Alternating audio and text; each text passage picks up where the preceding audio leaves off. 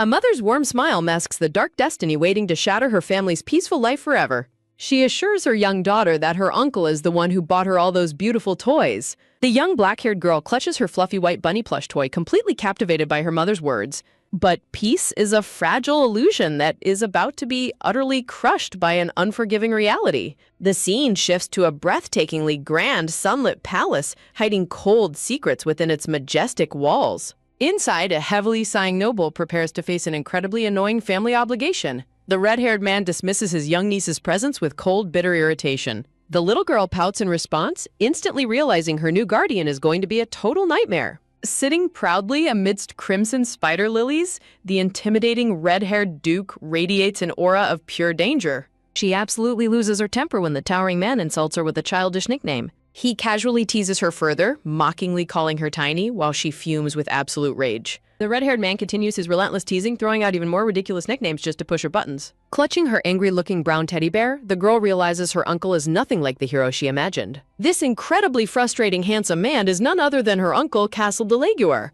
Castle de Laguerre casually reminds her that they are forced to live together now, walking away with complete indifference. He coldly declares that raising children is absolutely not his style, leaving her stunned and sweating. He demands her absolute silence and obedience, unaware that she finds his arrogant attitude equally exhausting. He sternly demands a proper response, forcing her to reluctantly agree to his strict rules. He flatly orders her to go find something to eat and stop hovering in his sight. She protests that she has already eaten, but he stubbornly insists she needs to eat more so she stops looking like a peanut. Grasping the door handle, Castle de Laguerre abruptly takes his leave without another word. The heavy wooden door slams shut with a deafening thud, echoing through the empty room. Left all alone, the furious girl puffs her cheeks and curses her incredibly mean uncle. She resolves that even if he begs her to stay in the future, she will never forgive his current cruelty. She lets out a heavy, dramatic sigh of relief now that the terrifying giant is finally gone. Surrounded by cherry blossoms, the little girl holds her teddy bear close, determined to survive this hostile new household. She comforts herself by remembering her loving grandfather, the only true ally she has left.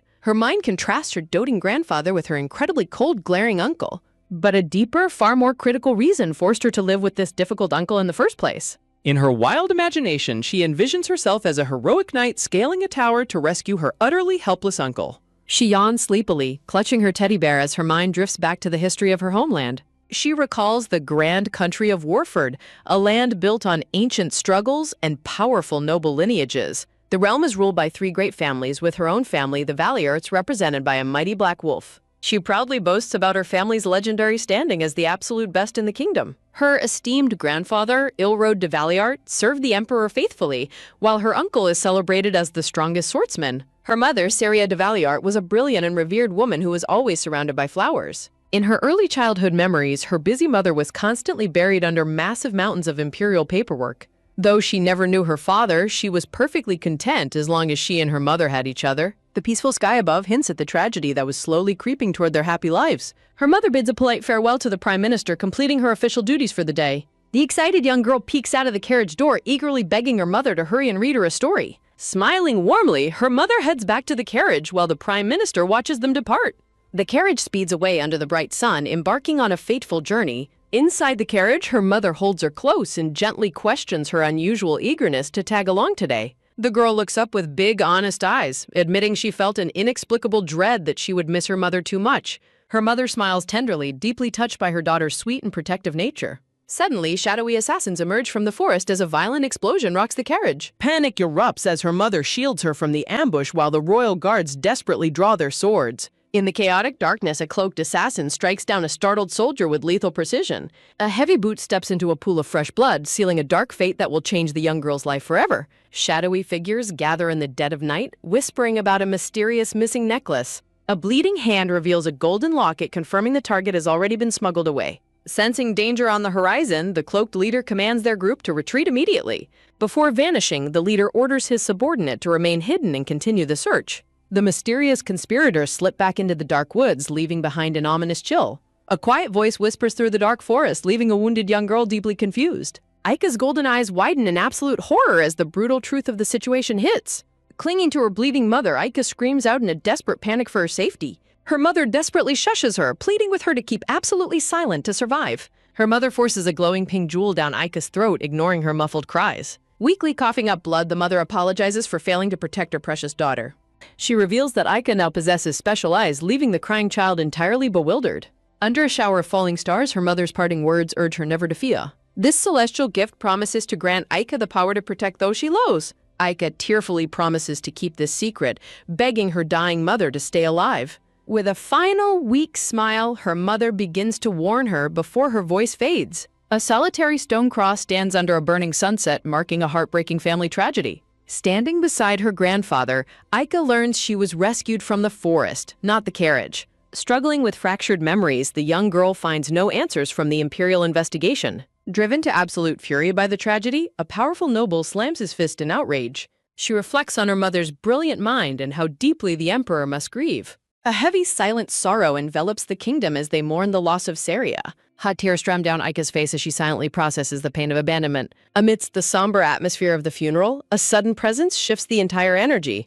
Aika gasps as she senses a powerful aura cut through the crowd toward her. She turns and locks eyes with a tall, red-haired man, meeting her Uncle Castle. Staring at his vibrant red hair, a spark of desperate hope flares in her chest. Overwhelmed by grief, the crying little girl throws herself forward to hug him tightly. Sharing her mother's exact features, Aika truly believes her mother has returned to life. The highly emotional moment takes a comical turn as her grandfather watches her wail. Moving in with her grandfather, Aika finally begins to understand her mother's parting gift. She realizes her eyes grant her the supernatural ability to sense danger threatening others. While the visions first haunted her dreams, they quickly begin manifesting while she is awake. She hilariously lugs a massive vase away to save it, confusing the household maid. But one night, a terrifying premonition takes hold of her sleep, darker than before. A sudden sharp rift of danger tears through her dream, breaking her peaceful slumber. In the vision, a furious nobleman snarls deadly threats, swearing vengeance against her family. A gleaming blade is drawn from its sheath, radiating a cold, murderous intent.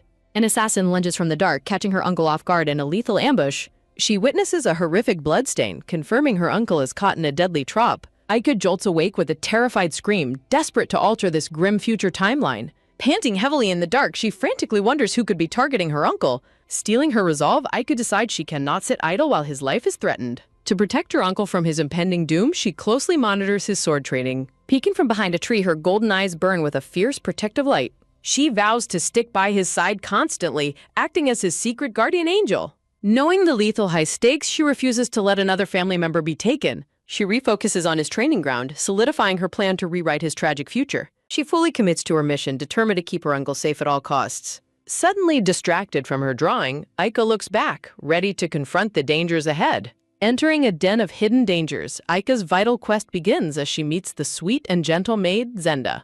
Desperate for answers, Aika immediately asks the maid for her uncle's current location. Upon hearing the maid's reply, the little girl's golden eyes light up with sudden hope. Before the maid can stop her, Aika dashes down the lavish hallway in a frantic rush. Zenda tries to tempt her with hot cocoa, but Aika remains entirely focused on finding her uncle. The panicked maid sweats profusely, warning that disturbing the busy duke is highly dangerous. Realizing she cannot be swayed, the worried maid reluctantly agrees to guide her. Inside his quiet study, the irritable red-haired duke is suddenly disturbed by an annoying knock. Aika flashes a bright, innocent smile, preparing to charm her notoriously cold-hearted uncle. Standing before the massive double doors, the mismatched pair prepares to face the terrifying man. Aika loudly shouts for her uncle while slamming on the heavy door, throwing Zenda into a panic. The door swings open with a slow creak, revealing the presence of the formidable warrior. Standing half undressed, the powerful red-haired Castle sternly demands to know why she is causing a scene. Stunned by his imposing stature and bare chest, Aika's confident facade instantly crumples into cute confusion. Quickly regaining her composure, she puffs out her cheeks with a defiant huff. Backed by a floral aura, Castle coldly questions why he should waste any time playing with her. In a comical move of sheer desperation, Aika throws herself forward and clings tightly to his leg. The legendary swordsman stands completely frozen in shock, utterly defeated by a toddler's iron grip. He demands she let go, but Aika tearfully screams her refusal, begging him not to leave. Struggling to shake her off, Castle sighs heavily and compares her stubbornness to her late mother. Desperate to keep him safe, she tearfully offers him her ultimate bribe, all of her snacks. Castle smirks with mild amusement, questioning if she truly thinks her puppy dog eyes will work on him. He begins dragging her along the floor, telling her to let go before he tosses her aside. Sniffling, she refuses to let go, completely ignoring his growing irritation and red vein of anger. Crying heavily from her golden eyes, Aika desperately fears that letting him leave means a certain doom. She remembers a dark, secret conversation she once overheard between her grandfather and her uncle. Peeking from the shadows, she had discovered that her uncle secretly hunts their family's lethal enemies. Standing amidst cold shadows, the red-haired Duke is surrounded by a terrifying number of unseen threats. Terrified of losing another loved one, Aika vows to protect him from disappearing like her mother. The warm, lingering memory of her mother's gentle smile only worsens her current grief. Looking down at his weeping niece, Castle's sharp yellow eyes soften with sudden hesitation. Aika continues to cry uncontrollably, burying her face into his leg as tears stream down. Staring at her raw grief, the cold Duke feels a sudden pang of conflict. Yielding to her tears, the towering man finally drops down to one knee before her. He suggests that if she misses her mother, she should simply look in a mirror. Confused, Aika tears up and points out that she actually shares his features instead. She happily declares that they look exactly alike, leaving her uncle completely speechless. Castle runs his hand through his red hair in exasperation, complaining that she has a massive headache. When Castle denies disliking her, she eagerly asks if they can live together. He dismissively waves her away, insisting he is terrible with children and she should go back to her grandfather. Aika sweetly admits a mother spoke highly of him, slowly melting his icy exterior. Castle is struck silent, staring at the little girl as her words hit deep. She gently clutches his trousers, softly begging him to let her stay by his side. Clutching his pants, she looks up with big, hopeful eyes, waiting for his final decision. Staring into her golden eyes, the cold Duke finds himself completely unable to turn her away. In her innocent gaze, he sees the comforting reflection of his beloved late sister. Staring at her face, he softly whispers his sister's name as grief connects them. Startled by his gentle tone, Aika looks up as her uncle suddenly stands. Turning his back, Ghazal sighs and finally gives her permission to do whatever she wants. He warns her not to get in his way, but now that she has secured her stay, the real battle to protect his life begins. Just when all hope seems lost, Aika's golden eyes sparkle with sudden, overwhelming joy. Her dramatic celebration takes a hilariously wild turn as she dives headfirst onto the floor, while Castle dryly questions if she really thought he would fall for her antics. Determined not to let this opportunity slip away, the little girl prepares her ultimate secret weapon. With a look of absolute triumph, she proudly holds up a handwritten contract, declaring that her uncle must never kick her out. Castle stares in utter disbelief at the crude piece of paper, completely baffled as Aika demands he sign it immediately. Yielding to his niece's stubborn pressure, the powerful red-haired Duke coolly agrees to her eccentric terms. Seeking absolute confirmation, the cautious child immediately asks if he promises not to leave the estate today. Aika's golden eyes lock onto her uncle as he explains he is simply going for a ride in the garden instead of traveling. Assured by his promise, she watches silently as the towering swordsman walks down the lavish hallway. She fondly remembers her mother's wise advice about recording critical agreements, proud of her quick thinking. But as she takes a peaceful step forward, a sudden, terrifying premonition strikes her mind, freezing her in place. In her terrifying vision, Castle is seen peacefully riding his horse in the fields under the watchful eye of an old stable hand. The dream takes a dark turn as the brown horse, Gunter, suddenly shows signs of severe distress. In a flash of pure chaos, the panicked horse rears back wildly, sending her uncle flying with a terrified scream. A horrific splash of blood cuts through the dark vision, confirming a lethal accident has just occurred. Gasped backward into reality, Aika collapses heavily to the ground, panting in sheer panic.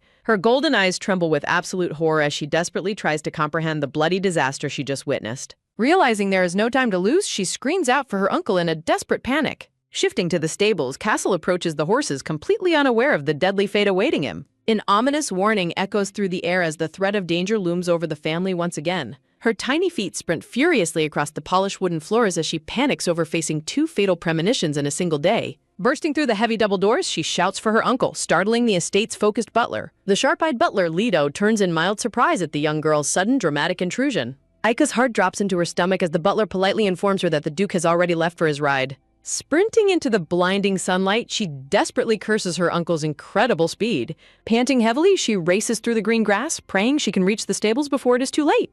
Her small body pushes past his limits as she flies around the corner in a desperate race against time. Relieved but frantic, she finally spots her uncle preparing to mount his massive brown horse. Hearing her frantic cries, the red-haired warrior turns his head in quiet confusion. Huffing with adorable rage, Aika charges forward at full speed, loudly accusing him of breaking his promise. Castle effortlessly scoops up the clinging toddler, dryly explaining that riding on his own property doesn't count as leaving.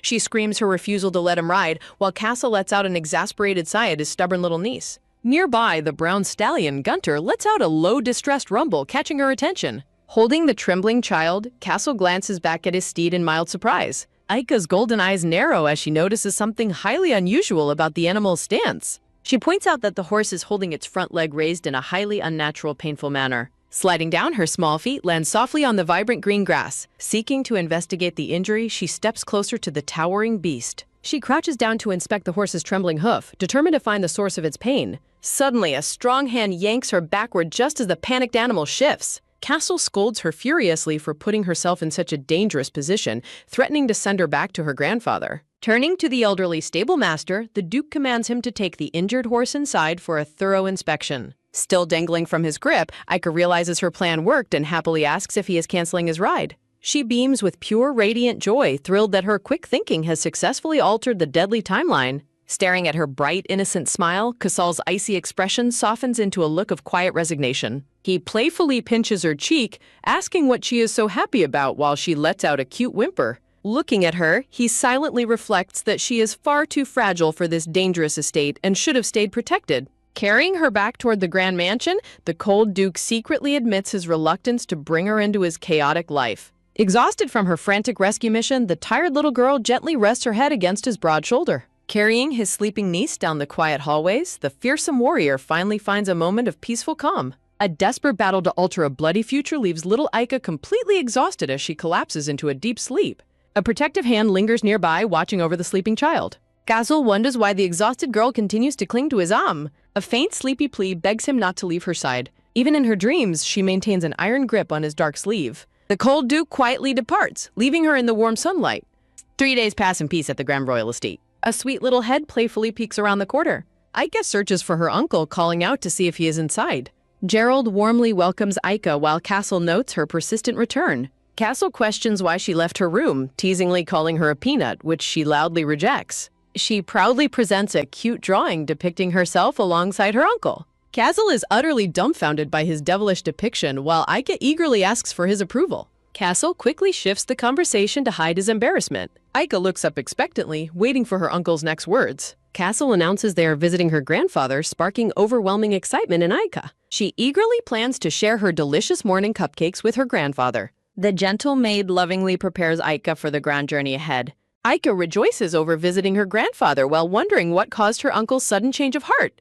The sun shines brightly on a beautiful clear day. A luxurious carriage waits outside, ready for their departure. Dressed in her finest attire, Aika is bursting with anticipation. Her beloved grandfather eagerly awaits her arrival with open arms. Grandfather affectionately embraces Aika, expressing how deeply they both missed each other as Castle watches from afar. Castle snidely remarks on his father's dyed hair, but grandfather fires back, proudly comparing his hair to Aika's. The two happily agree, completely shutting out Castle's complaints. Grandfather jokingly accuses Castle of starving Aika, but she quickly defends her uncle. Grandfather tenderly tells Aika that her presence is the absolute best gift he could ever receive. Aika proudly boasts that she is already completely full from eating earlier.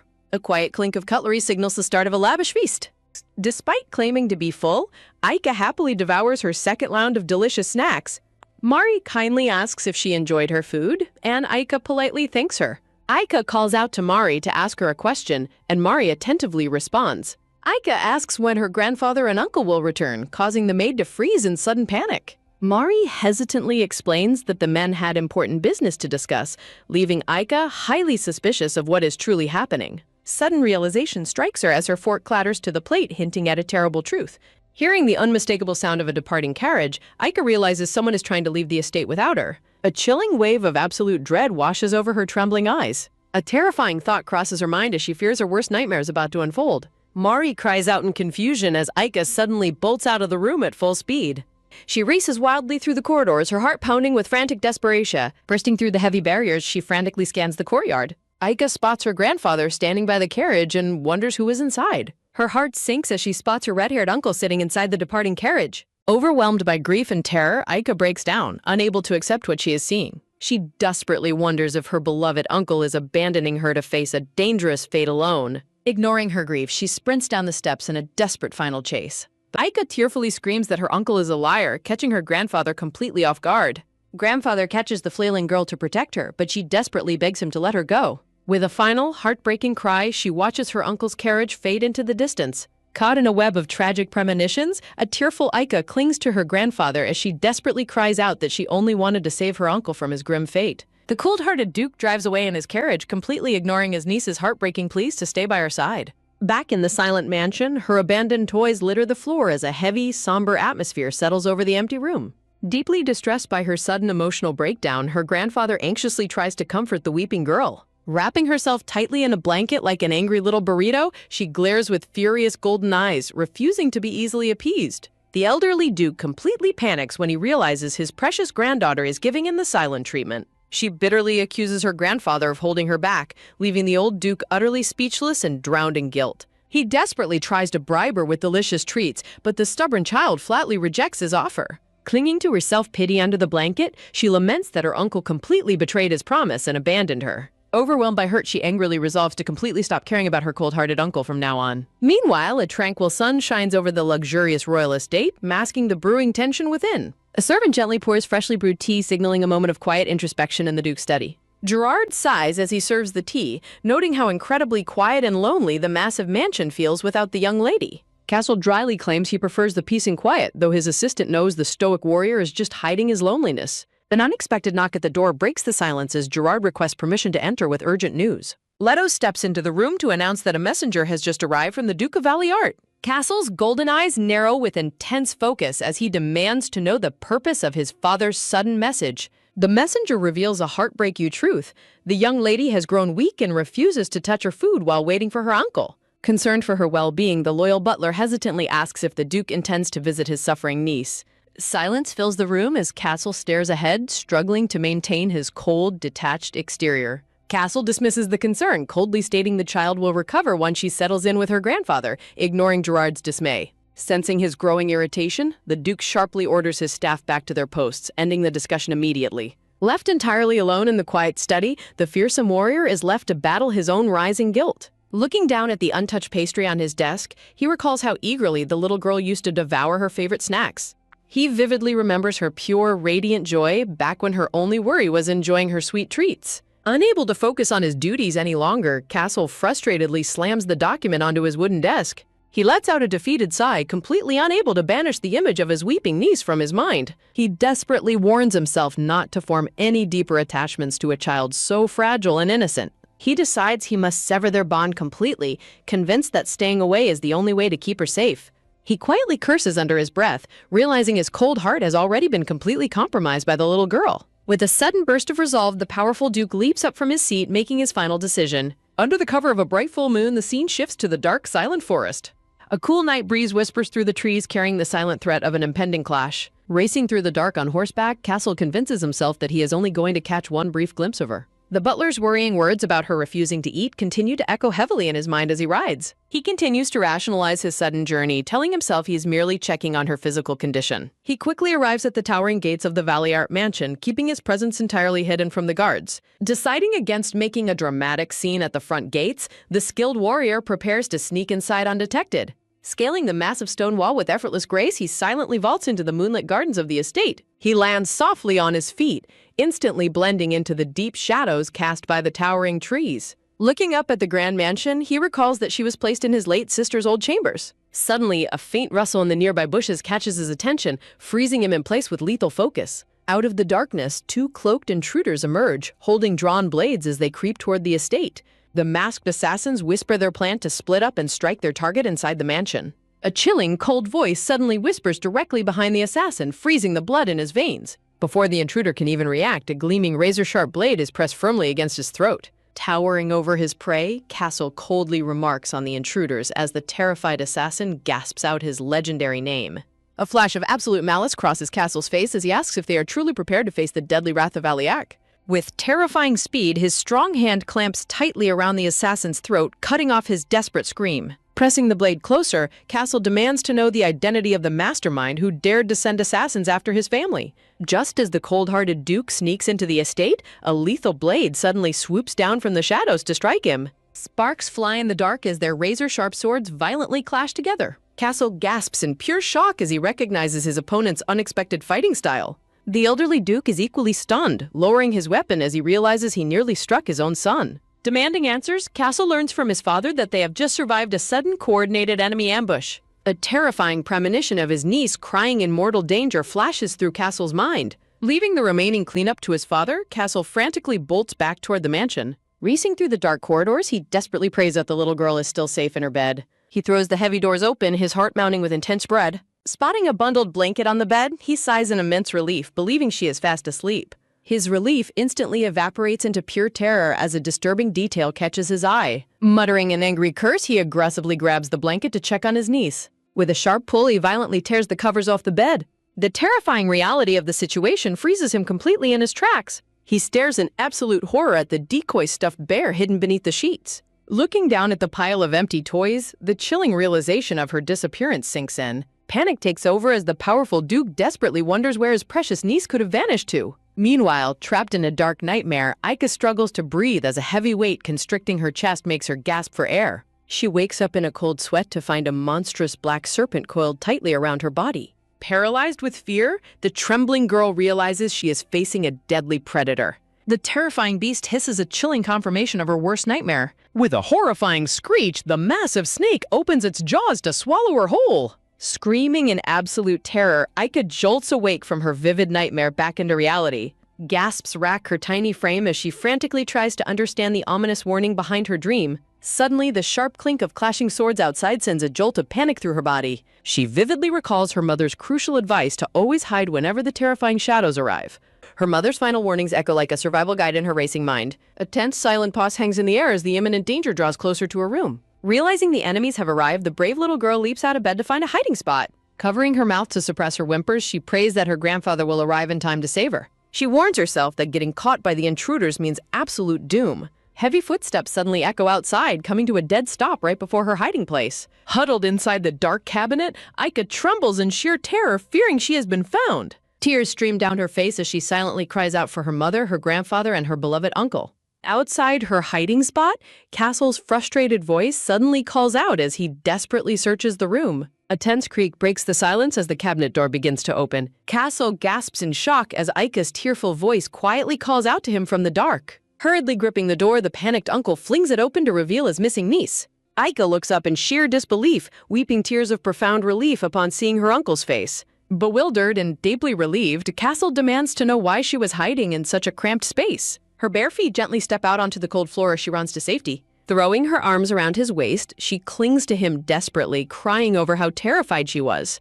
Aika tearfully rants about the shadows and her abandonment, while a sweating Castle tries to calm her down. The sudden realization that this isn't her first time hiding from danger strikes Castle with a wave of cold shock. A tragic memory reveals how her mother taught her to hide in the grandfather's closet during past threats. Looking at the dark wardrobe, the grim truth of her traumatic childhood becomes painfully clear. A heavy wave of horror washes over Castle as he realizes the dangerous life his late sister was forced to lead. Aika tightly grabs his dark sleeve, refusing to let go of her only lifeline. Looking up with big, tear-filled eyes, she begs him to never break his promise of leaving her behind again. Stunned into absolute silence, the stoic Duke can only stare down at his niece with profound guilt and determination. A fragile little girl's tears shatter a warrior's cold resolve as Aika screams that leaving her is no different from forgetting her, fiercely calling her red-haired uncle a liar. Clinging desperately to his dark blue cloak, the weeping girl begs him to take her along, vowing she will never let go. Castle lets out a heavy, conflicted sigh, his cold resolve rapidly melting away. Defeated, Castle scoops her into his arms, muttering his resignation as a bewildered Aika looks up at him. He gently places his exhausted niece down onto the soft bed. Brushing her hair back, Castle softly promises he is not leaving and coaxes her to rest. Refusing to believe him, Aika fiercely grabs his sleeve and calls him a liar while Castle swears his honesty. Aika commands him to wait right there as she scrambles away, leaving Castle completely baffled. A cheerful pink sound effect echoes through the room, shifting the tense atmosphere. A red string now binds the little girl's wrist to her uncle's. Aika happily suggests they sleep tied together to ensure they return home together, leaving Castle utterly shell-shocked. Aika cheerfully wishes him good night, leaving a sweat-dropped Castle completely speechless under the moonlit sky. Bright morning sunlight streams through the grand window, welcoming a peaceful new day. The exhausted grandfather lets out a weary sigh, bracing himself for the morning. Castle and Aika sleep peacefully, still bound by the red string. The grand carriage awaits in the courtyard, prepared for their departure back home. Castle announces he is taking his niece back with him as the joyful girl waves goodbye to her grandfather. The grandfather sternly threatens to strip Castle's title if he makes her cry again, which Castle dismisses. The grandfather laments missing his beloved granddaughter, while Aika brightly promises to visit him often. The grandfather warmly tells her to run back to him if her uncle ever bothers her. The ecstatic little girl happily agrees as she runs toward the waiting carriage. Castle quietly confirms with his father that all of last night's stealthy intruders were successfully captured.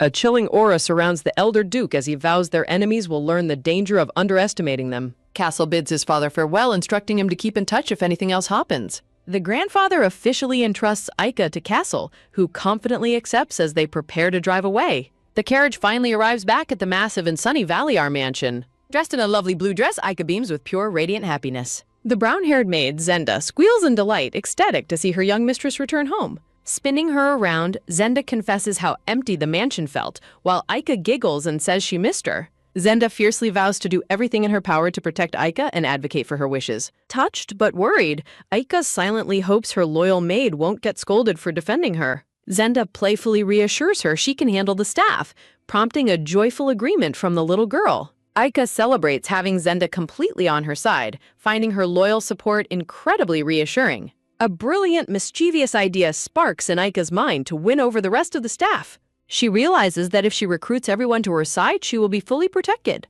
A cute mental diagram shows the loyal mansion staff forming an impenetrable shield against her uncle. She secretly plans to use her cuteness to stop her uncle from ever scolding her. Aika eagerly declares her mission of befriending everyone, leaving a curious Zenda wondering about her master plan. Aika conspiratorially asks Zenda to bend down so she can whisper her secret strategy. Leaning close to her maid's ear, Aika whispers her adorably devious plan. Zenda can't help but chuckle warmly at the little girl's charmingly cute strategy. Aika proudly asks for confirmation, grinning ear to ear about her upcoming charm offensive. The maids giggle in the hallway, completely charmed by Aika's adorable antics. The rest of the servants smile warmly, their hearts completely won over. Castle and Gerard walk through the mansion, utterly bewildered by the staff's dazed, happy faces. Tiny feet in brown shoes sprint eagerly down the long carpeted corridor. Dressed in a beautiful yellow floral gown, Aika stands ready to strike. While Castle grumpily tells her to behave, Gerard warmly greets the young lady and asks if something is wrong. Shyly fidgeting, Aika sweetly confesses that she has brought a special gift for them. Holding out a massive red ribbon bow, the adorable girl happily presents it to a stunned Gerard. A sudden twist catches Gerard completely off guard as he blushes in pure disbelief at Aika's unexpected offering. Brimming with radiant joy, adorable Aika presents a beautifully wrapped red ribbon bow to show her deepest gratitude. Gerard weeps tears of absolute joy while the grumbling, red-haired Duke watches the heartwarming exchange in silent disapproval. While Gerard proudly wears his new accessory, Castle secretly fumes, mentally urging him to accept it quickly to avoid complaints. Bidding her uncle a cheerful farewell, Aika skips steps away, leaving a lingering silence in her wake. An awkward, heavy tension instantly fills the corridor as the two men process the sudden crushing silence. Realization hits the proud, red-haired Duke like a truck as he stares blankly in pure, unadulterated outrage. His internal screaming reaches a boiling point as he is left utterly empty-handed and incredibly jealous. The scene shifts to the grand dining hall as a brand new day of mansion antics begins. Little Aika gapes in absolute wonder at the beautifully presented, tree-shaped deep-fried breakfast waiting on her plate. The head chef, Sophie, proudly explains her special vegetable creation is a heartfelt thank you for Aika's kind gift. The room fills with happy chatter as the household marvels at how delicious the non-meat dish tastes. Castle grumpily warns Sophie not to let Aika drag her into things, but the chef warmly insists Aika brings nothing but joy. Unable to contain his petty jealousy any longer, the intimidating Duke flatly demands to know where his gift is. Aika ruthlessly shuts down his expectations, cheerfully ignoring his sour mood to focus entirely on her delicious potatoes. Just as the awkward tension peaks, a sudden spark of memory flashes through the young girl's mind. Setting her cutlery down, Aika turns to her uncle with a surprisingly serious request. She holds out a crisp, folded letter, instantly catching the attention of the highly suspicious Duke. Castle's eyes widen as he recognizes the highly prestigious sealed crest of the imperial family. Beaming with pure excitement, Aika joyfully demands that her uncle escort her to the palace under the emperor's invitation. Castle skeptically questions her royal connections, only for Aika to reveal the emperor was her late mother's dear friend. With a cold, flat refusal, the Duke completely crushes her excitement, prompting an outraged tantrum from his niece. Coolly turning his back, Castle cryptically blames his empty chest, leaving the little girl entirely baffled by his dramatic exit. He dismissively orders her to finish her food and walks away, leaving a heavily pouting Aika in his dust. Sophie immediately sees right through the tough exterior, playfully whispering that the master is just a sulking softy. Chewing on her treats, a determined Aika realizes she must quickly find a way to appease her stubborn uncle. Night falls as quiet, heavy footsteps echo through the dimly lit corridors of the silent Valiart mansion. Walking alongside his master, Gerard mentally notes that the Duke's lingering irritation is definitely due to gift envy. The loyal aide deeply ponders why the young lady would leave her beloved uncle completely empty-handed. Their stroll brings them right to a door left slightly and suspiciously ajar. Pushing the door open, a soft, mystical glow emanating from a small box on the cabinet catches their attention. Resting inside the beautifully wrapped box is a stunning, meticulously crafted golden marigold brooch adorned with a red gem. The elaborate pink ribbons draping around the box hint at the immense effort poured into this special creation. Gerard ecstatically realizes that Aiko is late because she was busy handcrafting her absolute finest masterpiece exclusively for her uncle. Pretending to be completely unbothered, Castle mutters a grumpy complaint as he picks up the glittering accessory. A rare, genuine smile breaks across the tsundere Duke's face as he tenderly admires his beautiful new treasure. Desperate to gloat, Castle smugly asks Gerard if he received a special boxed gift too, only to hear a satisfying negative response. A sweet memory reveals Aika proudly admiring the large yellow marigold brooch she specifically designed for her favorite uncle. With his mood completely cured, a proudly strutting Castle demands his aide get straight to the business report. Gerard immediately gets serious, reporting that 38 enemy intruders have been eliminated, with 7 still on the run. Inspecting his prized brooch, Castle's gaze turns ice cold as he ruthlessly orders the total annihilation of the remaining foes. Changing plans on a whim, the overprotective Duke commands their departure to the palace tomorrow, despite his backlogged work. Standing tall with the brilliant marigold brooch proudly pinned to his chest, Castle dismisses his loyal aide. Morning light washes over the massive, beautiful palace towers as the grand journey finally begins. Dressed in a breathtaking pink layered gown with delicate rose accents, Aika looks like a true royal princess. Castle stands in his full noble uniform, the massive handmade marigold brooch gleaming proudly on his shoulder. Urging his niece to hurry up, the stern Duke boards the grand carriage as a flustered Aika chases after him. Suddenly halting in his tracks, a vital realization strikes the formidable commander. With surprisingly gentle care, Castle wraps a dark protective uniform cloak securely around her shoulders. Aika's golden eye dilates in absolute shock as she catches a sudden, terrifying reflection of a hidden imperial token. A majestic golden palace pierces the sky as our young heroine steps into a dangerous world of royal secrets. Inside the opulent corridors, the palace staff walks with quiet, synchronized precision. The young lady marches forward, her golden eyes flashing with sudden, intense determination. She hesitantly admits her growing discomfort, feeling the weight of countless eyes upon her. Clutched tightly in her hands is an ornate gold nameplate bearing her uncle's noble title. The stern, red-haired Duke orders her to wear it, completely ignoring her embarrassed protests. Suddenly, a cheerful shout echoes through the grand gilded hallway, shifting the mood.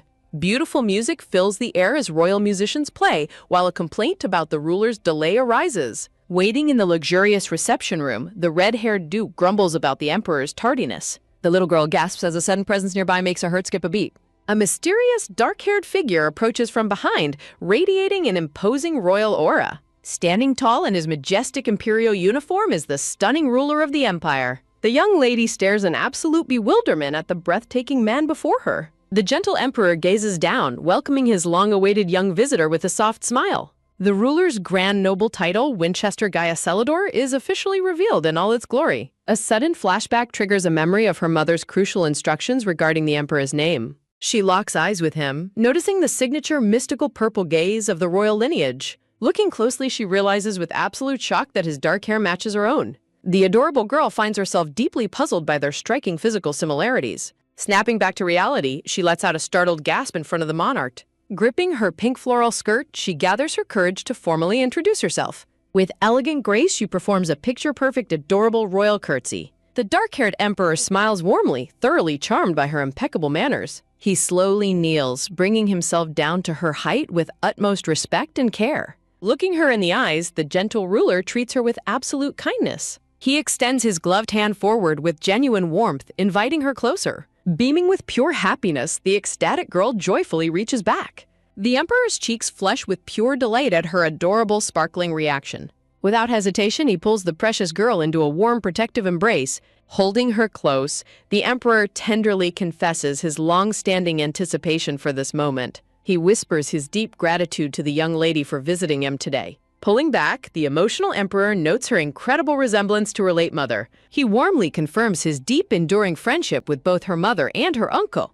Pointing to her necklace, the curious emperor asks if her uncle gifted it to her. A brief pause captures a moment of quiet, adorable anticipation before she answers. Flustered and blushing, she shyly confirms her overprotective uncle made her wear it. Remembering her master plan, she eagerly announces she has brought him a special gift. The curious emperor reaches with a gentle smile as she searches her bag. She holds out her hands, presenting a beautifully crafted, vibrant red ribbon bow. With a radiant grin, she offers the handmade gift as thanks for his royal invitation. The stunned emperor stares in pure disbelief that she made something just for him. A loud, dramatic throat clear suddenly cuts through the heartwarming atmosphere. Standing proud, the red-haired duke smugly boasts a massive, flashier ribbon on his chest. The petty duke silently flaunts his superior gift, leaving the others completely speechless. Shrugging off the duke's jealousy, the emperor happily accepts his precious new accessory. The delighted monarch gently pats her head, prompting a bright smile from the girl. He warmly declares his intention to return her incredible kindness with a gift of his own. The emperor instructs his nearby maid, Sola, to retrieve a special item.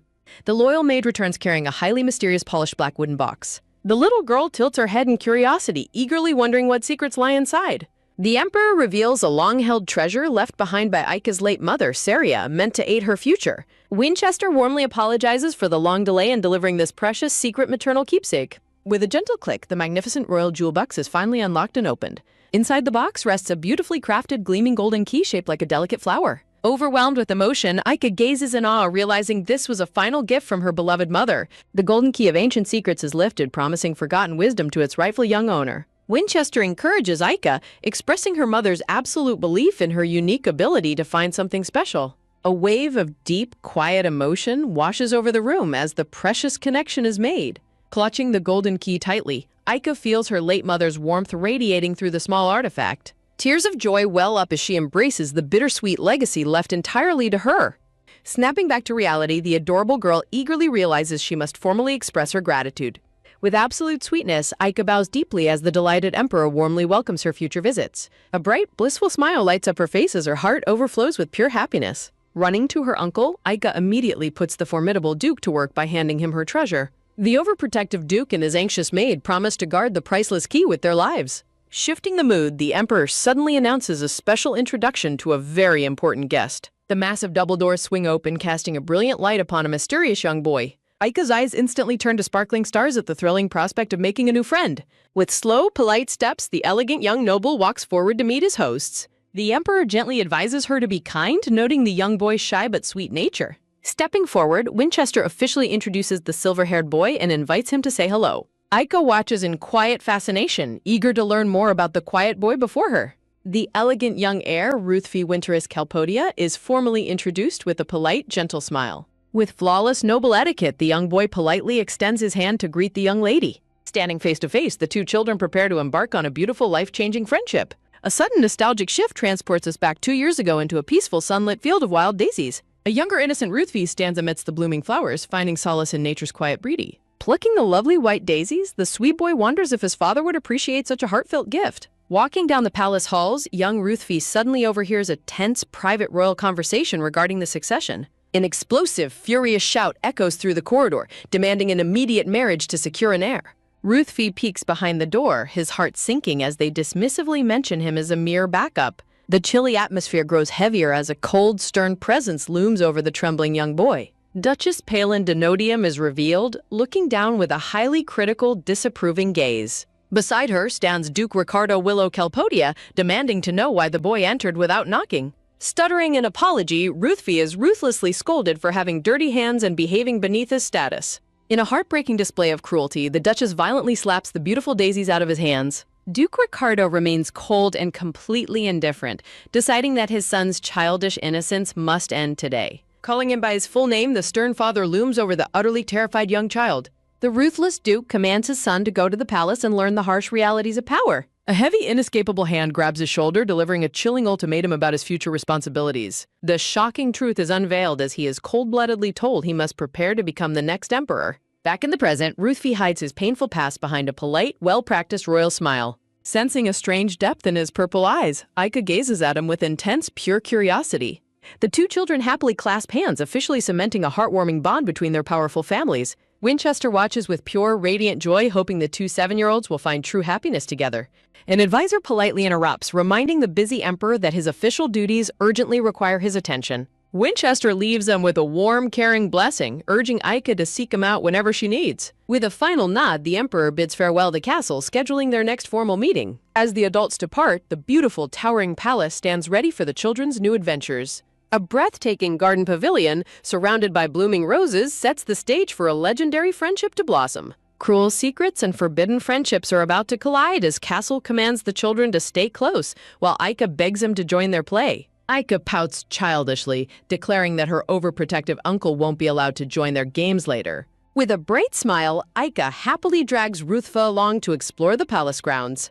Ruthvi watches quietly as Aika lists off various childhood games they could play together. The silver-haired heir unexpectedly rejects her ideas, leaving Aika completely stunned. Ruthvi abruptly pulls his hand away, dismissing her playful suggestions as mere child's play. With a cold and distant look, he firmly states that he does not participate in trivial games. An awkward, heavy silence descends upon the stone pathway as they stand miles apart emotionally. Aika panics internally, struggling to make sense of the boy's sudden icy shift in attitude.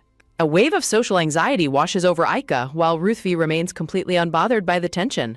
A sudden, brilliant spark of inspiration lights up Aika's golden eyes. She tries a gentler approach, asking if there is something else he might enjoy doing. She holds out a handful of white daisies, hoping to find a common ground. The sight of the simple flowers triggers a sudden sharp shock in Ruthvi's purple eyes. A traumatic memory flashes back as his cruel mother violently knocks innocent flowers from his hands. Shaking off the past, Ruthvi turns away coldly, ignoring her reminder that even adults love flowers. Aika warmly shares a memory of her late mother's favorite flower shop, unknowingly opening old wounds. An oppressive, dark echo of his family's harsh expectations rings painfully inside his head. Aika gasps as her delicate white daisies slip from her hand and fall onto the cobblestones. Ruthvi demands to be left alone, coldly stating they do not need to force a fake friendship. The word flowers lingers in his mind, leaving him caught in a spiral of internal conflict. Refusing to be deterred, Aika offers him a bright, welcoming smile that defies his chilly rejection. Ruthvi stares at her in absolute shock, completely thrown off by her relentless warmth.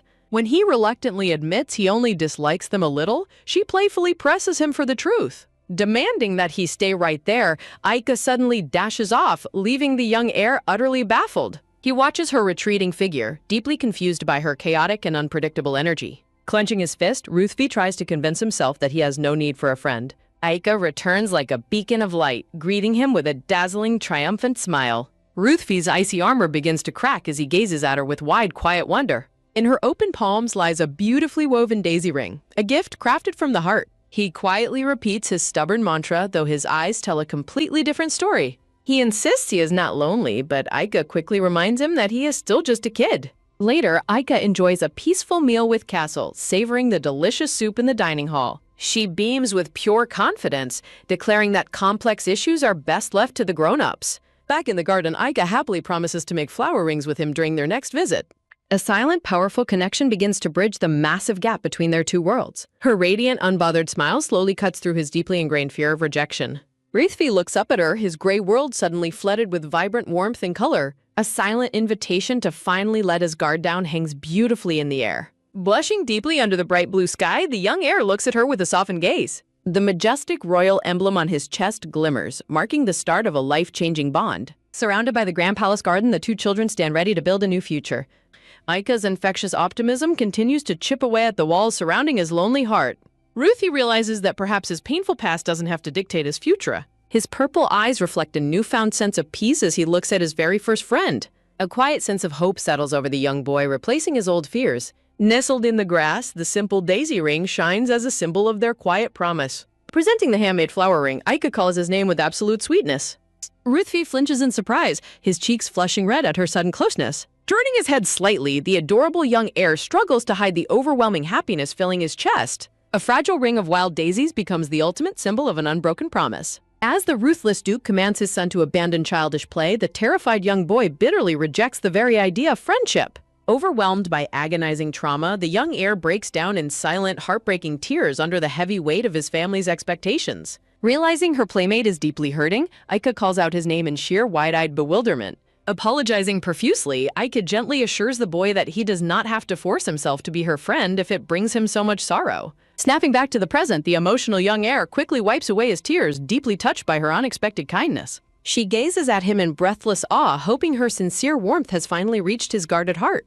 standing beneath the endless blue sky, a beautiful and powerful declaration of friendship officially bridges the massive gap between their worlds. Shifting the somber mood, the bright-eyed girl eagerly begins babbling about a delicious cake her overprotective uncle bought her. Clasping his hand tightly, Aika warmly invites him to visit her grand estate to try their incredible chef's delicious desserts. While the two happily plan their next playdate, a sudden menacing chill slices through the air, sending a cold shiver down Aika's spine. An unsettling darkness looms over the beautiful garden as the boy anxiously asks her what is wrong. Trembling violently, the young girl clings to herself as a bizarre, supernatural freeze suddenly grips the warm summer air. Displaying perfect noble chivalry, the silver-haired boy wraps his warm coat around her shoulders and urges them to seek shelter immediately. Aika panics internally, recognizing this chilling sensation as the exact dizzying aura she felt when she first foresaw the future. From the shadows, a mysterious dark figure steps forward, watching the departing children with cold, calculating interest. The shadowy noble instantly identifies the two children, recognizing their immense political value to the Empire's power struggle. Duke Lagya de Deslin wears a sinister smirk, realizing his rivals are already moving to secure an alliance with the young heir. Mocking his rival's cunning moves, the devious dupe orders his loyal aide Achille to prepare for their own departure. Night falls over the kingdom, shrouding the day's political conspiracies under a majestic full moon. A grand carriage clatters down the quiet cobblestone streets, carrying its precious passengers away from the palace. Seeing his niece sulk, Castle playfully teases her about being sad to leave her very first friend behind so soon. Clutching a delicate bunch of yellow daffodils, Aika stares out the window, her heart heavy with longing for her friend. Recalling their sweet farewell, Aika remembers promising a hopeful Ruthfey that she would return to the palace in exactly 10 nights. Before she could leave, the silver-haired boy suddenly stopped her, frantically searching his pockets for a parting gift. Out of his pocket, he pulled a handful of beautifully wrapped, colorful candies to give to her. With a radiant, beaming smile, Aika proudly offers him the sweets, declaring them to be her absolute favorite flavors. Staring down at the vibrant candies cradled in his hands, the lonely boy is deeply moved by her pure-hearted gesture. As Aika waves goodbye, Ruthfey suddenly musters his courage and shouts out that he has a special gift for her as well. Handing over a small bouquet of vibrant yellow flowers, he shyly admits that their bright color reminds him of her. Overjoyed by the heartwarming gesture, Aika beams with pure bliss while cradling the precious yellow blooms. Returning to the present, the little girl sighs softly, already missing her new friend's quiet company. She laments the sudden, bizarre drop in temperature that cut their beautiful playdate far too short. Suspicion lingers in the air as Aika wonders what truly caused that ominous, bone-chilling cold. Gazing up at the moonlit sky, she quietly worries if her sweet new friend made it back safely. Meanwhile, another royal carriage speeds through the dense, dark forests under the cover of night. Safe inside his carriage, Ruthfey sits in quiet contemplation, staring intently at the colorful pouch of candies. Sitting across from him, his puzzled servant notes that the young heir hasn't taken his eyes off the gift. Kamai, a loyal servant of House Kelpodia, politely offers to safely pack the colorful sweets away in his bag. Delivering a flat refusal, the young master firmly clutches the precious gift, insisting on holding it himself. The servant is utterly shocked when the young master, who detests sweets, happily pops one of the candies into his mouth. The next morning, a brilliant sun shines over the breathtakingly grand estate of Marquis Lineaire. Cute hamster plush slippers patter rapidly down the hallway as someone rushes in a hurry. A loud, dramatic slam echoes through the silent hallways of the luxurious estate.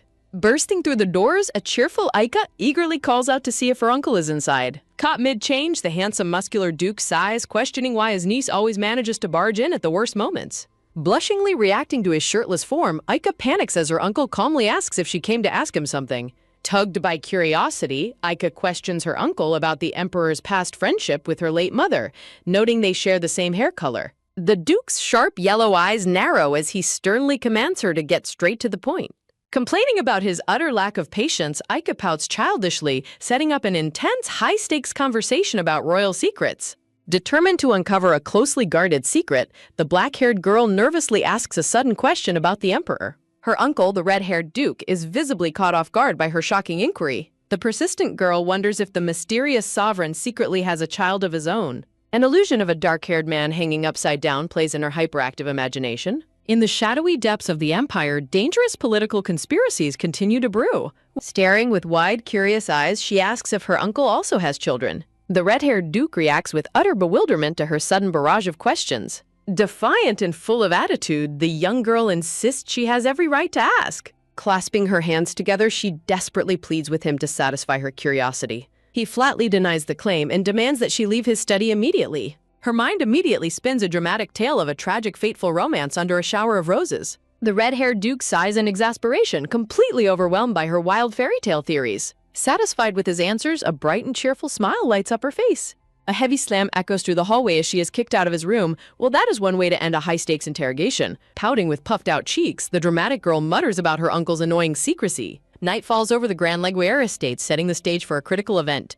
Dressed in elegant black formal wear, the red-haired Duke prepares himself to depart. In her bedroom, the young girl contentedly lies on her stomach while coloring. Seeing him head towards the door, she casually asks where he is going. He cold-heartedly tells her she has no business following him on this trip. An uncomfortable silence fills the room as a strange intuition ticks in his mind. Looking back, the suspicious Duke feels an overwhelming sense of dread at her quiet obedience. She flashes a deceptively sweet smile, warmly wishing him a safe journey. Her uncharacteristically cooperative behavior only deepens his paranoid suspicions. Shaking off his doubts, the Duke grabs the door handle to make his departure. A luxurious horse-drawn carriage waits under the starry night sky to whisk him away. Outside, his loyal guard steps forward to report on their secretive operations. The guard confirms that most hostile remnants have been successfully handled.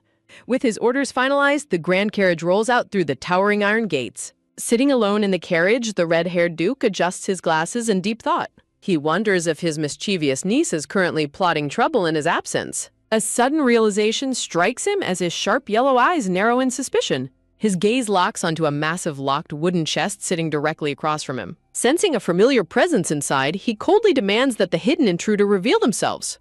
An oppressive aura fills the carriage as he sternly repeats his command to step out. The heavy lid of the wooden trunk slowly pushes open, revealing a tiny hand. Bursting out of the trunk, the cheerful black-haired girl greets him with a massive shout.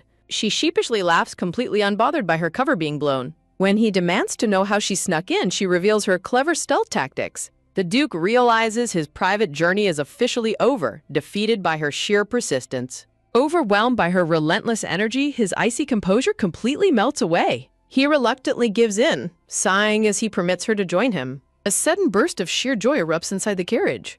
Overjoyed, she leaps directly into his arms and declares him the absolute best uncle. The carriage speeds down the moonlit road toward their glittering destination. She chatters excitedly about her grandfather's grand party and the delicious food.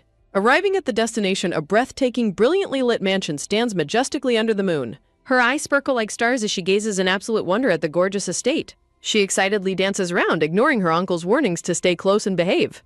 Gazing at the carriage, she fondly recalls her late mother's beautiful memories, ready to step into a brand new adventure. Walking hand in hand into the grand venue, the little girl curiously asks her red-haired uncle if her grandfather arrived first, only to receive a clueless reply. Pouting with annoyance, she reminds him that her grandfather is his own father and he definitely should know the answer. Suddenly, the young girl gasps in surprise as a strange sensation catches her off guard. Walking down the grand corridor, she notices the guests' eyes locked onto them, whispering as they pass. The red-haired Duke keeps a stoic face as murmurs spread about his rare and captivating presence. The whispering nobles immediately question the identity of the mysterious child walking beside the legendary Duke. Seeing footsteps approach, the young girl wonders how these strangers already seem to recognize her. A sudden, bone-chilling draft sweeps through the hall, triggering a violent shiver of dread within her.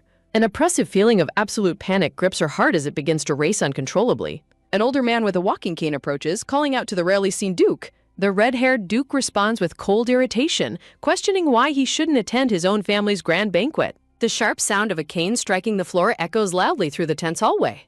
Smiling deceptively, the older gray-haired noble mentions his relief that the Duke survived his recent dangerous trials. Clinging tightly to her uncle's coat, the young girl stares at the mysterious crest on the cane, feeling a strange familiarity. A crucial memory resurfaces, warning her to stay far away from those associated with snake-like eyes. In a nostalgic flashback, a mother's hand points to a book instructing her young daughter to study these family crests. The mother gently reassures her brilliant daughter that she will recognize the dangerous symbols immediately. The book displays a crimson shield flanked by deadly serpents, identifying House Deslin as the ultimate snake. Back in the present, the intricate emblem shining on the old man's cane triggers a terrifying realization. Her memory fits the pieces together, identifying the tree and chain crest as the emblem of the dangerous turtle faction. Overwhelmed by absolute terror, the little girl realizes she must escape from this dangerous presence immediately. An ominous darkness swirls around her as she desperately seeks a way to flee. Before she can move, a reassuring hand gently rests on her shoulder to steady her. Looking up, the young girl sees her uncle's calm reflection mirrored in her wide, frightened eyes. Her uncle remains steady beside her, a tower of absolute protection. The gray-haired noble sighs, dismissing his own dark thoughts as mere old age. The dangerous turtle crest of House Rondo looms in her mind, sending a fresh wave of panic through her. Her mother's urgent warnings echo in her thoughts, screaming at her to be on guard. The red-haired duke turns a cold, analytical gaze toward the suspicious gray-haired noble. The old noble mutters again about worrying over useless things as he ages. Clearing his throat, the older man is formally identified as Jamil Durando, the notorious Marquis Rondo. Shivering in fear, the young girl hides behind her uncle, remembering her mother's warning that Marquis Rondo is dangerously allied with Duke Deslin. She trembles violently, unable to shake the supernatural chill and the dark resonance of the old man's voice. Sensing his niece's terror, the Duke glances down in silent, protective anger. Deciding to end the encounter, the Duke coldly announces their departure, wishing the Marquis a pleasant night. Marquis Rondo reacts with mild surprise, wondering why they're in such a massive hurry. Reaching a hand out toward the child, the old man wonders if she belongs to the Chancellor. With a lightning-fast grip, the red-haired Duke violently grabs the Marquis's wrist, stopping him in his tracks. Unleashing a terrifying aura, the Duke warns Marquis Rondo to leave immediately before things get violent. Sweating with fear, the older noble quickly backs down, claiming he meant no offense. Still shaken, the little girl stares up at her uncle, amazed by his fierce protectiveness. The scene shifts to the beautifully lit, empty grand staircase of the luxurious banquet hall. Below, the high society guests continue to mingle peacefully, unaware of the tense confrontation that just occurred. The young girl suddenly perks up as a familiar, cheerful voice calls out to her. Running toward them with open arms, her smiling grandfather warmly welcomes his beloved princess. The grandfather's face lights up with absolute joy at the sight of his darling granddaughter. A warm, joyful atmosphere instantly dispels the lingering shadows of the room. Giggling happily, she hugs her grandfather and rubs her cheek against his smooth face as her grumpy uncle watches from behind. Snuggling close, she eagerly tells her grandfather that she has a very important question to ask him. She looks up with intense curiosity, asking if she had ever met Marquis Rondo when she was a baby, leaving the mystery hanging in the air. A shocking revelation begins to unfold as her grandfather reacts to the unexpected mention of Marquis Rondo. Deep in thought, the red-haired Duke struggles to recall why the Marquis's voice sounds so hauntingly familiar. Pouting defiantly, the young girl insists her grandfather's voice is infinitely cooler and deeper than any ordinary old man. The Duke's icy composure shatters when Aika reveals her late mother warned her of the dangerous snake factions. A warm memory flashes back to her mother Saria, pointing out the dangerous family crests in an old textbook. The Duke falls into a heavy silence, deeply moved by his sister Saria's hidden protective legacy. Breaking the tension, her grandfather joyfully announces a spectacular surprise gift he has prepared for his princess. A breathtaking golden-domed academy rises majestically, setting the stage for a grand new adventure. Her grandfather proudly reveals his plans to build a magnificent royal academy exclusively for her future. Under the starry night, the Duke secretly acknowledges his father's brilliant play to secure Aika's safety. The Duke dryly suggests acquiring an existing school instead, leaving Aika thoroughly confused by their bickering. Aika excitedly imagines laying the very first brick of her school while her uncle dreads the manual labor. Her grandfather's eyes sparkle with delight as he asks if she already has a special classmate in mind. Aika excitedly names Prince Calypso, causing her uncle to grumble at her casual connections to the royal family. Ending the sweet family reunion, the Duke sternly demands she step down to prepare for their incoming guests. The majestic grand ballroom glimmers brilliantly as high society guests begin to fill the opulent space. Contentedly sipping her colorful fruit drink, Aika happily enjoys her brief moment of absolute peace. The famously handsome Duke is instantly swarmed by elegant noblewomen eager to win his rare favor. Watching her uncle's frozen, bored expression, Aika mischievously wishes she could take over his greeting duties. A mysterious, refined blonde woman in a stunning black lace gown gracefully steps into the crowded hall. Sensing her sharp presence, the Duke turns back with a look of intense, guarded surprise. Countess Hella de la Mode makes a striking entrance, teasing the stoic Duke about his rare public appearance. Leaning in with a sharp whisper, Hella warns him that dismissing her tonight will lead to devastating regrets. Aika's eyes instantly ignite with dramatic excitement as she turns her legendary matchmaking lens onto the scene. Her wild imagination immediately paints Hella as her uncle's secret girlfriend amidst a shower of romantic red roses. The Duke instructs Aika to stay put with Gerard while he handles the unexpected business. Delighted to help her uncle's love life succeed, Aika willingly slips away to give them private space. Spotting the loyal guard, the cheerful girl runs over to Gerard, ready for her next side quest. Aika eagerly whispers to Gerard, asking if the gorgeous blonde countess is her uncle's secret liver. Gerard bursts into a sweat of nervous laughter, quickly clarifying that the two are strictly political allies. Aika gasps in sheer shock as her beautifully crafted romantic fantasy instantly crumbles to pieces. Spotting a glowing indoor fountain, Aika excitedly points and begs Gerard to let her sit near the water. Fearing she might catch a cold from the mist, Gerard gently guides her to a cozy table nearby. Smiling brightly, the little girl hops onto the tall chair, swinging her feet in absolute delight. Her eyes widen in pure ecstasy as Gerard presents a spectacular feast of cakes and desserts.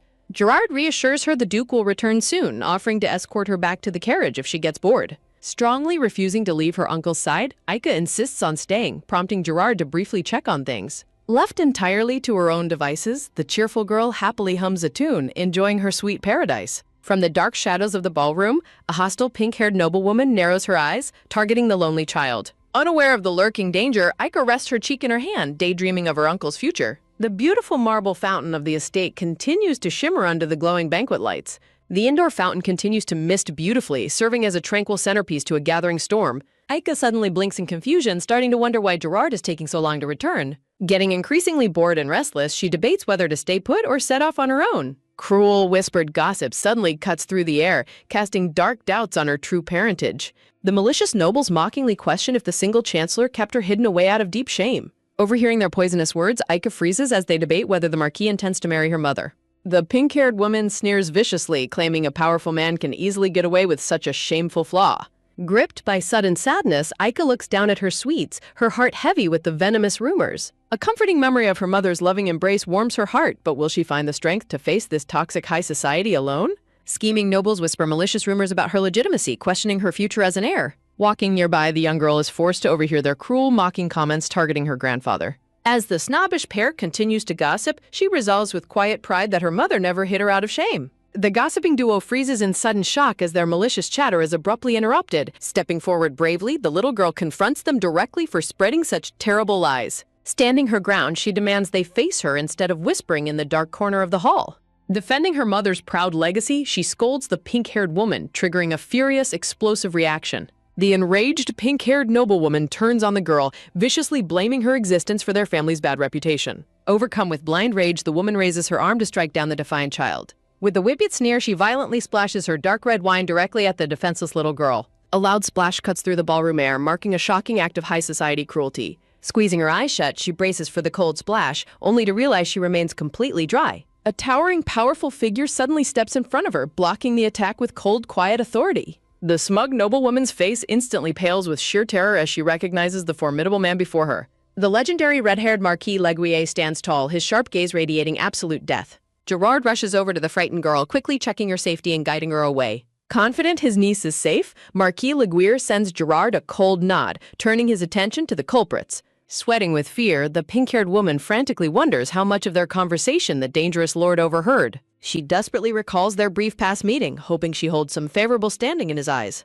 In her mind, she sees his cold, elegant profile from earlier in the evening. She desperately clings to the false hope that she had managed to catch his attention. The Marquis instantly crushes her hopes, daring her to continue her pathetic gossiping right to his face. He ruthlessly mocks her sudden silence, asking where her loud, arrogant voice went. Shaking with fear, the noblewoman weakly tries to defend herself against his harsh words. Marquis Leguier coldly points out her hypocrisy, threatening both Rosina Green and Tommy DeMito with absolute financial ruin. Stunned in sheer horror, the two schemers realize their foolish gossip has cost them everything. Walking away without a single backward glance, the powerful lord leaves them begging for a mercy they will never receive. The tense drama of the banquet room fades as the peaceful night sky settles over the grand courtyard. Strolling through the quiet gardens, the red-haired Marquis notices a familiar little figure waiting in the cold. He walks over, playfully teasing his little niece for standing around like a small peanut. While the Marquis jokingly scolds Gerard, Aika hilariously flails her arms to defend her loyal guard. Clenching her dress nervously, the young girl prepares to ask her uncle a deeply personal question. A warm memory of her loving red-haired mother flashes through her mind, shining with pure affection. Looking up with bright, hopeful eyes, she wonders if she can find that same warmth with him. The stoic lord looks down at his niece, his icy expression softening ever so slightly. Sensing her vulnerability, he remains silent as a deep, unspoken bond begins to form between them. A nostalgic flashback shows his sister Saria gently patting his head, reminding him of her warmth. Breaking from his thoughts, Marquis Leguier clears his throat to hide his growing fondness for his niece. Playfully accepting her charm, he grumpily asks if her excessive cuteness is supposed to win him over. A few days later, a luxurious carriage rolls through the bustling, sunlit streets of a vibrant town. Sitting inside, the cheerful girl beams with pure happiness, holding a golden nameplate close to her heart. Crossing his arms, his red-haired uncle looks at her with an amused, curious expression. Bouncing with infinite energy, she excitedly rambles about visiting her mother's favorite flower shop. Looking up with wide, sparkly eyes, she shyly asks if they can explore the local market together. Her uncle immediately rejects the idea, crossing his arms and stating they are only buying flowers. Her bright expression instantly collapses as she begins to tear up dramatically. Sniffling quietly, she thinks about how much she really wanted to visit the market. Looking thoroughly exhausted by her dramatic waterworks, the Marquise sighs as she continues her silent crying. She whimpers softly, describing all the amazing dolls and delicious snacks they could have found. Finally yielding to her adorable manipulation, he promises to take her next time, sending her into a state of absolute joy. A seemingly peaceful journey is about to spark a massive confrontation. Her uncle warns her to slow down, but she excitedly rushes ahead. They arrive at their destination as she cheerfully greets the flower shop. A brown-haired flower girl turns around in complete shock at the sudden greeting. Aika excitedly calls out to Neri, asking how she has been doing. A sudden movement shifts the scene into an emotional, tearful reunion. Neri tightly embraces the little girl as tears of relief escape her eyes. Sobbing happily, Neri expresses her overwhelming relief that Aika is safe and sound. Aika looks up in concern as Neri mentions how heartbroken she must have been. Neri deeply regrets letting Saria leave on that fateful day. Hearing about her mother, the red-haired Marquis listens with guarded intensity. Clenching her nameplate, Aika is determined to uncover her mother's past. Neri continues to struggle with the heavy burden of her past regrets. Aika directly asks if Neri knows what truly happened on that fateful day. Holding her breath, Aika waits desperately for the flower girl's response. Wiping away her tears, Neri begins to recount the day before the tragic accident. A beautiful flashback reveals a smiling, red-haired Saria admiring the flowers. Neri confesses her immense relief and how deeply she has missed Aika. Visibly touched, the young girl softly speaks Neri's name in return. Neri guides them inside and curiously asks who the flowers are meant for. Aika proudly lists everyone she wants to gift flowers to, including her uncle. Her stoic uncle casually dismisses the gesture, saying he doesn't need anything. Aika hilariously objects, insisting he will definitely change his mind once he sees them. Neri offers to personally select the freshest and most beautiful flowers for them. A stunning collection of freshly prepared flower bouquets is neatly arranged. Neri gently places a lovely purple flower in Aika's hair, surprising her. Smiling brightly, Aika expresses her heartfelt gratitude to the kind flower girl. Aika runs after her uncle as he begins to head back outside. Aika eagerly requests one more flower despite Neri's warning about its weight. The red-haired Marquis turns around and acknowledges his niece's arrival. A colossal, vibrant sunflower stands proud under the warm golden sunlight. Her uncle questions the massive flower, but she proudly insists it suits him perfectly. Aika flashes a brilliant, heartwarming smile while holding her giant flower. Her uncle grumpily wonders where he is supposed to put such a massive flower. Pouting dramatically, the little girl calls her stubborn uncle incredibly mean. Yielding to her cuteness, the stoic Marquis grumpily accepts the massive sunflower. Her uncle mockingly tells her to grow bigger, prompting a frustrated scream of defeat. Inside the carriage, Aika reacts in surprise to a sudden commotion outside. Stepping outside, the Marquis demands to know what is causing the disturbance. The guard reveals that their controversial guests from the banquet have suddenly arrived. The guard explains that the desperate nobles are refusing to leave the gate. The guard asks how they should handle the anxious noble duo's desperate apology. The Marquis remains silent, contemplating how to deal with the troublemakers. He gives his niece the choice to join him or stay safely inside. Showing true courage, Aika confidently decides to face the scheming nobles directly. Spotting them, the trembling pink-haired woman desperately calls out to the formidable Marquis. In a shocking display of desperation, the arrogant nobles drop to their knees.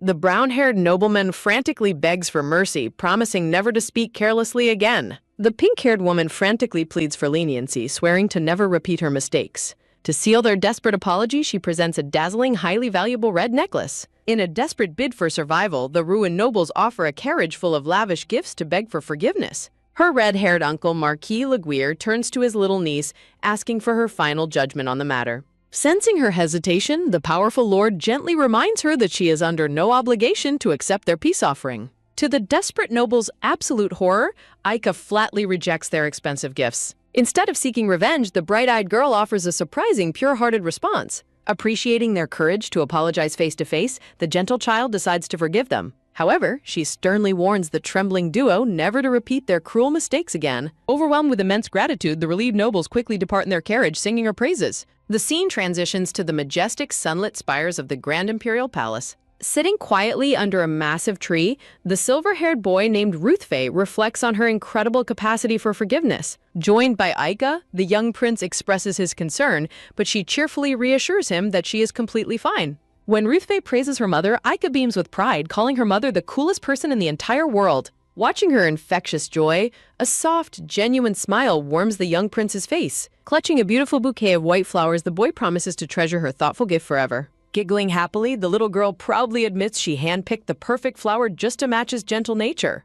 Thrilled by her kindness, Ruthven excitedly reveals that he also brought a special present just for her. He carefully presents a beautifully wrapped pink gift box adorned with a yellow bow. With her eyes sparkling with absolute excitement, Aika eagerly asks if she can open it right away. She happily digs into the package to uncover the hidden surprise. Her face lights up in pure delight as she discovers what is inside. Inside the box sits a pair of incredibly adorable, fluffy white bunny slippers. The heartwarming exchange highlights a moment of absolute innocence and friendship. Squeezing the fuzzy slippers tightly, Aika squeals with joy at the wonderfully cute present. Seeing her immense happiness, Ruthven smiles warmly, glad his gift made her so happy. Clasping her new slippers, Aika excitedly suggests playing hide-and-seek or drawing under the warm afternoon sun. Looking at his bright companion, the young prince silently vows to play whatever she wants, cherishing every moment together. Suddenly, an icy, stern voice cuts through their peaceful afternoon, demanding to know what is going on. Ruthven's face instantly pales with terror as he is harshly scolded for neglecting his future duties. A stern, green-haired man with a mustache berates the young prince for wasting his precious time. Pointing to the boy's status, the oppressive adult coldly expresses his deep disappointment in Ruth's behavior. Terrified, the young prince immediately bows to apologize, while Aika watches in absolute shock and confusion. The harsh man ruthlessly mocks the idea of a rest day, reminding the future crown prince that there is no time for play. Stunned by the adult's sheer cruelty, Aika's confusion quickly morphs into boiling anger. A dangerous, fiery determination ignites in the young girl's eyes. Unleashing a fiery aura of pure rage, she prepares to confront the man for daring to bully her friend. The tense confrontation escalates as a shadow looms over the quiet castle gardens. Dismissing the boy's pleas, the cold adult forcefully commands Ruthven to follow him for immediate instruction. The arrogant nobleman suddenly freezes in surprise as something abruptly blocks his path. Standing bravely in front of the trembling prince, Aika spreads her arms to block the looming threat. "I'm just a language model and can't help with that." Glaring right back at him, the fearless girl analyzes his features to identify the powerful stranger. Recalling her vast knowledge, she quickly connects his green hair, blue eyes, and vine-wreathed shield crest. In her mind, she identifies the prestigious crest belonging to the formidable Duke of Nodium. Furious at his behavior, she wonders why a man of such high standing would stoop so low to bully a child. When the man demands her identity, she proudly stands tall and announces her name as Aika de Valiart. The nobleman sneers at her name, mockingly noting that her family has finally stopped hiding her. As he arrogantly introduces himself as Gale de Nodium, Aika realizes he is not the Duke, but actually the Duke's snobbish son. Gale condescendingly lectures her on basic manners and showing respect to her elders. Refusing to back down, Aika fiercely fires back, declaring that adults who bully children deserve absolutely no respect. Dismissing her defiance, Gale coldly warns the little girl that the young prince's path is far too arduous to waste on mindless play. A fiery confrontation ignites as a brave young girl steps up to protect her terrified friend from a ruthless noble, defiantly threatening to report Gale's harsh treatment of the 7-year-old prince directly to the emperor himself. Sweating profusely, the arrogant nobleman instantly cowers at the mention of the emperor, muttering in fear about the notorious Valiart temper. Refusing to let him off the hook, Aika angrily calls the cowering nobleman a mean old man. Inspired by her courage, the young prince finally finds his voice and declares he was not being bothered. Aika stands tall as a protective shield, her golden eyes shining with unwavering determination. Just when the tension peaks, a sudden shift leaves the young girl completely wide-eyed with shock. Overwhelmed with emotion, the young prince tightly embraces his brave protector in a heartwarming moment of relief. Holding her close, Ruthven softly whispers his gratitude, assuring her that he is finally okay. The young prince tightly holds on to her dress, finding solace in her comforting presence. Breaking the tender moment, the stern nobleman coldly addresses the young lord, demanding his immediate attention. Standing tall, Ruthven firmly defends his actions, declaring he has never neglected his arduous training or dishonored the imperial family. With absolute resolve in his purple eyes, the young prince vows to never falter. Clearing his throat, the cornered noble begrudgingly backs down from his harsh demands. Turning away, the grumbling noble mutters about the unmarried emperor before warning the prince not to waste any more precious time. Before departing, the arrogant adult fires a final condescending warning directly at Aika. Pouting dramatically, Aika voices her deep disappointment in the Nodium family, while the prince gently tries to soothe her anger with a soft laugh. Brushing off the sour mood, Aika grabs his hand and eagerly asks if they can finally play. Aika's face lights up with infectious joy as she happily leads him toward their next adventure. The young prince looks on in wonder, curious about the exciting destination she has in mind. The scene transitions to the grand towering shelves of the majestic Imperial Palace archives. The polite archivist, Gerard, kindly reminds them to handle the books with care, placing the archive key safely in Aika's bag. Beaming with pure excitement, the sweet girl happily thanks Gerard while clutching her pink bag. Overflowing with energy, Aika excitedly drags the young prince deeper into the massive labyrinth of books. The two friends stare in absolute awe, completely spellbound by the endless rows of ancient literature. Spotting the fairy tale section, Aika eagerly suggests exploring it, earning a warm nod of agreement from her companion. While the prince quietly steps aside to search another aisle, Aika desperately brainstorms a way to cheer him up. Suddenly, Aika's attention is pulled away as she spots something unexpected nearby. Finding a curious empty gap in the bookshelf, the mischievous girl realizes it is the perfect size for her to squeeze inside. A brilliant, mischievous idea sparks in Aika's mind, promising a perfect little surprise for her friend. She plots to hide inside the shelf and jump out to give the prince a harmless, playful scare. Giggling quietly, the adventurous little girl crawls into the empty shelf, completely out of sight. To her surprise, the space is incredibly deep, leading her further into a mysterious hidden passageway. Squinting through the darkness, she is stunned to find a bright opening on the other side of the wall. Feeling a sudden wave of unease, Aika decides it is time to turn back and escape the eerie darkness. Back in the archives, Ruthfie calls out to his friend, completely unaware of her sudden disappearance. Receiving only silence in return, a chilling sense of dread washes over the young prince. Panic sets in as her name echoes through the vast empty halls of the archive. Suddenly, a door is violently thrown open as a powerful presence bursts into the scene. With eyes blazing with fury, the formidable red-haired Marquis demands an immediate explanation for the commotion. Looming over them, the intimidating lord demands to know exactly what has happened to his precious niece. Shaking with fear, the archivist struggles to speak as the impatient Marquis demands to know if his little peanut simply went home early. The horrific truth is finally delivered. Aika has completely vanished without a trace, leaving her uncle in stunned disbelief. Sobbing uncontrollably, the guilt-ridden prince takes full blame for her sudden disappearance, trembling from head to toe. In a surprising moment of tenderness, a firm hand gently rests on the sobbing prince's shoulder. The Marquis softly reassures the boy that it is not his fault, ordering him to wipe his tears and follow him. Filled with renewed hope and determination, the young prince quickly nods and follows close behind. Charging forward, the frantic Marquis orders an all-out search party, his heart gripping with absolute terror for his niece's safety. Back in the pitch-black abyss, a terrified Aika can only pray for her own survival as the shadows close in. Elsewhere in the castle, utter chaos erupts as a guard is violently hurled across the room. Trembling on the floor, the terrified guards desperately beg the unstoppable Marquis to stay calm, but with his precious niece missing, his terrifying wrath is about to unleash absolute hell on anyone in his way. With a deadly glare, the furious Marquis warns anyone against blocking his path. A terrified palace guard desperately warns the Marquis that his intrusion borders on absolute treason. Confronted at the inner chamber, the Marquis demands the Emperor step aside, but the ruler firmly refuses. The Emperor desperately begs the furious Marquis to calm down, promising to personally find Aika. Emitting a chilling aura, the enraged Marquis threatens to end the Emperor's life right then and there. The Marquis bitterly blames the ruler's reckless gift of the archive key for his niece's disappearance. Admitting his mistake, the Emperor pleads for more time, promising that the little girl remains safe. Losing all patience, the furious Marquis grabs the Emperor's collar, refusing to wait any longer. Haunted by past tragedy, the broken uncle vows he will not lose his precious niece too. Tightening his grip, the Emperor implores him to put his trust in Syria's maternal protection instead. The magical key was actually a safe, sacred inheritance left behind by the girl's late mother. Smiling softly, the Emperor reminds Castle that he could never refuse a request from his beloved Syria. The reminder of his sister's memory leaves the fierce Marquis completely silent and deeply conflicted.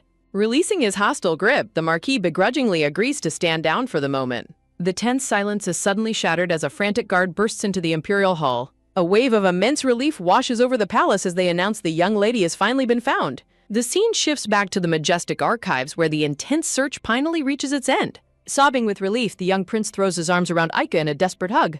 The crying prince asks if she is hurt, but the cheerful girl quickly reassures him she is perfectly fine. The girl's cheerful smile instantly freezes as a familiar, ominous nickname echoes from behind. Turning around, Aika is terrified to see her uncle engulfed in a towering inferno of pure rage. Under his intense glare, the trembling girl desperately stammers out a harmless excuse about a playful surprise. Before she can finish her story, she is suddenly swept off her feet with a startled gasp. The terrifying tension melts away as a warm, comforting embrace completely envelops the young girl. Underneath his scary exterior, the terrified uncle tightly embraces his precious niece, overwhelmed with relief.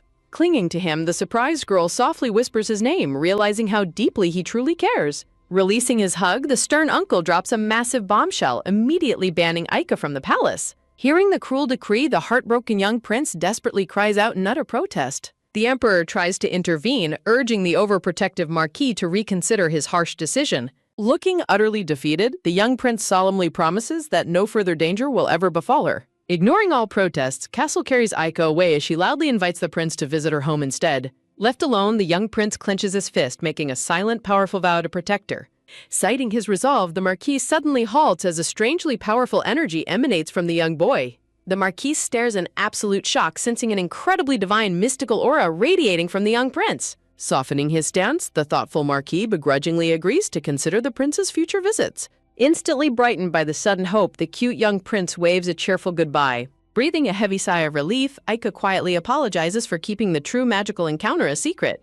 The story suddenly rewinds to a few hours prior, revealing the mystical truth of what really happened. Deep within the hidden glowing passageway, Aika is stunned to find a magical fluffy companion waiting. An incredibly cute, refined white bunny wearing a classy monocle and a bright red bow stares back. The young girl's eyes bulge in absolute shock as the adorable creature suddenly starts speaking to her. The elegant little bunny blinks in mild surprise at the girl's chaotic and dramatic reaction. To her complete disbelief, the magical rabbit asks if she knows a woman named Syria. Shocked, Aika asks how it knows her mother, leaving the curious rabbit utterly stunned by the revelation. Beaming with joy, the bunny introduces himself as Lepus, a dear companion of her late mother. When the girl hilariously mistakes him for a ghost, the offended rabbit frantically denies being a spirit. Realizing how much time has passed, Lepus notes with surprise that they must wrap up their chat. After learning her name is Aika, Lepus kindly instructs the young girl to wait right there. With a graceful leap, the magical bunny dives headfirst into a glowing, watery dimensional portal. Left completely stranded in the magical chamber, a bewildered Aika can only stare in absolute, open-mouthed disbelief. Just as she thinks she has stumbled upon a way out, the young girl is suddenly trapped by a shimmering, unbreakable barrier. With a sudden gasp, she is violently pulled backward as she desperately clutches a heavy stone tablet covered in mysterious runes. Before she can recover, a fluffy white rabbit paw gently taps the ancient tablet, declaring it to be a special gift left by her mother. Staring in absolute bewilderment at the stone tablet, she demands to know what it is, only for the cute rabbit to casually claim it is himself.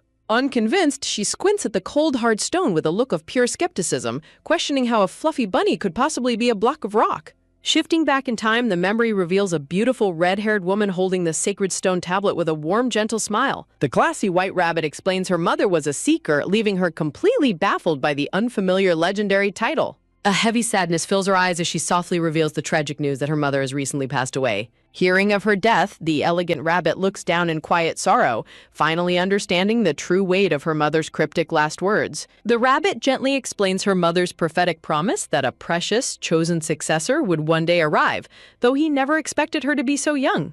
He warns her that her mother charged him with explaining her grand destiny and protecting her from the dangerous entity known as the Predator. Baffled by the menacing name, she tilts her head in confusion as the rabbit prepares to show her the truth of this ancient threat. With a sudden command to watch closely, the magical rabbit unleashes a brilliant, blinding burst of pure cosmic energy. Within the swirling vortex of light, ancient pages and books fly all around them as the mesmerized girl stares at the breathtaking magic. Pointing to an ancient drawing of a skilled hunter with a bow, the rabbit reveals that the predators are ruthless, relentless hunters. Showing her scrolls covered in ancient hieroglyphs, he sternly warns her that these hunters are incredibly dangerous and must be avoided at all costs. He takes her back to a time when a powerful deity maintained the world's balance before disappearing and leaving behind absolute relics of divine power. He explains how the massive burden of maintaining world balance was shared among the chosen seekers, who acted as divine messengers. But peace was shattered when envious people emerged to hunt the seekers and steal their relics, giving rise to the terrifying predators. As the cosmic light fades, the rabbit delivers a shocking revelation. She has inherited the legendary power of a seeker herself, leaving her frozen in sheer shock. Realizing the terrifying truth of her inheritance, she is gripped with sheer panic at the thought of being hunted down. Sensing her mounting terror, the brave little rabbit proudly puffs out his chest, promising to keep her safe from any danger. Staring up at the majestic archive ceiling, she cannot shake the terrifying realization that her life is now in constant mortal danger. Turning her gaze back to her tiny, fluffy companion, she questions how a small rabbit could possibly protect her from ruthless hunters. The rabbit explains that when a seeker successfully awakens a dormant relic, it grants the user incredible superhuman abilities. An elegant scroll highlights her late mother's past achievements, revealing how she gained immense power by awakening numerous sacred relics. The illustration depicts her mother's incredible gifts, from binding enemies in heavy iron chains to shielding herself from torrential downpours. Her eyes instantly light up with sparkling wonder as she marvels at her mother's extraordinary and majestic powers. She suddenly remembers that swallowing her mother's special gem has given her strange glimpses of the future, leaving the rabbit utterly flabbergasted. The shocked rabbit freezes in absolute disbelief, his eye widening in sheer panic at her reckless confession. The rabbit realizes that her mother must have forcibly extracted the relic's dormant power to protect her, leaving the young girl completely puzzled. Brushing the shocking revelation aside, the rabbit urges her to focus on gathering relics and growing stronger to withstand the hunters. He warns her that while hunters cannot track the relics themselves, they can easily sense the presence of any active seeker. Shifting to a memory of her past, the young girl is shown with her eyes glowing with a brilliant mystical gold aura. She recalls her hands channeling a powerful, concentrated orb of pure divine energy. The ancient scroll reveals the vital importance of learning how to completely conceal one's magical energy to evade the hunter's keen senses. The rabbit asks if she has encountered the legendary creature serpents yet, wondering if she has unlocked his true potential. He clarifies by describing a massive, menacing snake with a single glowing red eye, triggering a sudden, chilling memory. A terrifying memory flashes back, showing a giant black serpent coiled around her bed as she screams in absolute terror. She frantically insists it was nothing more than a bad dream, her face sweating as she tries to deny the scary encounter. The rabbit commands her to summon him by calling his true name, but she trembles in fear, terrified of facing the scary serpent again. Sensing an immediate menacing threat looming just outside, the rabbit warns her there is no time to lose and urges her to return home. Against a deep, starry backdrop, he frantically urges her to leave at once before she gets caught and scolded by her angry uncle. Looking completely confused, she questions what he means, completely unaware of the raging storm of fury waiting for her in the real world. With a sudden forceful push from the rabbit's paw, she is sent falling backward into a dark portal, screaming out in utter shock. A fancy frame delivers a comical update, confirming that she did indeed get terribly scolded by her furious uncle afterward. Shifting to a few days later, a clear blue sky marks the passage of time as the scene transitions back to the grand family estate. The majestic, towering mansion of the Reguier estate stands gloriously under the bright afternoon sun. Sitting on her bed and crossing her arms in deep frustration, she struggles to figure out her next move, knowing she cannot delay her destiny any longer. Suddenly, the memory of her tiny companion's urgent advice echoes in her mind, prompting her to finally call upon the legendary serpents. Summoning her courage, Aika prepares to face the terrifying legendary serpent. The chilling memory of the monstrous serpent's gaping maw still haunts her. Just thinking about that terrifying encounter sends cold shivers down her spine. Just as she attempts the summon, her uncle Castle suddenly interrupts her. Utterly startled, she screams in shock at her uncle's sudden intrusion. Castle asks why she is so startled, and she defensively blames his sudden entry. Castle announces his departure for the palace, instructing her to finish her lunch vegetables. She desperately begs to join him at the palace, but Castle flatly refuses. She furiously reminds him of his promise, but Castle casually dismisses her protests.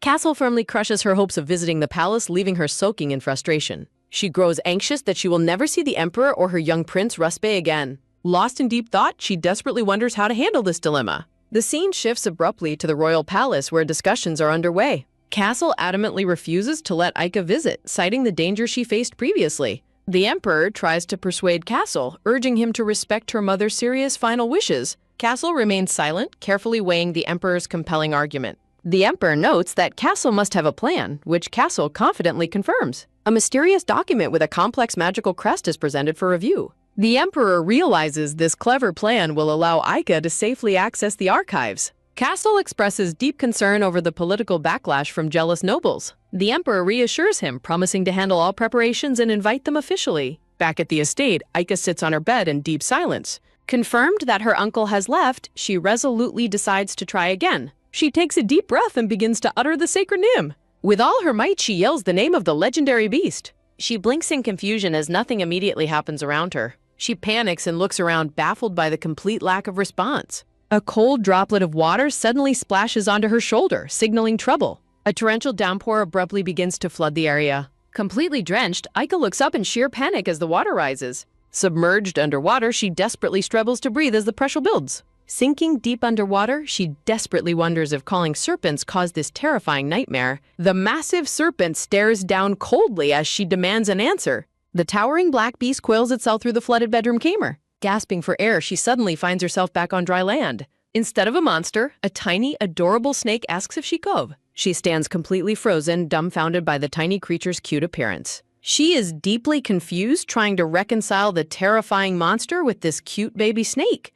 The tiny serpent politely introduces himself as the legendary serpent. She instantly notices that his eyes perfectly match the mystical gem she swallowed. The little snake sways cutely, instantly melting her heart with his charm. Aika introduces herself and asks about his future-seeing power, prompting Serpens to ask if Lepus told her. Serpens warmly praises her intelligence as she happily points to her glowing eyes. Serpens explains that his future-seeing powers will grow stronger and more accurate with effort. Serpens promises to aid his summoner, earning an enthusiastic thank you from an overjoyed Aika. She sadly confesses that she cannot return to the archive to update Lepus. Looking at Castle's carriage, Serpens wonders if Castle will allow Aika to visit the palace. Refusing to be discouraged, Aika pumps her fists with newfound determination. Meanwhile, the grand carriage arrives at the sun-drenched Imperial training grounds. Unaware of her mystical contract, Castle strictly forbids her from visiting the palace. But how long can he keep her away? Castle sternly demands to know what trouble Aika is plotting, completely ignoring his grumbling guards. Quick on her feet, she eagerly shifts the topic, declaring she wants to invite Rusby over. Castle reluctantly gives his approval, much to her absolute delight. He quickly adds a massive catch, demanding she study under a new tutor. She flashes a sweet, calculating smile, preparing to drop another major request. The Grand Mansion stands peaceful, oblivious to the high-stakes negotiations unfolding inside. Castle waits in tense silence, warily bracing himself for her next move. He promises to take her along once things are safer, igniting her excitement. As she begins to scheme, Castle immediately warns her against making weird conditions. He boastfully reminds her how expensive his personal assistance truly is. Aika beams with supreme confidence, completely unfazed by his dramatic complaints. Castle freezes in absolute shock as her next proposal catches him off guard. Confused by the mention of a kiss, Castle questions what is going on. Aika proudly explains that her mother valued her sweet kisses at 1,000,000 gold. Castle sighs, instantly recognizing his late sister's mischievous influence at play. He fondly remembers her mother's witty banter and how she drove hard bargains. Castle jokingly demands 2 kisses as payment, prompting Aika to gasp at the price. She loudly accuses her uncle of being too greedy, leaving him defending his value. Accepting the deal, Aika tells her uncle to lean down for his payment. She plants a sweet kiss on his cheek, instantly melting a stern facade. She enthusiastically showers him with kisses, leaving the tough warrior completely defenseless. When asked why she gave him 3, she sweetly explains one was a gift. Castle instantly grows suspicious, wondering if this sweet gesture is actually a clever bribe. She happily runs off to write her letter, leaving the dramatic guards completely heartbroken. She begins her heartfelt letter to Rusby, lamenting how short their playtimes always are. Lying on the floor, she happily pens her sweet invitation with pure joy. Her letter travels across the city, carrying promises of delicious cake and garden adventures. Outside the palace, young Rusby stands quietly, completely unaware of the incoming surprise. The letter ends with her eager hope of playing together and awaiting his reply. A gorgeous red envelope is presented, instantly catching the young prince's purple-eyed gaze. He gently holds the precious letter, his heart racing with quiet anticipation. The quiet palace corridors seem to brighten with a newfound warmth and hope. Delighted by her words, Rusby happily sits down to draft his eager response. Suddenly, a cold, authoritative voice demands to know if the letter is from Aika. His father's stern face appears, instantly freezing the warm atmosphere in the room. The luxurious crest on his chest highlights his unyielding, high noble status. Under his father's heavy pressure, Rusby hesitantly reveals the invitation to her estate. The father instantly grows suspicious of the illegitimate child who suddenly appeared. To him, this sudden invitation feels highly calculated and suspicious. He flatly forbids Rusby from going, leaving the young boy utterly devastated. He sternly repeats his command, warning his son to avoid unnecessary contact. Refusing to give up, Rusby nervously calls out to his father. He dares to object, shocking his father who never expected a rebuttal. Rusby cleverly argues that strengthening ties with the Valiarts benefits their political standing. His eyes flare with a fierce, unwavering determination to protect this new friendship. He confidently adds that he still owes her a great debt from before. His father coldly asks if he has forgotten his noble standing. He harshly reminds Rusby of his grand destiny to become the crown prince. Rusby begs for permission, promising to work twice as hard at his studies. Stunned, his father realizes the obedient boy is finally standing his ground. His father reluctantly consents, warning him to never bring shame to the Kalpodia family name. Rusby smiles with joy at his father's unexpected approval. Reflecting on the encounter, the young prince marvels at how he finally stood up to his father. Though terrified to his core, his determination to protect his bond carries him through. Glowing pink blossoms reflect his sheer happiness at the thought of reuniting with Aika. In his mind, she shines brightly, holding a bouquet of yellow wildflowers with a warm smile. Lovely garden flowers bloom, signaling a beautiful turn of events. Standing before a giant sunflower, Ruspa's heart flutters with anticipation for their playdate. A soft, hopeful smile graces his face as he dreams of their reunion. As the sun sets, his only desire is to see his precious friend again soon. Suddenly, a splashing premonition of water breaks through his peaceful thoughts. He envisions Aika desperately drowning in deep water, filling him with intense dread. The terrifying vision of her falling into a watery abyss spurs his urgent desire to protect her. He agonizingly questions if his presence in her life has brought her into grave danger. The ripples of his anxiety settle as the visionary waters calm down. Destiny marches forward as the focus shifts toward their long-awaited reunion. A bright new day begins under a clear blue sky. The grand carriage arrives at the majestic estate under the sun. Servants carefully style and part the young prince's silver hair. Presenting a beautifully wrapped gift, a styled Ruspe warmly greets his dear friend. Eagerly offering her the pink gift, he receives Aika's ecstatic gratitude. Aika notes his fancy hairstyle, prompting a flustered Ruspe to nervously worry if it looks weird. Aika beams with pure joy, instantly melting all of his worries away. Surrounded by flowers, Rusp smiles back, completely captivated. Grabbing his hand, Aika excitedly leads him away to ask if he has ever baked a cake. She joyfully reminds him of their sweet promise to bake together today. In the sunlit kitchen, a voice asks the eager children if they have changed into baking clothes. Standing side by side, Aika and Respi look adorable in bear aprons. The head chef warmly welcomes them, ready to guide their sweet culinary adventure. The baking begins as sweet cream is carefully squeezed. They smoothly spread the frosting over the round cake base. Slices of fresh red strawberries are carefully placed on top. A beautiful red ribbon is wrapped around the finished cake. The chef loudly praises Ruspi's impressive decorating skills, catching him by surprise. Blushing, the humble young prince quickly downplays his talent as nothing special. Suddenly, a massive dollop of whipped cream splatters messily. The two kids stare in comical shock at the messy culinary accident. Pointing to his cheek, Aika sweet-naturedly informs him that he has cream on his face. She gently reaches up to wipe the stray cream off his cheek. Their eyes lock in a quiet, intimate moment that leaves him frozen. A flustered Ruspi suddenly starts hiccuping, catching a confused Aika off guard. The chef suddenly bursts in, asking if they are ready to finish up. Flustered by the intrusion, Ruspi nervously explains that she was just wiping cream off his face. Smiling warmly, the chef presents colorful icing pens for them to write messages before their picnic. The bright afternoon sun shines gloriously over the clear sky. Lush green trees sway gently in the refreshing afternoon breeze. A lovely picnic blanket is spread out, loaded with delicious treats. A silver fork gently cuts into a perfect slice of cake. Aika eagerly takes a massive bite, her mouth stuffed with cream. Chewing happily, she praises the incredible taste as Ruspi warmly agrees. Just when everything seemed perfect, a sudden change of fate was about to tear their peaceful world apart as Zenda happily notes how much better the cake tastes when they bake it themselves.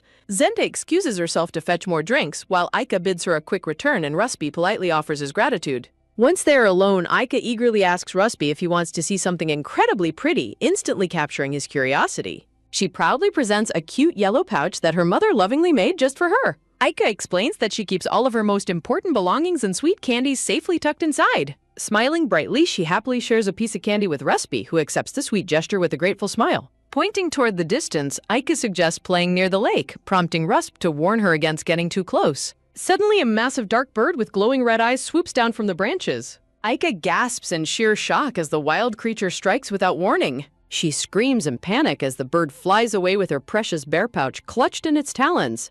Desperate to recover her uncle's contract, Aika bolts after the bird while Ruspi frantically begs her to stop running. In her blind panic, her foot suddenly catches on a sharp rock hiding in the grass. Ruspi trips and crashes hard onto the ground in absolute shock. Staggering up, he looks toward the lake with intense worry as he calls out Aika's name. The stolen pouch hangs precariously from a thin tree branch dangling directly over the deep water. Arriving at the water's edge, Aika realizes she might just be able to reach the dangling pouch with her hand. She carefully extends her arm out over the shimmering blue lake. Straining every muscle, Aika whispers to herself that she only needs to reach a tiny bit further. She stretches as far as she can, desperate to grab her mother's precious keepsake. Suddenly, her footing completely gives way, sending her sliding helplessly down the slippery bank. She lets out a terrified scream as she plummets headfirst toward the deep water. A massive splash erupts as she crashes violently into the cold, unforgiving lake. Submerged in the watery abyss, Aika thrashes in absolute panic as she realizes she cannot breathe.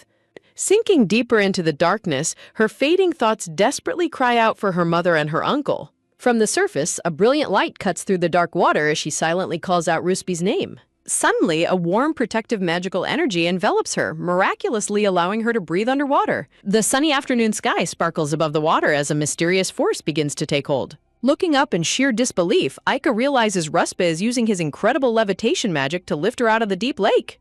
Guided by his glowing power, she floats gently through the air back toward the safety of the grassy shore. Rusp gently takes her hand, warmly reassuring her that she is completely safe now. Looking up with wide, shimmering eyes, Aika gazes at her young savior in absolute awe. Years later, an older Aika questions her tutor, Leto, about seeing her own name written on an official budget document. Leto is utterly baffled when Aika worriedly asks if she is somehow bankrupting the household. Leto chuckles warmly, reassuring her that her uncle was merely teasing and that they are in no danger of going bankrupt. Overwhelmed by the mention of a golden carriage, Aika politely declines, her mind racing with confusion. Suddenly, a shocking premonition hits Aika, freezing her in her tracks as tension fills the air. She is startled by a strange, ominous sensation as a dark red aura begins to glow around Leto. Leto asks if she is all right, but a trembling Aika quickly reassures him before hastily pulling her hand away. Raising her arm, Aika bids Leto a sudden farewell and quickly runs off. Leto watches her abrupt departure with a deeply confused and concerned expression. Aika sprints down the corridor as fast as her legs can carry her. The small purple snake on her shoulders, Serpens, speaks up to ask if she saw the aura. Aika confirms seeing the red light around Leto, though she laments that she did not actually see the future. Serpens urgently commands her to turn around and look at Leto's back one more time. Aika halts immediately, whipping her head back with sudden, sharp determination. She stands firmly on the stone floor, focusing her mind to trigger her latent powers. Through her eyes, a dark vision unfolds, showing Leto walking into a shadowy stable surrounded by a sinister blue mist. Serpens asks if she has finally witnessed the glimpse of the future. With unwavering resolve, Aika dashes back to stop the impending danger before it is too late. Meanwhile, a mysterious hand reaches out to claim a crucial document from the desk, sealing their fate. A tense confrontation begins as Leto is scolded by his master for failing to secure a crucial document by today's deadline. The red-haired uncle demands to know if the report walked away, forcing Leto to promise a morning replacement. The massive wooden door slams shut, leaving a heavy silence. Leto slumps in utter exhaustion, facing a grueling, sleepless night ahead. Behind a pillar, Aika and her purple snake Serpens celebrate their successful delay tactic. Clutching the stolen report tightly, Aika prepares to execute her next move. Leto frantically retraces his steps, desperate to remember where he left the paper. Hidden from view, Aika rejoices that her secret intervention succeeded for tonight. A close-up highlights the crucial document safely secured in her hands. The young lady steals her resolve, preparing to reveal her secret card. Aika bursts into the office, desperately trying to intercept the adults. The red-haired uncle and Leto turn in surprise at her sudden intrusion. In a clever distraction, Aika sweet-talks Leto by offering him a piece of candy. The red-haired uncle warns her about ruining her teeth, but she defiantly rejects his scolding. Shifting their attention, Aika presents a dramatic piece of news to the shocked men. A grim news clipping describes a brutal attack on a brown-haired man nearby. Terrified, Aika warns them that dangerous thieves are actively hurting innocent people. Aika warns Leto to inspect his house, prompting a confused Leto and a teasing red-haired uncle to chime in. Leto reassures her of his sturdiness, but Aika frantically insists he must take the danger seriously. Unwilling to listen further, the red-haired uncle carries her away so they can work. Her uncle strictly commands her to study and remain behind for her own safety. Dragged by her dress, Aika reluctantly accepts her confinement for the week. A dramatic sound effect echoes, sealing her isolation from the looming threat. Left alone in the quiet corridor, Aika stands in defeated, somber silence. Serpens reassures her that she successfully bought Leto precious time to escape danger. Determination burns in Aika's golden eyes as she reflects on her desperate intervention. A silent prayer lingers in the air as she hopes Leto survives. The scene transitions to a quiet, starry night under a full moon. Shrouded in darkness, Leto's quiet cottage stands waiting under the starlight. Leto rides his horse swiftly through the deep, moonlit forest toward his home. Horse hooves kick up dust as he approaches the fateful destination. Leto reflects on Aika's strange behavior, wondering if it was merely childish curiosity. Unlocking his door, Leto smiles warmly, deeply touched by the young lady's concern. Stepping inside, Leto freezes as an ominous shadow suddenly shifts in the dark. Alerted to the intrusion, Leto shouts into the darkness to confront the trespasser. A sudden movement cuts through the dark as the intruder escapes. The intruder swiftly escapes across the rooftop under the night sky. Moonlight illuminates the empty roof as the silent escape is completed. Leto rushes to the window, catching only a fleeting glimpse of a vanishing figure. A cold sweat breaks across Leto's face as intense dread grips his heart. Terrifying suspicion sets in as Leto prepares to inspect the damage. He discovers his personal desk has been violently ransacked in his absence. Holding a broken padlock, Leto realizes the thieves targeted highly specific, confidential files. A new dawn breaks, casting a warm golden light over the palace. Inside the study, the red-haired uncle is stunned to learn about the break-in at Leto's house. Exhausted, Leto reports that 3 coordinated intruders targeted his home before escaping. While Leto explains he only survived due to Aika's warning, the red-haired uncle adjusts his glasses and advises him to take an escort.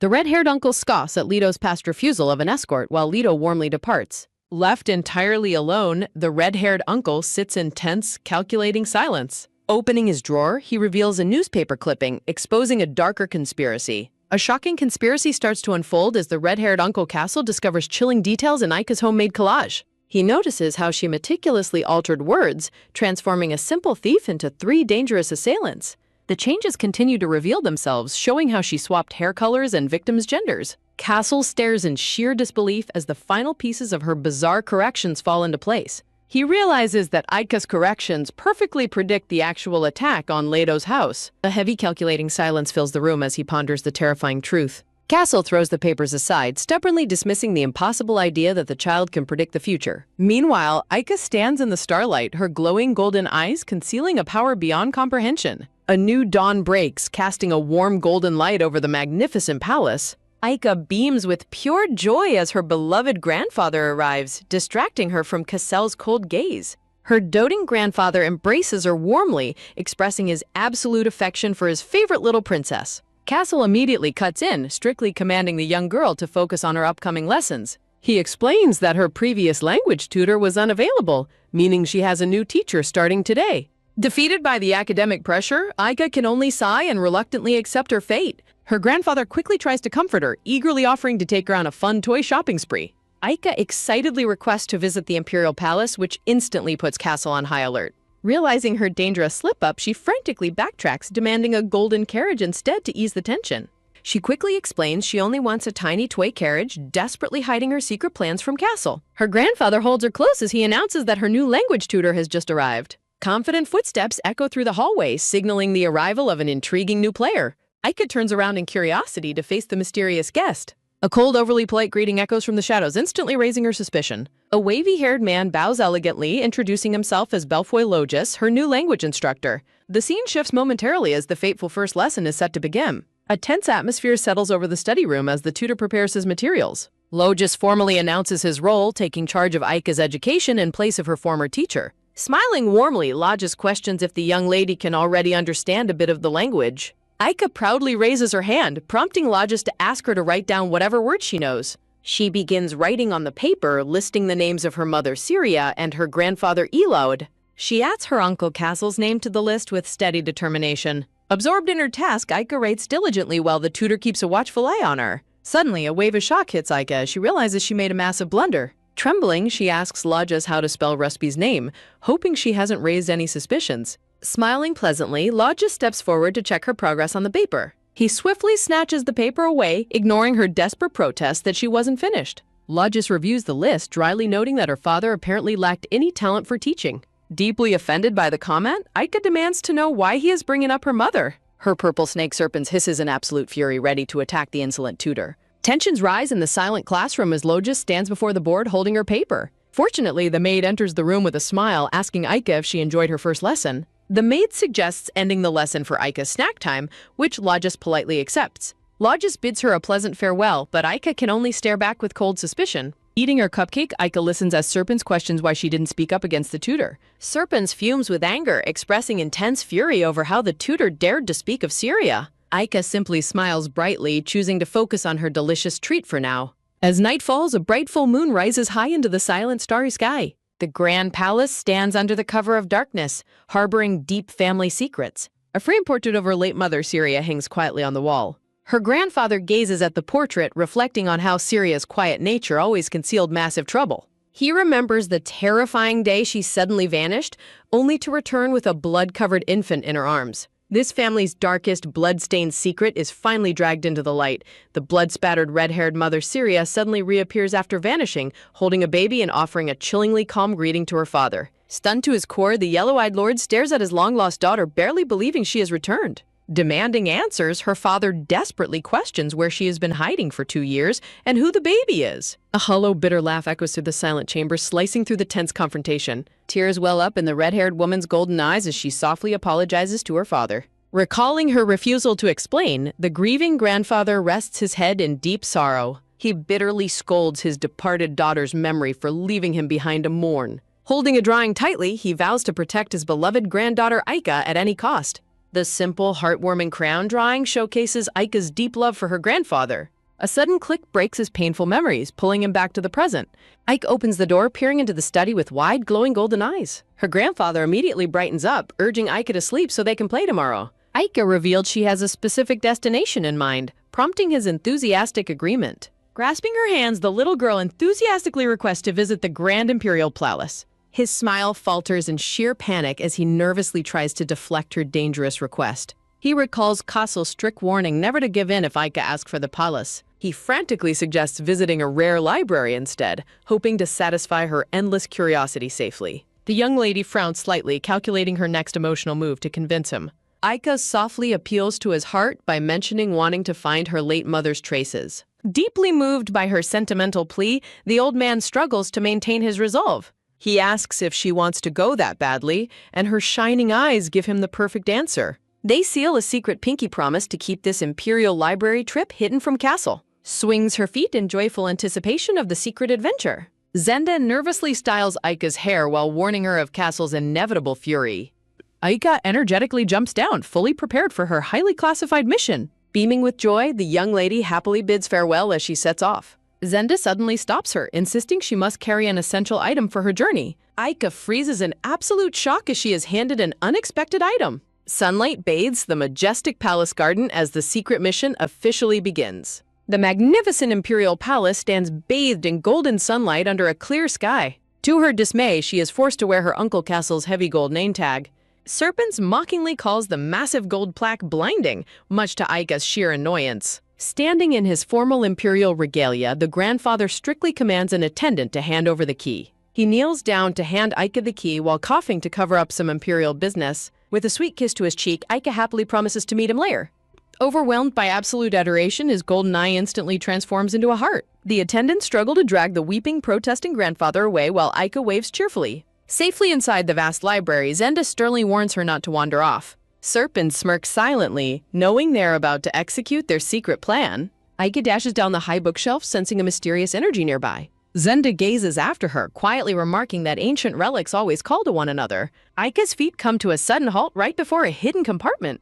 Clutching her heavy name tag, she whispers to her snake companion about entering.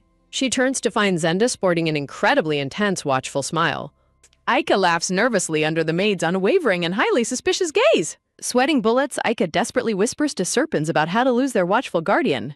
Serpents confidently declares he has a flawless plan to solve their maid problem. The purple snake smirks wickedly, ready to unleash some absolute chaos. Realizing Zenda's eyes are still glued to her, Aika frantically begs her serpent to act. A sudden rustling sound draws their attention, signaling the perfect distraction is set in motion. A sudden rustling sound echoes as a shelf of ancient books begins to tumble, setting a dangerous plan into motion. Zenda gasps in shock as books suddenly cascade from the library shelves. Seizing the distraction, Serpents eagerly urges her to make a move, and she quickly agrees to proceed. Aika screams in wonder as she is pulled through a swirling portal of bright purple light. With a loud thud, she crashes down into a mysterious glowing sanctuary. Aika complains about falling from above, while Serpents casually explains that spatial travel is always unpredictable. Lipa's happily worried about being caught. Aika frantically explains she must leave soon, but promises to return later. Lepus insists she stay, warmly offering his help to resolve her dilemma. Lepus uses his magic to summon a glowing book, flipping through its pages rapidly. Lepus carefully directs his magic to synchronize the inner and outer flow of time, declaring the spell complete. Aika gasps in pure disbelief at the magical transformation unfolding before her. Lepus explains that he has projected a vision connecting her to her alternate timeline self. Lepus reassures her that outsiders won't notice her absence, leaving Aika thoroughly impressed by his incredible skill. With the immediate problem solved, Lepus eagerly asks Aika to explain what has been going on. A mystical energy pulses through the quiet magical sanctuary. The magnificent starry dome sparkles above, witnessing their fateful reunion. Lepus praises Aika's growing future sight abilities, and Aika credits her serpent companion for helping her immensely. Seeing the tension between her companions, Aika strictly commands them to stop fighting and get along. Aika questions her goal of collecting relics and fighting hunters, asking how she can recognize and deal with them. Lepus gently interrupts her, stating he needs to explain that critical point first. Lepus floats into the air, asking her to wait for just a brief moment.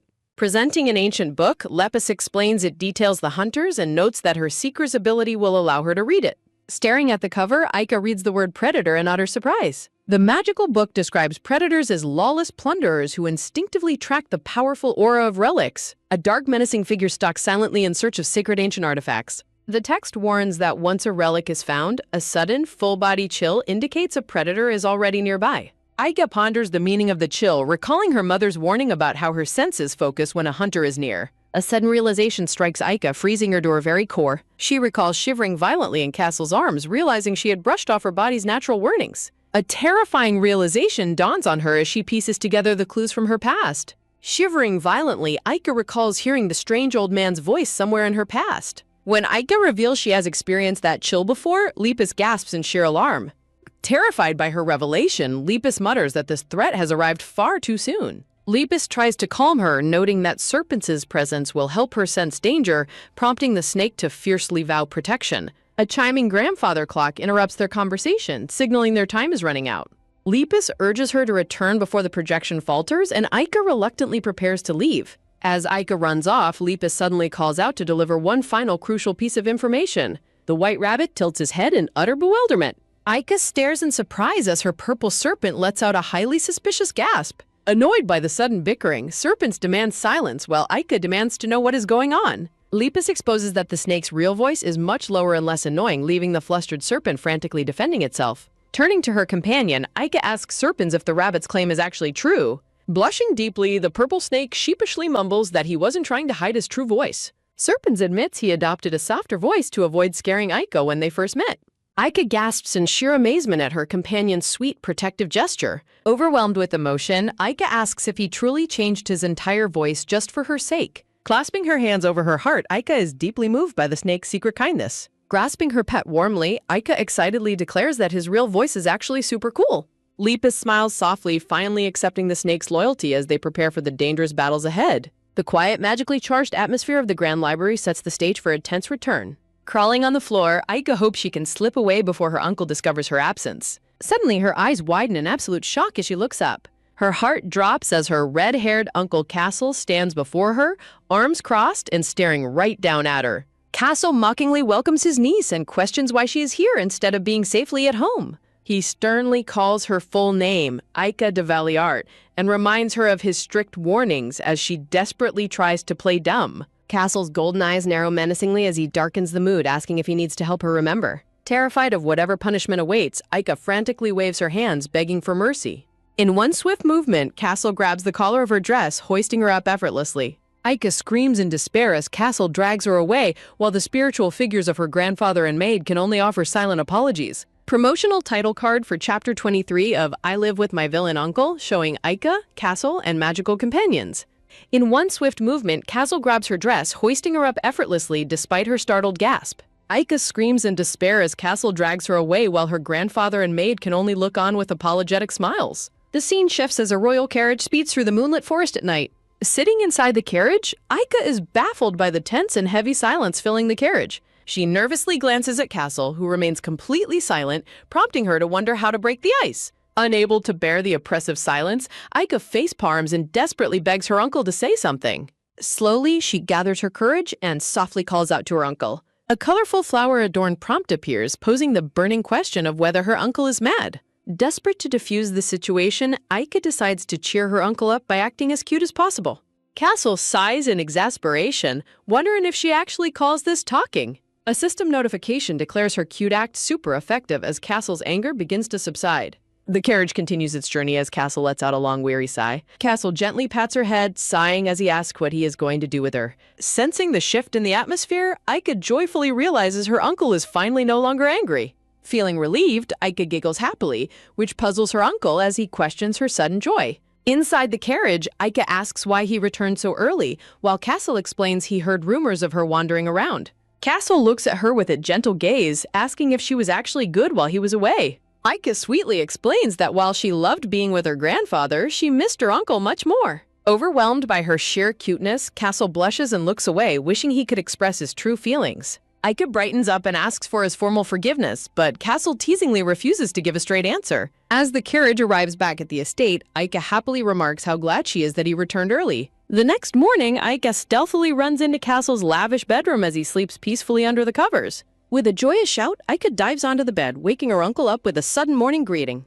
An annoyed hand quickly grabs Aika's bright yellow dress, lifting her up mid-giggle. Holding her up like a puppy, Castle groans about his strict rule against morning wake-up calls. To his bewilderment, Aika flutters her arms in excitement, enjoying being held high in the air. The scene transitions to the dining hall as the maid meticulously prepares a grand breakfast. Castle enters the dining room, prompting the maid to ask about the young lady's whereabouts. Suddenly, Aika bursts into the room, excitedly waving a paper to grab her uncle's attention. Beaming with excitement, Aika presents a flyer advertising a brand new museum opening. She eagerly looks at the illustrations of ancient treasures, determined not to miss this perfect opportunity. Aika enthusiastically asks her uncle to accompany her, but Castle looks skeptical of her interest in such things. Castle sweeps her up into his arms, while Aika excitedly asks to invite her friend Rusby. Aika lets out an adorable dramatic whine to sway her uncle's stubborn heart. Castle looks down at his niece, preparing to deliver his final decision. Surrounded by a warm golden glow, Castle holds Aika close, giving in to her cute demands. Thrilled by his silent agreement, Aika bursts into a radiant, beautiful smile. With a sweet kiss to his cheek, Aika seals the deal as the maid watches on with a fond smile. Castle blushes warmly, warning her that they will leave immediately if she causes any trouble. Delight turns to pure ecstasy as the young girl savors a delicious, creamy dessert. Bathed in brilliant morning sunlight, the grand royal estate stands as a testament to absolute luxury. The red-haired Castle impatiently awaits his niece by a luxurious royal carriage, wondering what is keeping her.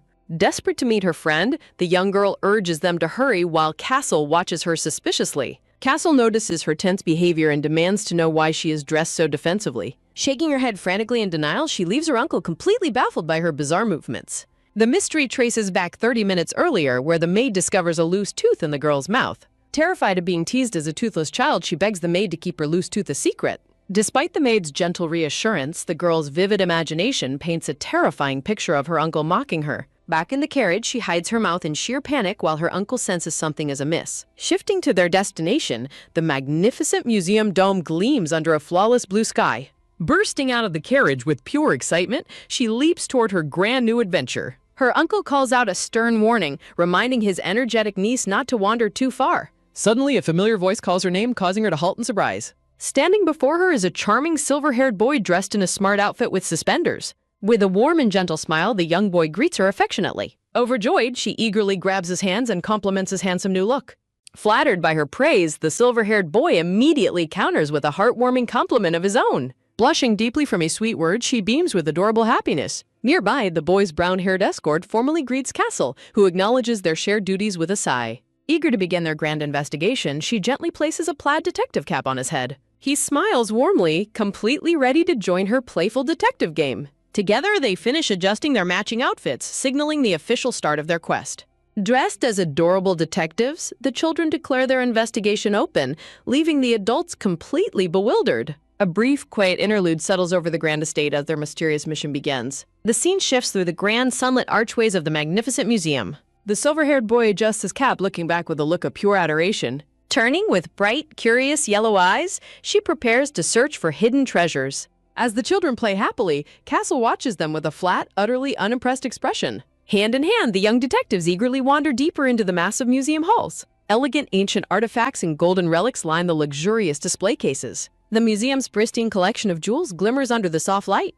Gasping in surprise, her eyes widen at a fascinating discovery. Her companion leans in close to point out an interesting hidden detail. Her eyes sparkle with absolute wonder, leaving the young boy slightly flustered. A sudden memory reveals the boy stayed up late researching museum history just to impress her. As she joyfully hugs his arm, a towering figure suddenly cuts off her path. Castle stands directly between the two children, physically blocking their close contact. Frustrated by his intrusion, she demands her uncle step back while Castle playfully teases her. Smirking smugly, Castle secretly notes her keen eye for valuable artifacts while remaining fiercely protective. The two escorts watch their master's childish jealousy, laughing quietly at his immature behavior. Beginning their official tour, the children eagerly examine a massive golden festival urn. In the next phase of their tour, Castle is forced to wear ridiculous royal treasures, looking deeply annoyed. Brave and adventurous, she playfully tests her hand inside the legendary stone mouth of truth. Walking together through blooming flowers, she happily thanks him for making the tour so memorable. But the peaceful warmth instantly shatters as a terrifying, ominous red aura wraps around her feet. Oblivious to the danger, she admires a horseshoe relic, unaware of a dark silhouette looming behind her. Suddenly, her breath hitches as an overwhelming, sinister force paralyzes her in place. A freezing, deadly chill washes over her, matching the terrifying warnings of a predator. A massive, shadowy hand reaches down from the darkness, poised to strike her unsuspecting heroine. A sudden wave of raw terror paralyzes Aika as she senses a deadly hunter lurking nearby. Gasping in pure shock, she realizes the lethal predator is dangerously close. Fearing immediate detection, she frantically plans a silent escape before they are spotted. Sensing her sudden stillness, Castle demands to know why she is frozen. Filled with genuine concern, Rusp steps forward to ask if she is all right. She quickly fakes a reassuring smile, secretly hoping she can still change the future. Castle breaks the tension, impatiently reminding them to buy their souvenirs. Whispering in secret, Sir confirms the danger and advises immediate evasion. Disregarding Castle's warnings to stay together, she suddenly bolts away on her own. She yells back a frantic request to secure a specific horseshoe decoration from the display. Castle calls out in utter disbelief at her sudden chaotic exit. He stands completely baffled by his niece's bizarre sudden request. Complying with her strange demand, he reaches down to retrieve the worn metal horseshoe. He grumbles over her unique taste, questioning why she chose the ugliest souvenir available. Rusby surprises Castle by politely requesting the exact same horseshoe decoration. Castle smugly boasts about the item, leaving the young prince completely speechless. The playful mood vanishes instantly as Castle senses an ominous presence approaching. A powerful, long-haired nobleman arrives as Duke Duslin is politely greeted. Rusby maintains strict royal etiquette, formally greeting the mysterious Duke Duslin. Duke Duslin smoothly inquires about the whereabouts of Castle's newly adopted niece. Castle instantly bristles, coldly demanding to know the Duke's true business with her. Laughing it off, Duke Duslin departs while cryptically promising to meet her next time. Castle glares after him, silently swearing to protect her at all costs. A grim, unspoken vow hangs in the air, questioning if a next meeting will ever occur. Disgusted by the tense encounter, Castle mutters about the vile snake ruining his day. As evening approaches, the tense atmosphere finally lifts under a warm golden sunset. Aika's cheerful voice echoes as her uncle and Rusby wait patiently with sweet treats. Castle teasingly scolds her for being late, while she frantically makes excuses. Rusby happily presents a colorful ice cream cone he saved especially for Aa. Castle asks if she forgot something, prompting her to realize she left her souvenir. With a knowing sigh, Castle pulls out the metal horseshoe and hands it over. Examining the dull metal, she wonders if her actions successfully altered her terrifying vision. Rusby suddenly calls out her name, breaking her deep train of thought. He looks at her with absolute adoration, proposing they play together again very soon. Radiating pure happiness, she eagerly agrees to their next grand adventure. A quiet transition settles over the estate as the peaceful day draws to a close. Back in her room, she relaxes happily beside her loyal companion, Seb. She examines the sturdy iron horseshoe, finding comfort in its unexpected weight. She admits to Sarah that finding the true artifact was harder than expected. Relieved that they successfully avoided the dangerous hunter, she resolves to keep up the momentum. Her peaceful reflection is interrupted as her private tutor arrives for her lessons. The teacher assigns writing practice, and she eagerly prepares to begin her work. Humming a happy tune, she writes diligently while her teacher observes her with a calculating gaze. Suddenly, the teacher brings up a curious historical rumor about the emperor. He catches her completely off guard by asking if she has ever met the emperor. A chilling tension fills the room as she senses an underlying motive behind his question. As her suspicion grows, the iron horseshoe suddenly begins to emit a brilliant mystical glow. Swirling magical energy floods the room as a hidden truth threatens to erupt. Narrowing his eyes, the tutor drops a bombshell, claiming she has met the emperor before. Frozen in absolute shock, she realizes her secret cover might be completely blown. A hidden conspiracy threatens to shatter Aika's peaceful life as her brown-haired tutor suspiciously instructs her to lie about her past, forcing her to reluctantly agree. Standing over the young girl, the tutor continues his interrogation, questioning if she has ever met the emperor or received his letters. Growing highly defensive of her family history, Aika firmly questions his prying motives, leaving the tutor silently calculating his next move. Decisively cutting off his line of inquiry, Aika sternly reminds the brown-haired man of his proper role as her teacher. Her surprisingly sharp response catches the tutor completely off guard, forcing him to realize she is much more observant than he anticipated. Desperately trying to ease the sudden tension, the flustered teacher tries to pass off his suspicious questions as normal conversational learning. Looking up with deep skepticism, the golden-eyed girl remains completely unswayed by her tutor's clumsy attempts to change the subject. Plastering on a fake, cheerful smile, the deceitful tutor offers to help resolve any worries she might have. Leaning close to her loyal snake companion, Aika quietly voices her growing doubts about her teacher's bizarre and suspicious behavior. The quiet halls of the grand estate remain perfectly silent. Striding away down the corridor, the brown-haired tutor lets out a heavy sigh of relief after his exhausting interrogation. The plotting spy notes how difficult it is to manipulate a clever child.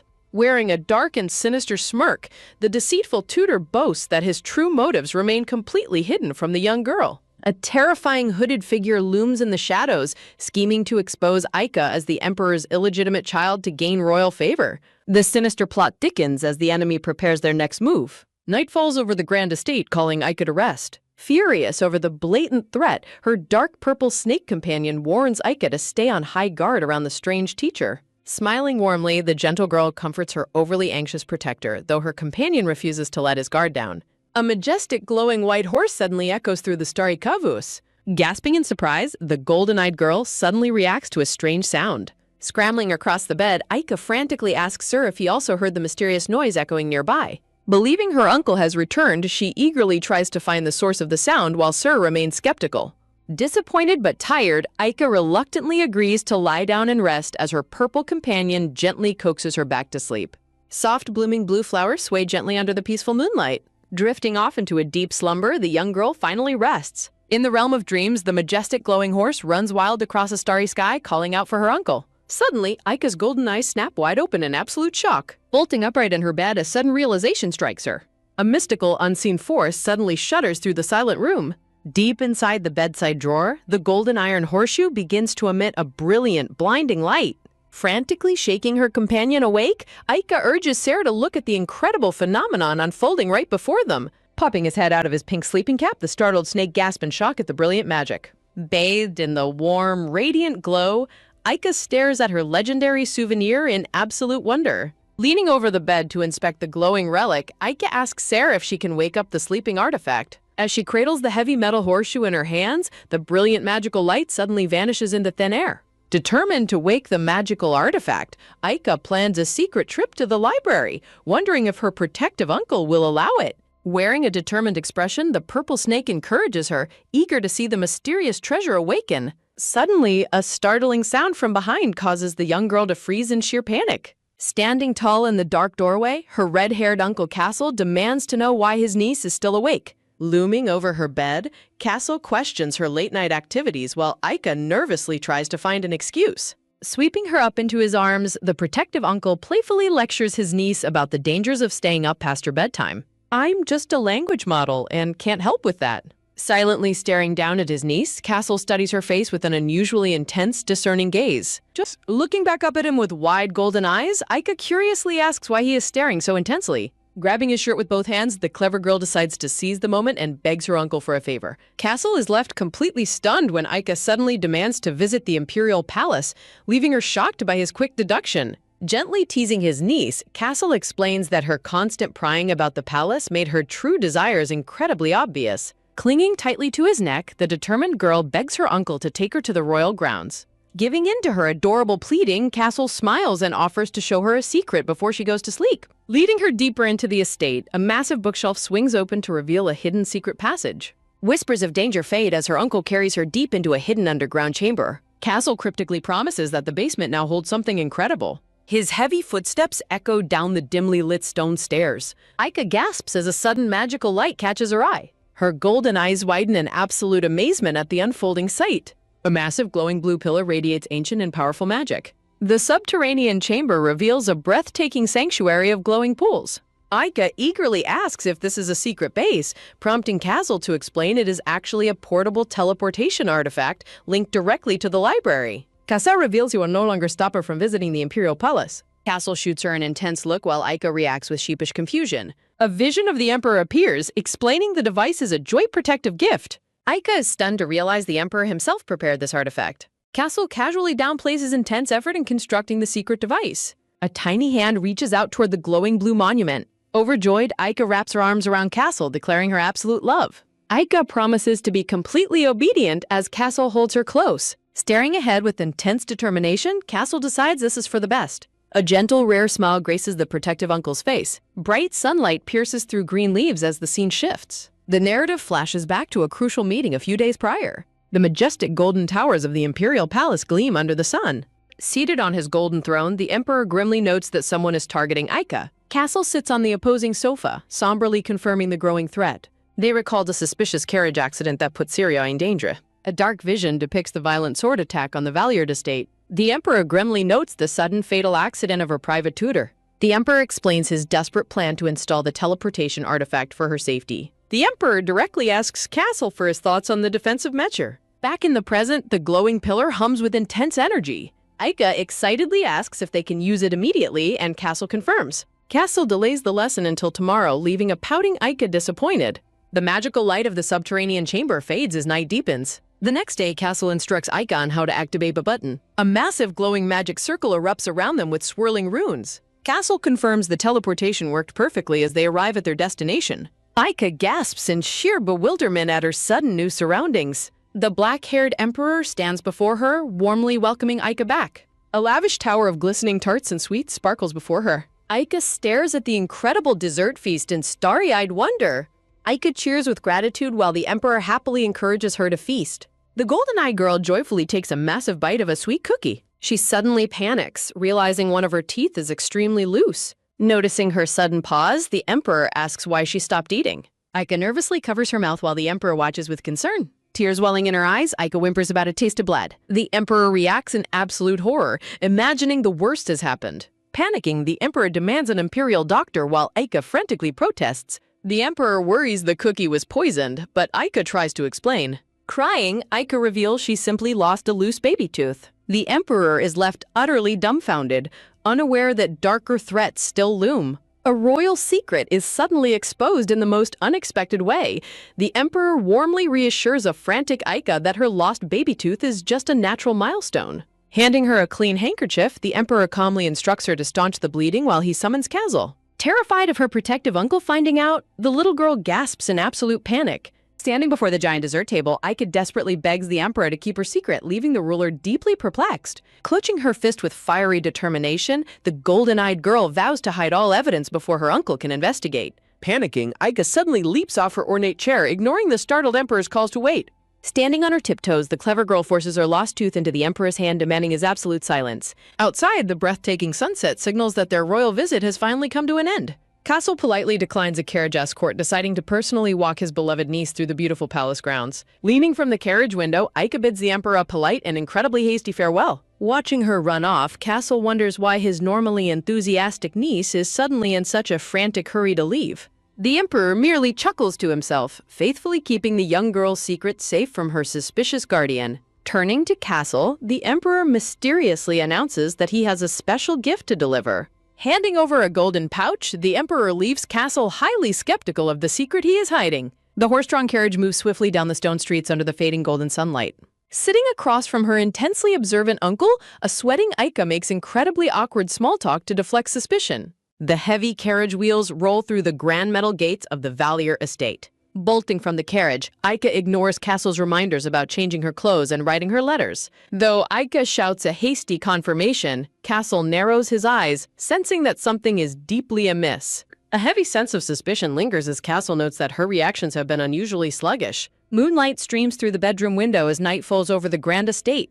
Flopping face first onto her bed, the exhausted girl lets out a heavy sigh after completing her chores. Her purple snake companion Cern suddenly wakes, urging Aika to test the mystical relic they brought home.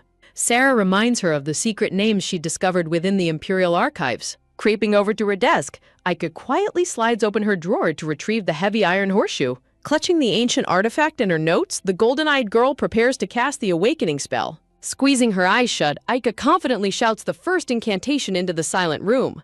Sarah notes that her missing tooth is completely ruining her pronunciation, making the spell fail. Stubbornly refusing to fail, the determined girl screams the magic words even louder.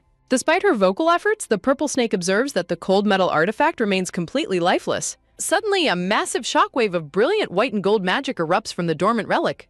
Gasps of wonder echo as Aika cradles the intensely glowing horseshoe in her small hands. A celestial vortex of stars and constellations opens within the bedroom, tearing the fabric of reality. An ancient, glowing mandala crest materializes, heralding the awakening of a legendary power. A brief moment of transition builds anticipation for the next legendary chapter. Staring at the blinding magical phenomenon, Aika stands completely frozen in absolute disbelief. The legendary third relic finally manifests, revealing a magnificent glowing white horse. The elegant white beast immediately pouts in disappointment, questioning if Aika is truly its destined master. The haughty horse complains about its name being mispronounced, while a sheepish Aika blames her missing tooth.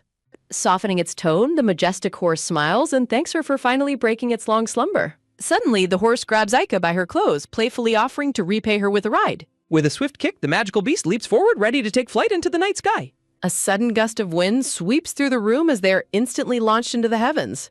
Gasping in sheer shock, Aika clings tightly as they soar high above the grand palace. The magnificent glowing horse runs freely across the starry sky, leaving a glittering trail of stardust behind. Clinging to the beast, a terrified Aika screams in panic at the dizzying, unimaginable height. Suddenly, the wild, magical ride ends as Aika tumbles back onto her soft bedsheets. Sitting up in a daze, Aika is checked on by a worried Ser while the proud horse boasts of its flying speed. The noble horse asks for its master's identity, prompting Aika to proudly introduce herself. Wearing a playful conspiratorial wink, the legendary beast asks if she enjoyed her first taste of absolute freedom. A thrilling ride across the starry heavens leaves the young golden-eyed girl breathless as she ponders its surreal reality. She notes that the legendary beast's back was far more rigid than she originally anticipated. The majestic white stallion blushes slightly as she admits her sheer terror of flying so high up in the sky. Her heart melts as she recalls how beautifully its white coat shimmered under the glowing full moon. Safely back in her bedroom, Aika watches the horse eagerly accept her compliments and boast of its immense handsome charm. She instantly deflates the creature's massive ego by clarifying that she never actually called it handsome. Curved by a frame of blooming white flowers, Aika curiously inquires about the legendary creature's magical abilities. A brilliant magical sigil activates as the spirit boasts of its supreme teleportation power. Swirling portals reveal scenic shores, proving it can cross mountains and vast oceans in a single blink. She questions if the beast can turn invisible like Ser, prompting Equus to brag that such high-level illusion magic is effortless. A sudden intrusion by a startled maid carrying clean laundry threatens to completely expose their magical secret. Well, that's one way to avoid bedtime, but explaining a literal phantom stallion is going to take some serious creativity. Aika frantically lectures the proud beast about the extreme dangers of being spotted, leaving it highly bewildered. Satisfied with their rocky introduction, the elegant spirit announces it will rest inside her letters for now. The magical entity dissolves into a glittering gold trail, retreating back into the horseshoe artifact. Seer enthusiastically praises Aika's incredible accomplishment of securing her third relic, boosting the young girl's pride. The scene shifts to the Grand Palace, where a crucial and unexpected piece of correspondence has arrived. Seated beneath a gleaming chandelier, Castle carefully reviews the highly confidential royal letter with intense concentration. His loyal butler nervously asks if Castle opened the mysterious gold pouch during their long carriage ride. A close-up of the desk reveals the golden pouch alongside a tiny, pristine baby tooth. A warm, satisfied smile spreads across the butler's face as the long-held secret is finally out in the open. The letter concludes with a friendly signature from Winchester, warning the protective uncle to look after Aika's dental health. The butler enthusiastically informs his master about the young lady's adorable milestone. Castle immediately erupts in a terrifying fury, appalled that his beloved niece hid something so important from him. Amidst a blazing background of rage, the protective uncle orders preservation magic for the tooth and a strictly soft food diet. Clutching the golden pouch, the butler quickly retreats to carry out his master's intense commands. Walking down the corridor, the butler suddenly spots a familiar maid passing by. A playful, knowing smile spreads across his face as he prepares to surprise her. He unleashes a cheerful, energetic shout that echoes down the quiet palace hallway. In a sudden burst of affection, he wraps his arms around the startled maid from behind. She violently pinches his cheeks in retaliation for his unprofessional behavior, while he whines for a little praise. Their playful banter quickly shifts to a serious discussion regarding the recent attack on the Valliard estate. The butler's expression immediately brightens as he prepares to deliver some incredibly joyous news. He holds up his hand, revealing the young lady's tiny lost baby tooth resting on his paw. The green-eyed maid squeals in absolute delight, recalling that the tooth had been loose for a while. She wonders if their master is already aware, knowing how deeply Aika worried about keeping the secret safe. The butler shudders as he recalls Castle's terrifying fury, confirming that the mad dog is indeed a force to be feared. Despite the danger, the maid happily insists they must prepare a grand celebration for the momentous occasion. Under the cold light of a full moon, a sinister shadow gathers over a rival faction's estate. A furious nobleman violently slams his clenched fist onto a heavy desk, cursing the Valliard household. He angrily rants about the insolent Laguerre brat dodging noble council meetings to construct an academy. The magnificent spires of the newly constructed Valliard Academy gleam brightly under the daylight sky. The gray-haired noble commands his agent to stop the academy's construction at all costs, demanding total secrecy. A voice whispers from the shadows, confirming absolute obedience to the dark mandate. Alone in his study, the old lord sighs deeply, scheming to exploit Castle's newly discovered vulnerability. He laments that Ayaka's heavy guard makes striking his target nearly impossible. The tense plotting is interrupted as a butler enters to deliver an unexpected package. The noble lord coldly inquires about the sender of the mysterious delivery. The servant reveals a beautifully wrapped box bearing the distinct seal of the Cheshire Company. Recalling his deep ties with the merchants, the lord confidently prepares to open the gift. As the lid rises, his smug smile instantly freezes into a mask of pure, unadulterated horror. A devastating shockwave of horror strikes the rival faction as the gray-haired lord screams in absolute disbelief at the gruesome gift before him. His trembling butler gazes into the open container, realizing with utter dread that the decapitated heads of their finest assassins have been sent back to them. Panicked and furious, the old nobleman orders an immediate investigation into the delivery, but his butler quickly points out an ominous note left inside. Surrounded by the cold, severed heads, the parchment mockingly confirms that the Valliard family received their previous gift with open arms. The message concludes with a chilling, blood-curdling threat, warning the conspirators to guard their own necks before they suffer the exact same fate. In a fit of helpless terror and rage, the old lord curses Castle, realizing he has crossed paths with a truly ruthless monster. Under the cold glow of the starry night, Castle stands silently by his palace window, looking out over his vast, secure domain. The red-haired commander remains deeply lost in thought, his sharp golden eyes reflecting the absolute lack of mercy he shows to his enemies. A sinister, satisfied smile creeps across his face, relishing in his overwhelming superiority. Looking up at the massive full moon, the powerful lord wonders with dark amusement if his enemies enjoyed his terrifying retaliatory gift. The scene shifts back to the warmth of the estate where Aika lies awake on her bed under the watchful eye of her loyal brown-haired maid. The golden-eyed girl suddenly gasps in shock as she notices a mysterious surprise waiting for her right on the bedsheets. With a pounding heart, she cautiously reaches out toward the unexpected treasure, her eyes shining with curiosity. Beside a small, beautifully wrapped green present lies a letter from the legendary Tooth Fairy congratulating Aika on growing up.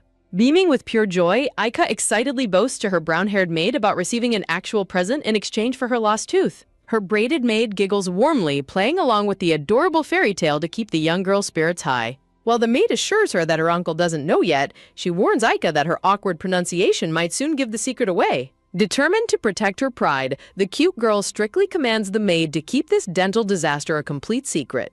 Hoping to avoid any further questioning, a panicked Aika bolts out of her room, leaving her bewildered maid behind. The braided maid fondly recalls how she and the butler stayed up late writing the fake Tooth Fairy letter, wishing their young lady wasn't so embarrassed about growing up. Entering the grand dining hall, Aika is suddenly taken aback by an unexpected presence. Her heart skips a beat as she spots her formidable red-haired uncle standing tall by the lavishly set table. Aika instinctively starts to call out to him, but she instantly cuts herself off in a panic to avoid revealing her missing front tooth. Scrambling behind a heavy dining chair, the terrified girl desperately vows to remain completely silent during breakfast. Sensing her bizarre behavior, Castle turns to his sweating, nervous niece and curiously asks what is bothering her. Covering her mouth and trembling with anxiety, Aika hilariously claims she is simply performing physical exercises to keep herself healthy. Amused by her incredibly poor acting skills, Castle lets out a knowing smile as he prepares to tease her. Leaning in dangerously close, the red-haired lord playfully suggests her bizarre tooth loss was a result of some legendary battle. Castle breaks her defense entirely, teasingly revealing that he knows all about his little peanut's missing front tooth.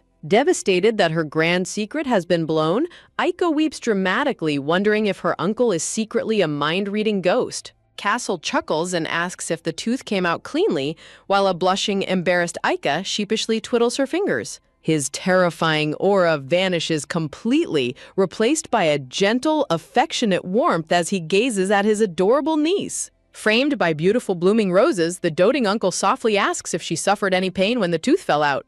Aika looks up in sheer bewilderment as her uncle gently places his large hand on her head, comforting her. Relieved that she wasn't hurt, Castle crosses his arms with a smile, though he internally panics about how to handle his precious niece's milestone. Eager to prove her strength, Aika enthusiastically stuffs her face with a massive piece of meat, showing she can eat just fine.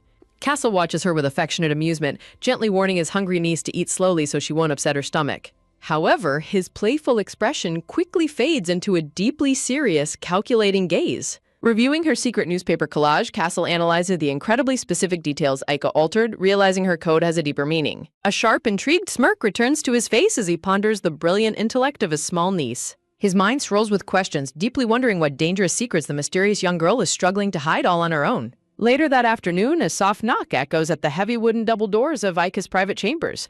The gentle rustle of elegant flowers sets a peaceful, serene atmosphere inside the quiet bedroom. A familiar, cheery voice sings out from behind the door as the brown-haired maid announces her arrival. Entering the room with a bright smile, Zenda wheels in a beautiful tea cart filled with delicious pastries and warm tea. An excited Aika bounces with joy while the braided maid happily asks her to wait just a brief moment. She holds out a beautifully crafted cream envelope sealed with a pristine red wax stamp. Sniffing the mysterious paper with pure delight, Aika notes that the elegant letter carries an incredibly pleasant scent. Zenda looks down at her with a knowing, excited expression, eagerly asking if the young lady recognizes the sender. With a sparkling grin, the maid reveals a gorgeous pearl and gold chain adorned with the mystical heavy iron horseshoe relic. Overjoyed by the surprise, Aika enthusiastically thanks Zenda for the stunning horseshoe necklace. Unfolding the crisp paper, her excitement turns to curiosity as she begins to read the letter. Aika suddenly turns pale, calling out to her maid while Zenda asks in deep concern what is wrong. The letter reveals that Rusby must travel to his family's distant territory, cutting off their correspondence. Worried about his departure, Aika asks if his destination is far, and Zenda explains it lies in the remote north. The vast distance is illustrated by the freezing northern peaks compared to the warm southern plains of Castile. Tucked neatly inside the envelope, a collection of beautiful pressed flowers catches Aika's eye. She happily reads that the flowers were dried directly from the Marquise's garden. Aika is deeply touched, realizing that Ruspa personally dried the lovely blossoms just for her. A warm memory flashes of the silver-haired boy smiling gently at his desk with a yellow flower. Cherishing the heartfelt gift, Aika decides to store the delicate flowers safely to keep them pristine. She hands over the letter to her doting maid, hoping to prepare a return gift. Zenda gently advises that they lack the time to dry flowers, suggesting a different token of affection. The clever maid suggests buying a cozy fur hat or scarf, a brilliant idea that thrills the young lady. Aika joyfully imagines how adorable the silver-haired boy would look in a warm winter hat. She fondly remembers their happiest moments together, laughing side by side. Determined to reply, Aika eagerly sits at her desk to pen a heartfelt letter. Her focus is interrupted as Sayer, the purple snake, crawls onto her shoulder to demand they practice her abilities. Sayer lectures her to accept his energy, warning her to look for real dangers instead of minor accidents. Although Aika wants to prevent people from getting hurt, Sir firmly tells her to ignore trivial futures. An ominous darkness sets in as Sir warns that focusing on minor injuries will blind her to major catastrophes. The serpent emphasizes that selecting what she foresees is vital for keeping herself alive. Aika is amazed when Ser promises to filter the future visions for her. She passionately holds her companion, declaring her sole mission is to save her beloved uncle. The little purple snake stares in silence, deeply moved by her fierce determination. Aika smiles brightly, asking Ser to make a sacred promise with her. She holds out her hand, eagerly waiting to seal their pinky swear. Sir's mismatched eyes gaze back with absolute seriousness as he prepares to make the vow. The snake's tail wraps around her finger, sealing the mystical contract. Instantly, a terrifying vision of running down a dark, empty corridor flashes in her mind. Aika is struck with overwhelming horror, her face turning pale with panic. The blood-chilling vision reveals her powerful red-haired uncle brutally slashed and bleeding. An oppressive darkness settles over her mind as withered petals fall like silent teardrops. Snapping back to reality, Aika desperately pleads with Ser to keep his pinky promise. A heavy, solemn atmosphere underscores the absolute sacredness of the promise they just made. Terrified, Aika demands to know what Ser is talking about regarding her uncle's fate. Sarah sadly reveals that her uncle is returning injured, prompting an outraged scream of betrayal from the girl. Crying hysterically, Aika calls Sarah a liar, devastated that he kept her uncle's dangerous secret. She clutches her chest, weeping over how hard she has fought to keep her uncle safe. Sarah insists he only did it to protect her, but a heartbroken Aika coldly tells him to be quiet. Dejected and betrayed, Aika storms away from the table, refusing to speak to the snake. A sharp slam echoes through the quiet bedroom as the door is thrown open. Rapid, panic footsteps echo down the Grand Palace hallway as she runs in a frenzy. Tears streaming down her face, Aika desperately sprints through the corridor, screaming for her uncle. Ahead, the brown-haired guard Gerard opens a massive door with a startled expression. The running girl crashes violently into Gerard, crying out in pain as she falls. Gerard quickly stabilizes her, anxiously asking if she is hurt. Grabbing his uniform, Aika frantically demands to know why her uncle hasn't returned with him. Gerard attempts to brush it off and send her to bed, but Aika suspiciously asks why he came back alone. Gerard offers a sweating, nervous lie, but Aika immediately recognizes his tell, realizing he is hiding the grim truth about her uncle. Determined to alter a dark destiny, a panicked Aika bolts past her guard Gerard, shouting that she must find her uncle immediately. Sprinting down the grand spiral staircase, the young girl rushes through the silent palace corridors with absolute urgency. Recalling her uncle's usual habits of heading straight to his office upon returning, Aika desperately hopes she can catch him in time. Suddenly, she stops dead in her tracks, her golden eyes widening in complete shock at what lies ahead. Peering through the doorway, Aika's worst fears are realized as she spots her powerful red-haired Uncle Castle sitting with a heavily bandaged arm. A soft click of the door handle echoes in the quiet room, breaking the heavy silence. Unaware of his niece's presence, Castle calls out to his guard, asking if his little peanut is safely asleep in her room. Clutching a fresh bandage, the scarred lord instructs his guard to ensure Aika is kept away from the second floor to hide his injuries. Suddenly, her trembling voice calls out to him, catching the formidable red-haired lord completely off guard. Tears stream down Aika's face as her uncle turns around in absolute shock, his carefully guarded secret fully exposed. Castle quickly commands her to return to her room to protect her from the sight, but a devastated Aika can only stare at the fresh blood on his arm. Weeping hysterically about his pain, Aika is met with her uncle's sarcastic attempt to downplay the severity of his wounds. Scooping her up with his uninjured arm, the doting uncle gently lifts his crying niece to comfort her. Holding her close, Castle softly tells her to stop crying, teasingly warning that her eyes will swell up like a goldfish. Pouting through her tears, Aika demands to be put down, deeply worried that her weight will only hurt his injured arm further. Reassuring her with a gentle gaze, Castle promises that he is far too strong to die from such a minor scratch. Relieved but still deeply shaken, the emotional girl buries her face against her uncle's shoulder, weeping softly as she clings to him. Suddenly, the heavy thud of a boot steps into the room, signaling the arrival of an unexpected guest. A handsome blonde-haired man stands in the doorway, curiously asking Castle if this is the beloved niece he mentioned. Sniffling in confusion, Aika looks up from her uncle's chest, wondering who this stylish stranger is. With a warm and friendly wave, the charismatic blonde traveler introduces himself with a bright smile. Flamboyantly patting her head, the eccentric newcomer gushes over her cuteness and teasingly guesses her age based on her missing front tooth. Aika confirms she is 7, while the playful blonde man laughs heartily at her adorable reaction. The cheerful visitor introduces himself as Baron de Ramode, warmly explaining that he is a close friend of her uncle. Recognizing the name Ramode, Aika wonders if this elegant man is the prestigious Count Ramode she has heard about. A sudden memory flashes in her mind, recalling a beautiful blonde-haired lady standing alongside her red-haired uncle. Baron playfully suggests she call him uncle as well, since he and Castle are the same age. Aika gasps in sheer amazement, completely captivated by his theatrical and friendly charm. An overwhelming wave of affection fills the air as the young girl's adorable nature completely wins him over. Baron clutches his chest in dramatic agony, utterly defeated by the young lady's extreme cuteness. As the blonde man behaves dramatically, a sweat-dropping Aika watches in absolute bewilderment, silently questioning his sanity. Her sharp eyes quickly spot the bandages on his arm, prompting her to ask if Baron is also injured. Baron boasts that he got hurt during a sparring match where he defeated Castle, but a loyal Aika passionately objects, declaring her uncle can never lose. Thrilled by her fierce protective nature, Baron dramatically begs her to become his niece instead. Baron expresses deep regret for not visiting sooner to meet her, leaving Aika confused when he mentions someone named Hela. When Baron mentions Hela's endless boasting, Aika happily recognizes the pretty blonde lady from the royal banquet. Baron smiles and says Hela would love to hear that, while fondly recalling their bickering childhood relationship. Castle's patience completely runs out as he coldly orders his friend to get out, but Baron protests his harsh treatment. Baron dramatically appeals to Aika's kindness, prompting the sweet girl to warmly invite him to stay in one of their many rooms. Castle scolds her for offering his house without permission, but a clever Aika claims she is simply lending it to a guest. Castle questions her boldness in ignoring his commands, but Aika defends her choice by reminding him that Baron is also injured. Puffing her cheeks with determination, the stubborn young girl refuses to back down from her formidable uncle. Faced with his niece's unrelenting defense of their guest, a defeated Castle can only sweat drop in silent resignation. Relenting with a sigh, Castle permits Baron to stay for just one day, much to his friend's smug delight. The quiet night slowly transitions into a bright, peaceful morning as a new day begins. Later that morning, the group gathers around the lavishly set table in the grand dining hall for breakfast. Despite the delicious meal before her, Aika picks at her food slowly, looking deeply distracted.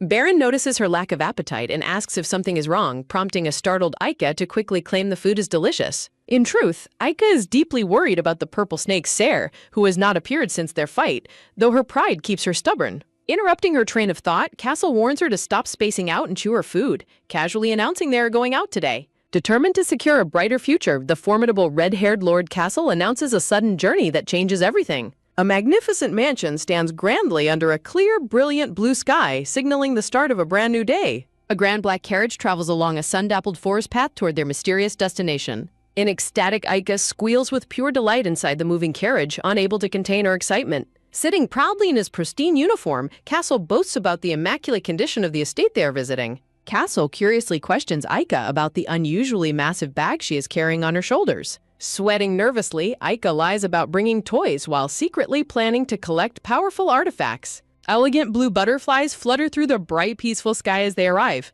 A gorgeous white gazebo sits surrounded by colorful blooming flowers in the courtyard. A magnificent stone fountain sprays refreshing water under the warm morning sun. Stepping outside, Aika cheers with excitement as she finally sets foot on the beautiful grounds. A wide view reveals the breathtaking palace mansion in all its architectural glory. Close-up of Aika's cute yellow buckled shoes stepping onto the polished stone pavement. The young girl cheerfully skips along the path with absolute bliss surrounded by nature. Clasping her hands, Aika takes a moment to enjoy the peaceful, fragrant garden air. A mysterious person wearing a dark, elegant suit stands quietly nearby. Startled, Aika looks up as the newcomer warmly welcomes her back to the estate. The graceful caretaker Roa, wearing glasses and a neat suit, is formally introduced. Overjoyed to see her old friend, Aika runs and leaps into Roa's welcoming arms. Roa happily cradles the young girl, warmly asking if she has been healthy and safe. Showing off, Aika proudly boasts that she has grown taller and lost a front tooth. Carrying her, Roa smiles warmly as Castle approaches them from behind. The formidable red-haired Lord Castle smiles softly as he joins the welcoming party. Roa formally greets Castle as Marquis, noting it is their very first time meeting in person. Confused, Aika asks Roa if she already knew her uncle, prompting an explanation. Roa reveals they regularly sent letters, causing Aika to gasp in shock at the betrayal of her privacy. Castle changes the subject, asking Roa if everything has been properly organized in boxes. Chibi Aika fumes with anger while Roa holds her, leaving Castle completely unfazed. Castle playfully teases Aika about trying to sell his house yesterday, while she desperately defends herself. Sarcastically checking her excuses, Castle lifts the flailing girl by her dress to send her off to play. Pouting deeply, the stubborn Aika complains that her uncle is incredibly unfair to her. She loudly demands to be put down so she can walk on her own. Stumping her feet, Aika angrily marches away from her uncle and caretaker into the mansion. Bright sunlight streams through the tall arched windows of the quiet palace corridors. Sneaking inside, Aika quietly slips through the heavy doors to explore on her own. Suddenly, she stops dead in her tracks, letting out a soft gasp of surprise. Her golden eye widens in shock as a familiar portrait is reflected in her pupil. Standing alone in the grand hallway, Aika gazes up at a beautiful portrait of her mother. A fond memory resurfaces of her gentle red-haired mother cradling baby Aika in her arms. In the memory, baby Aika cutely tells her mother that she looks even prettier in person. Her mother's warm promise to return quickly echoes from the past, leaving a bittersweet feeling. Looking downcast in the present, Aika softly calls out to her mother with a heavy heart. Suddenly, a startled expression crosses her face as a sudden sound breaks her focus. Recognizing the voice, Aika stubbornly demands to know why Sarah is speaking to her while they are still fighting. A heavy, silent pose lingers in the grand room as they stand apart. A quiet, heartfelt apology breaks the silence, catching the young girl off guard. Hearing the words, Aika looks up with tears welling in her large golden eyes. The purple snake seer sheds a tear of remorse, looking deeply regretful for his actions. Clutching her chest, Aika looks down in emotional vulnerability as her anger melts away. Softly, Aika admits she is also sorry for getting angry first, hoping to finally mend their broken bond. A heartwarming resolution begins as they finally decide to make up. Aika smiles warmly as she happily reunites with her purple companion, Sir. Stepping inside, Aika is absolutely amazed by how spotless her mother's room is kept. Pointing at the tidy desk, Aika recalls the massive piles of documents once stacked there. Peeking over the desk, Sir nervously questions if she is allowed to search through it. Finding the door completely empty, Sir wonders if her mother hid her important secrets beforehand. Puzzled, Aika thinks deeply to deduce where her mother would hide her most precious belongings. Her searching eyes immediately lock onto a massive, elegant wooden wardrobe standing in the corner. Excitedly, Aika declares she has solved the mystery, realizing the item is hidden elsewhere. A warm memory resurfaces of her gentle mother proposing a playful game of hide-and-seek. Her mother's soft voice echoes from the past, urging her to find the hidden treasure. Driven by sudden inspiration, the young girl dashes down the corridor. Aika runs eagerly, absolutely confident she knows exactly where the secret gift is kept. Arriving at her destination, Aika eagerly opens a secret drawer. Her small hands slowly open the beautifully decorated wooden keepsake box. A leather-bound journal and a sealed scroll rest safely inside the chest. Clutching the precious relics, Aika is deeply moved by her mother's legacy. Wiping her tears, Aika struggles to keep her promise to her mother to remain strong. Sarah happily cheers her on as Aika regains her bright, unstoppable spirit. Looking ahead with determination, Aika is certain her mother left behind invaluable secrets. Under a starry night sky, the magnificent Kelpodia mansion stands silent and imposing. Inside, the silver-haired emperor sternly lectures young Rusby about his unsanctioned secret meetings. A heavy tension fills the room as the emperor prepares his decree. The emperor coldly commands his young son to immediately sever ties with the Valiart girl. An oppressive question hangs in the dark air, demanding the young heir's complete obedience. The quiet night outside stands in stark contrast to the brewing storm. Ruspa stands in stunned disbelief, utterly devastated by his father's harsh, heartless ban. When the boy tries to protest, his father coldly declares the situation has changed. The emperor explains that dangerous rumors of an engagement are being spread by rivals. Growing branch shadows outside highlight the rising political danger surrounding them. Nervously blushing, the young prince quickly denies any such romantic involvement with his friend. The emperor advises absolute caution, warning that mindless gossip will only invite ruinous trouble. The formidable ruler walks away, expecting his commands to be obeyed. Suddenly, the emperor calls his name, halting the young prince with an icy tone. Grabbing him, the emperor fiercely reminds his son of his heavy imperial duty as heir. With a final threat, he orders the boy to prepare for his immediate departure. A heavy, somber silence falls over the study after the confrontation. The complex political web surrounding the imperial family continues to tighten around them. Standing alone by the window, the emperor reflects on his hard decisions. An expression of pure exhaustion briefly passes over his stern face. His wife, Rosettia, laments that their son has rarely smiled since his rigorous training began. She deeply worries that such intense pressure is far too cruel for a young child. Sipping his tea, the emperor insists this harsh path is the only way forward. He explains that solidifying the boy's position is necessary to protect him from political enemies. Though her heart aches, the devoted mother reluctantly accepts her husband's firm decree. She notes that exchanging letters with Aika has recently brightened their son's spirits. The emperor observes that the Valiart family is also acting with extreme caution regarding Aika. He admits he only permitted their connection because of Rusby, remaining suspicious of her.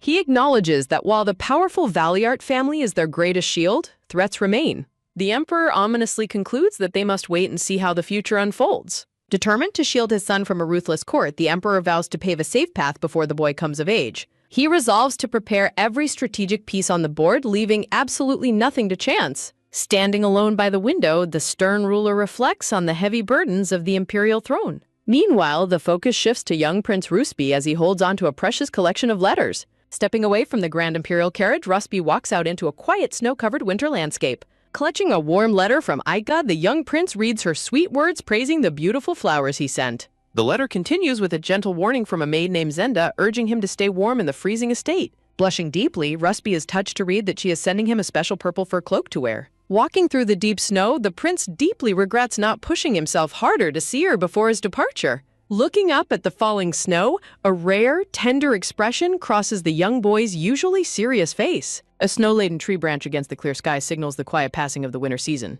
The bright blue sky clears, transitioning the story back to the vibrant Moor mansion. Outside the spectacular sunlit palace mansion, a playful voice demands a checkup. Inside, the formidable red-haired castle insists on examining Aika's mouth, while she reluctantly complies. Opening her mouth wide with a loud shout, Aika proudly displays her missing front tooth. Castle teasingly warns her that losing all her baby teeth will bring big trouble, but she stubbornly objects. Pointing to her new jagged tooth, she asks why it resembles a saw, only for Castle to tease her listening habits. Unfazed, the energetic girl proudly declares she specifically requested pretty teeth, leaving her uncle amused. They bicker back and forth as Aika boastfully claims her maid praised her good behavior with reward cards. Castle jokingly retorts that naughty kids always get extra treats, sending the chibi Aika into a fuming rage. As he warned her to avoid offending the tooth fairy, Aika confidently dismisses his concerns. Suddenly, her golden eyes widen in absolute shock as she hears mention of the prestigious academy. Clasping her hands together in excitement, the young girl eagerly begs to join the academy too.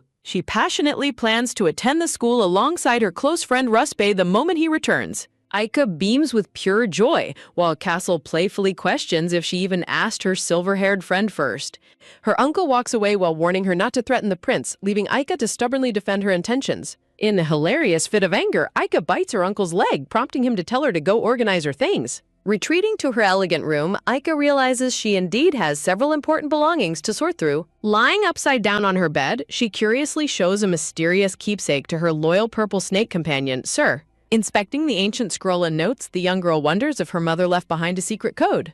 The mysterious document reveals cryptic clues mentioning a pink flower, an infinity symbol, and hunger. Holding the paper, she tries to decipher the strange puzzle, identifying the infinity symbol and questioning the word hunger. Aika examines the detailed family crests on the parchment, puzzled by a drawing of a gold ring with a purple gemstone.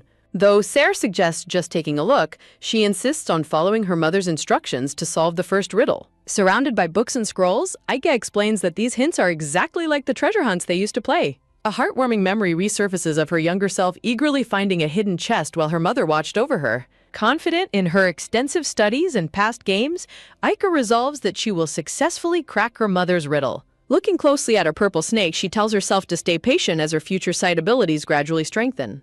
Suddenly, a bright, magical energy coalesces in her room, revealing a glowing horseshoe crest. A magnificent, majestic white horse with sparkling blue eyes suddenly manifests from the light. The summoned beast Equus proudly offers to instantly transport the startled girl to any secret destination. Overjoyed, Aika warmly thanks her new companion, though she wonders why he keeps appearing without being called. A few days later, the scene shifts to the spectacular mansion bathed in beautiful daylight. Inside, a worried maid with a braided brown hair pleads with her young lady, warning her of the extreme danger. The maid gets completely dizzy with anxiety, frantically stressing about the high risk of getting hurt. Showing her mischievous side, Aika grins deviously, completely prepared for her next bold adventure. Analyzing the mysterious scroll again, she ponders over the complex structure of the hidden code. The delicate rose-pattern background frames the puzzling clues left behind by her mother. Driven by an unstoppable spirit, Aika remains absolutely certain that her rigorous preparation will pay off. Balancing her days between training her aura vision and researching old library records, the young lady edges closer to the truth. Under the starry night sky, Aika rides her magical horse Equus to sneak into the old records room. A bright new day dawns upon the magnificent mansion, bringing unexpected developments. Zenda nervously warns that her plans are far too dangerous, but Aika confidently dismisses her worries. Fearing she will get in trouble if her lady gets hurt, the frantic maid begs to take over the task. Aika remains completely unmoved, her gaze hardened with absolute resolve. With a stubborn shout, the young girl flatly rejects her maid's plea. Holding her embroidery hoop, the young lady prepares to sew. Zenda suggests they cooperate so they can share the credit, but Aika sassily points out that merely picking the thread does not count as working together. A sharp prick of the needle halts her clumsy stitching. Aika deploys her ultimate weapon, pleading with puppy dog eyes to get her way. The maid is completely defeated, clutching her heart at her lady's irresistible cuteness. Amazed by her young lady's growing, "I'm just a language model and can't help with that." Zenda offers to guide her hands and complete the difficult stitching herself. Excitedly, the young girl declares she wants to embroider the exact flowers Rusby sent her. The maid agrees, carefully preparing the needle to begin the shared project. Aika focuses intensely, determined to make the embroidery absolutely perfect. The needle glides gracefully, bringing a beautiful yellow blossom to life. From behind the door, Uncle Castle quietly watches his niece.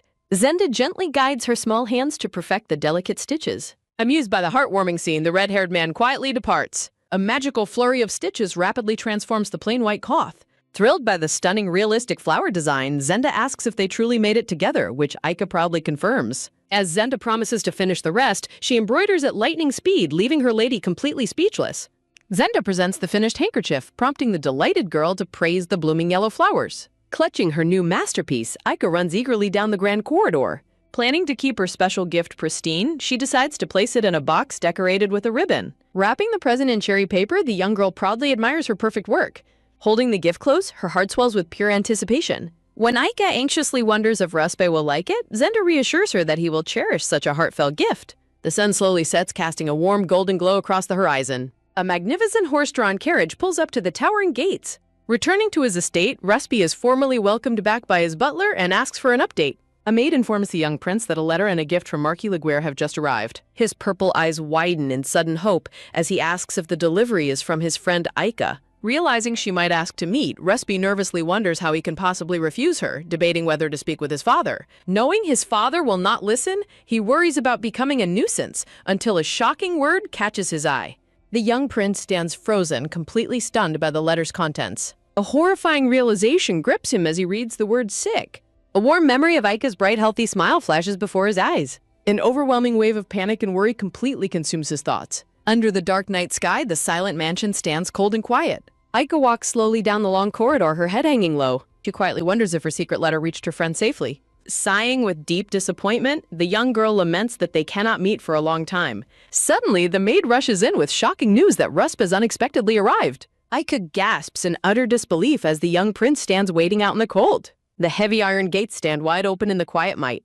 Rusp sits quietly inside her bedroom while she hides under the blanket. Peeking out from her blanket, she flinches as Rusp softly calls out her name.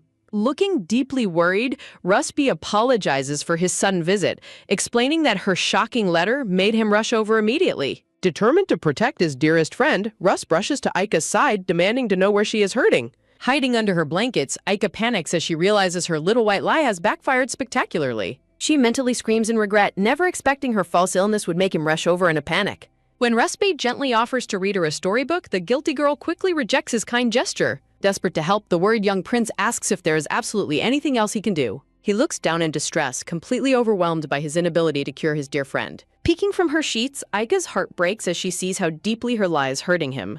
Suddenly, her loyal snake companion, Sir, pops up and urges her to confess the truth. Stealing her resolve, Aika finally calls out to her friend to get his attention. Sitting up at last, she looks at him with deep remorse and softly apologizes. The quiet room holds its breath as she gathers the courage to reveal her secret. Moonlight filters through the massive glass window, setting a solemn tone for her confession. With a heavy heart, Aika bravely confesses that she was never actually sick at all. A confused Ruspe asks for the truth while Aika begs him not to laugh at her. Flapping her arms dramatically, the embarrassed girl prepares to reveal the hilarious reality. Aika proudly points to her mouth, revealing the real culprit is just a missing front tooth. She shyly explains that she only wanted to hide until her new tooth finally grew back. Rusp stands completely frozen, processing the shocking realization that his friend is perfectly healthy. Aika laughs off her embarrassment while Rusp finally understands the ridiculous reason behind her dramatic letter. A sudden, intense wave of emotion grips the young prince's heart as he stares at her. A brilliant, breathtaking smile erupts on Ruspy's face as pure, overwhelming relief washes over him. He laughs happily and reveals that he has lost his teeth too, sending Aika into complete shock. Reaching out, the young prince gently clasps her hand in a tender gesture of comfort. Rusp reassures her that losing baby teeth is entirely normal and she never has to feel embarrassed around him. He double-checks to ensure she isn't in any real pain and she quickly reassures him. A silent, warm bond of trust and relief settles deeply between the two childhood friends. Overflowing with sudden energy, the hyperactive girl leaps right off her bed in pure joy. Grabbing both of his hands, she eagerly begs her silver-haired friend to stay the night. Rusp nervously hesitates, confessing that he actually snuck out and needs to head back soon. The young prince feels incredibly torn, wondering how he can resolve this sneaking suspicion of getting caught.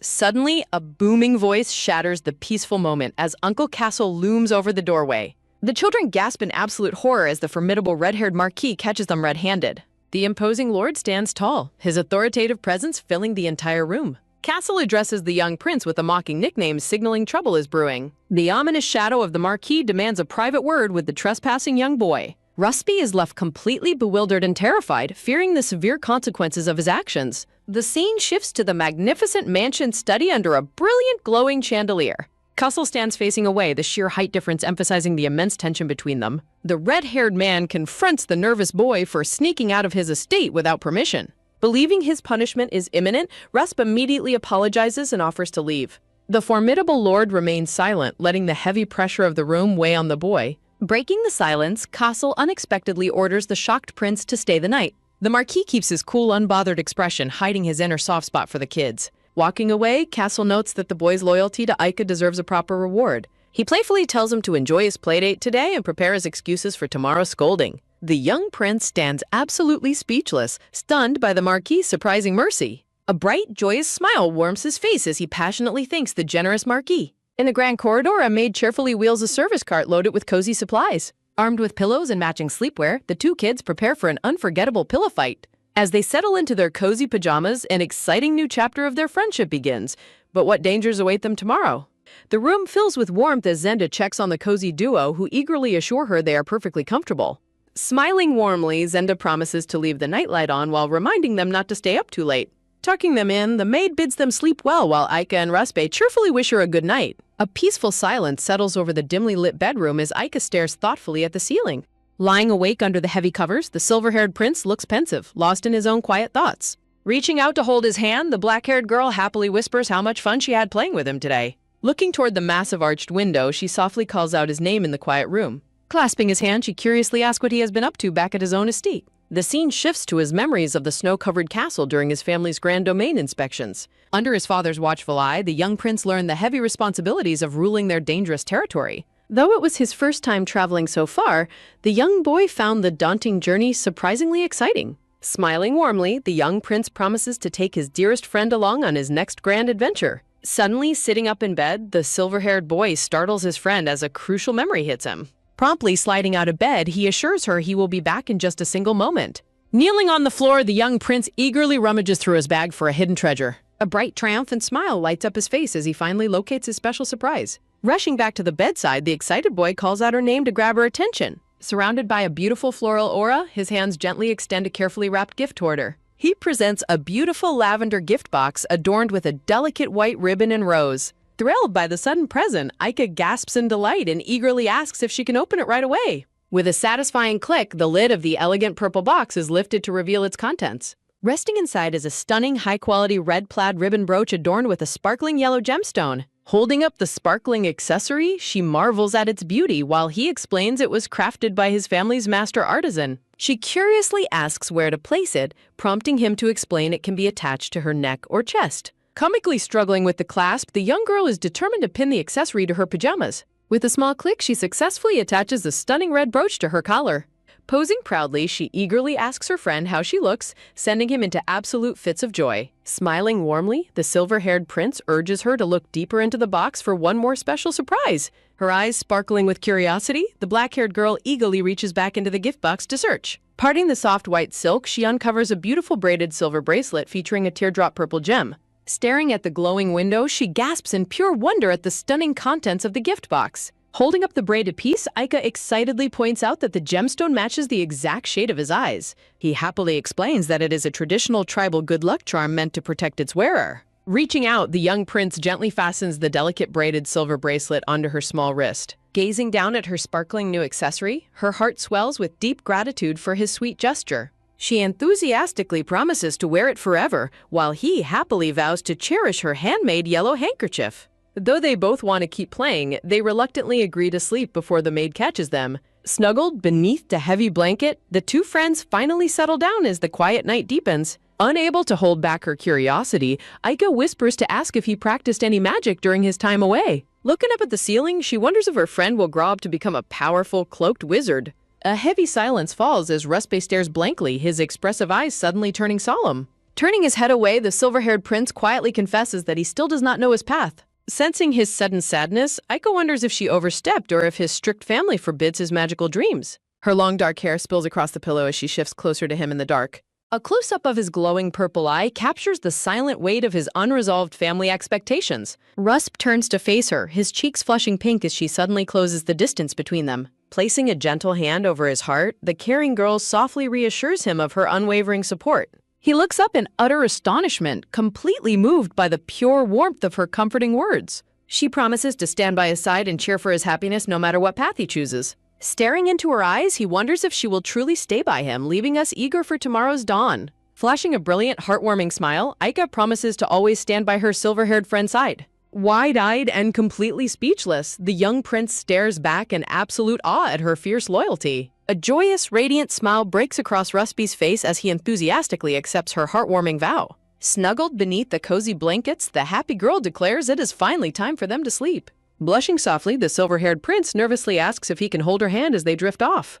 Grasping her hand gently, the prince beams with immense gratitude for her warm, comforting presence beside him. Chibi Aika cheerfully bids her dearest friend a sweet, playful goodnight as sleep finally beckons. He happily returns the sweet sentiment, letting a peaceful calm wash over the quiet bedroom. Their small hands remain tightly locked, cementing a deep, unbreakable bond of childhood friendship. A serene silence settles over the room as both children drift into a deep, peaceful slumber. Morning light soon bathes the magnificent estate, marking the start of a brand new day of challenges. Outside the grand mansion, the energetic black-haired girl waves wildly to bid her silver-haired friend farewell. Leaning out of the luxurious carriage window, the prince bids her a fond, smiling farewell as he departs. As the carriage rolls away, the prince's bright smile slowly transitions into a quiet, introspective gaze. A heavy sorrow grips the young boy's heart as he fears they might never meet again. The majestic carriage finally arrives at the formidable snow-white gates of his family's grand estate. Upon his return, a stern maid politely informs the young master that his formidable father awaits him. Preparing himself for the worst, the silver-haired prince still resolves his heart for the imminent confrontation. His small footsteps echo softly down the cavernous gold-trimmed halls of his family mansion.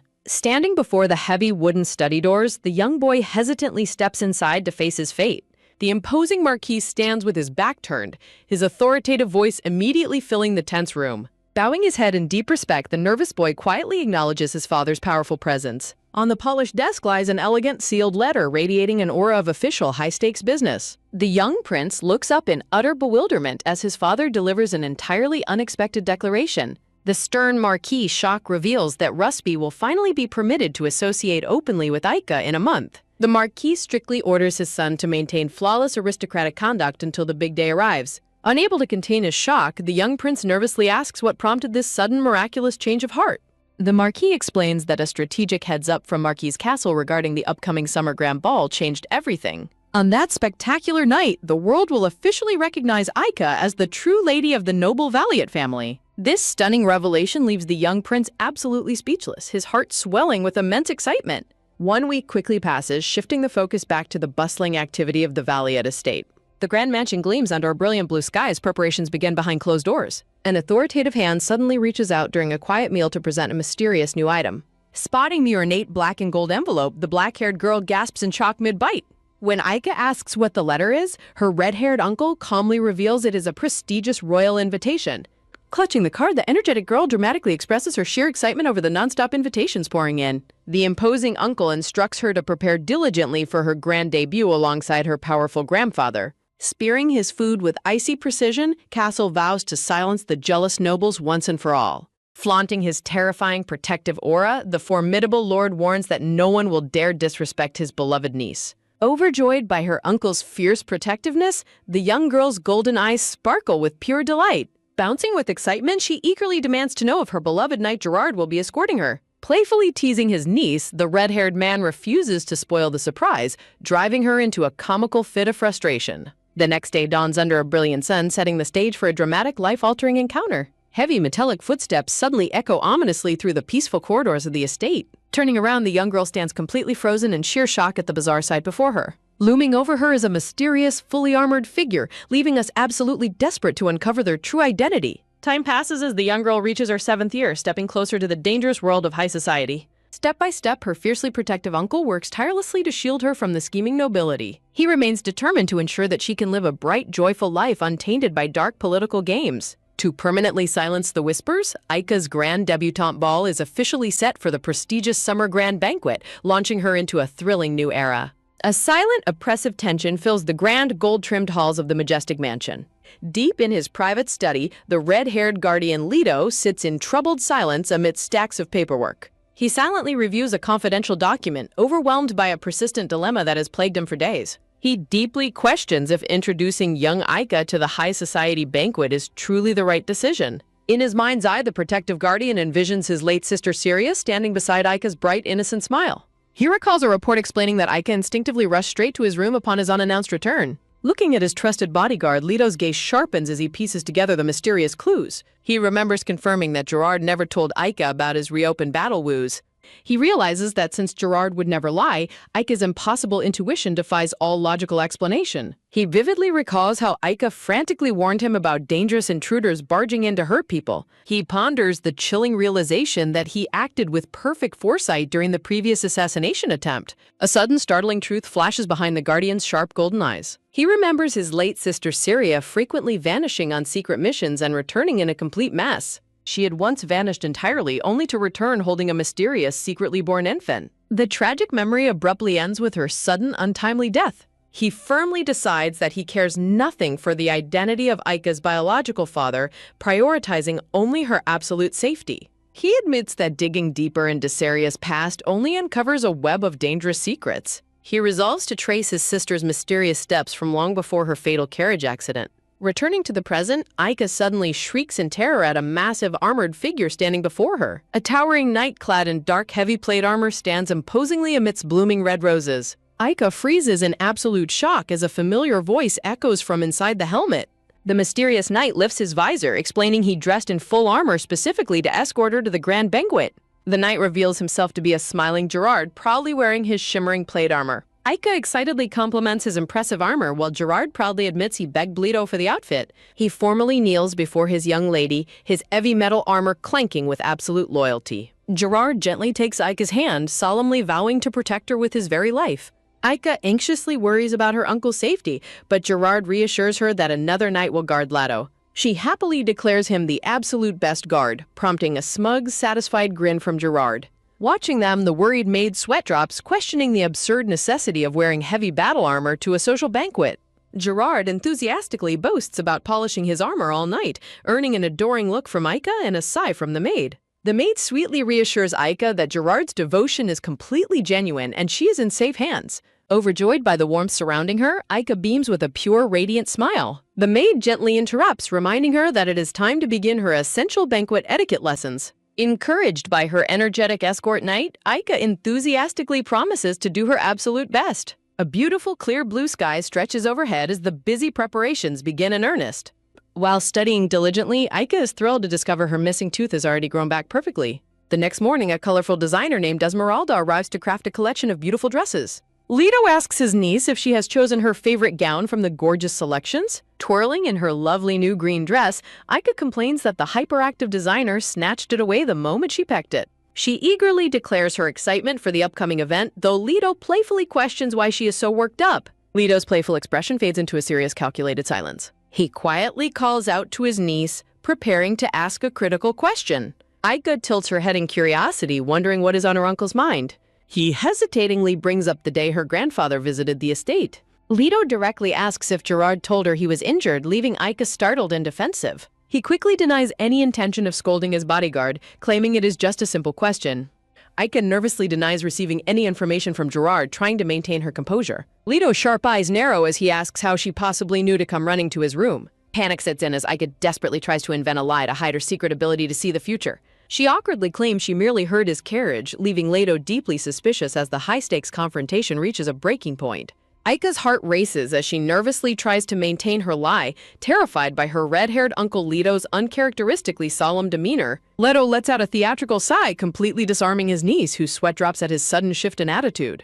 Desperate to deflect, Aika dramatically recalls her sadness over his past battle wounds, prompting Leto to quickly reassure her that his arm is completely healed. Relieved that her uncle has dropped his intense questioning, Aika vows to be much more careful with her secret foresight in the future. Time continues to march forward under a starlit sky as the grand estate prepares for a monumental event. The long-awaited day finally arrives, and the lavish palace halls overflow with elegantly dressed nobles for the summer grand banquet. Under the starry sky, a grand carriage rumbles forward, carrying its high-profile passengers toward the royal palace. Inside the carriage, a nervous Aika confesses her anxiety to Leto, hoping she will get to meet her white-haired friend Rusby at the party. She eagerly anticipates their reunion, hoping they can cross paths as soon as they arrive. Her hopes are instantly crushed when her protective uncle delivers a blunt, stern rejection. Aika pouts in frustration, complaining that her elegant first banquet dress is being ruined by a clunky wooden name tag. Clutching the offending wooden accessory, Aika fumes that the forced identification has completely ruined her perfect outfit. Leto playfully teases his annoyed niece, laughing as he assures her that the name tag only makes her look even more adorable. At the party, a polished blonde boy and a stern red-haired girl watch the newcomers with keen interest. Aika enters the grand hall, her glittering blue dress immediately catching everyone's attention. The red-haired noble girl instantly drops her cold facade, gushing in absolute awe over how cute Aika's dress is. Taken aback by the sudden outburst, Aika freezes in silent bewilderment. Corbin quickly collects herself and delivers a stern, prideful lecture on the strict demands of high society etiquette for future leaders. The haughty young noble continues her intense lecturing, leaving Aika completely flabbergasted by her overwhelming energy. The aggressive lecture is suddenly cut short as a hand firmly intervenes. The charming blonde-heir Louis Barocas steps in with a smooth smile, teasing his peer for being far too uptight and rude. The red-haired young lady, Corbin Laurel, introduces herself with a prideful but flustered huff. Louis quickly pivots to Aika, eagerly asking if the dark rumors surrounding her stay at the Marquis' estate are actually true. Aika feels a pang of frustration, silently questioning why society spread such terrible lies about her beloved grandfather and uncle.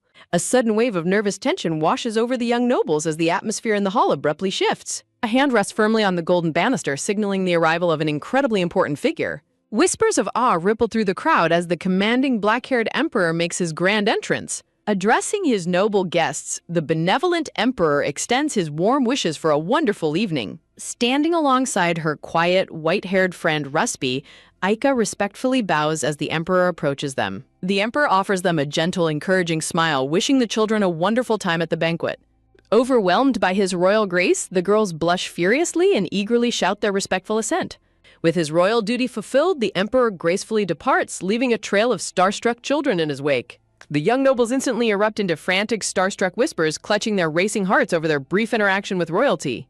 Shaking off her shock, a friendly brown-haired girl warmly invites Aika to explore the banquet together. Aika blinks in surprise, touched by the girl's sudden kindness. The majestic chandeliers cast a warm golden glow over the bustling social gathering. Louis gets their attention, pressing a glowing blue jewel on his magical bracelet to demonstrate a special trick. Magical golden butterflies burst into the air, filling the room with the enchanting melody of a music box as the children watch in sheer wonder. Louis proudly explains that the magical artifact was a special gift from his father, leaving Aika thoroughly impressed. When asked about her own gifts, Aika casually mentions a doll and the academy, leaving Louis completely bewildered. Corbin points out present belief that an academy is an entire educational institution, questioning how such a massive thing could possibly be a casual gift.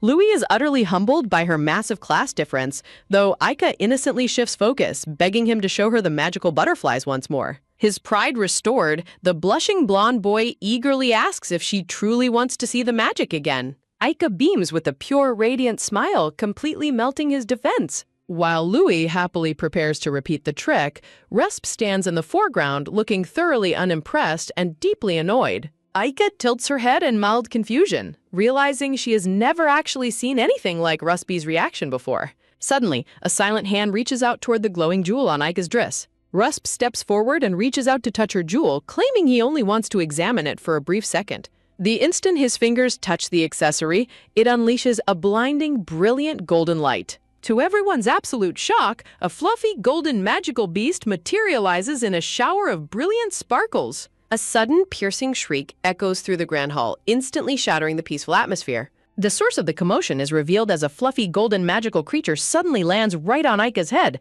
leaving her completely frozen in shock.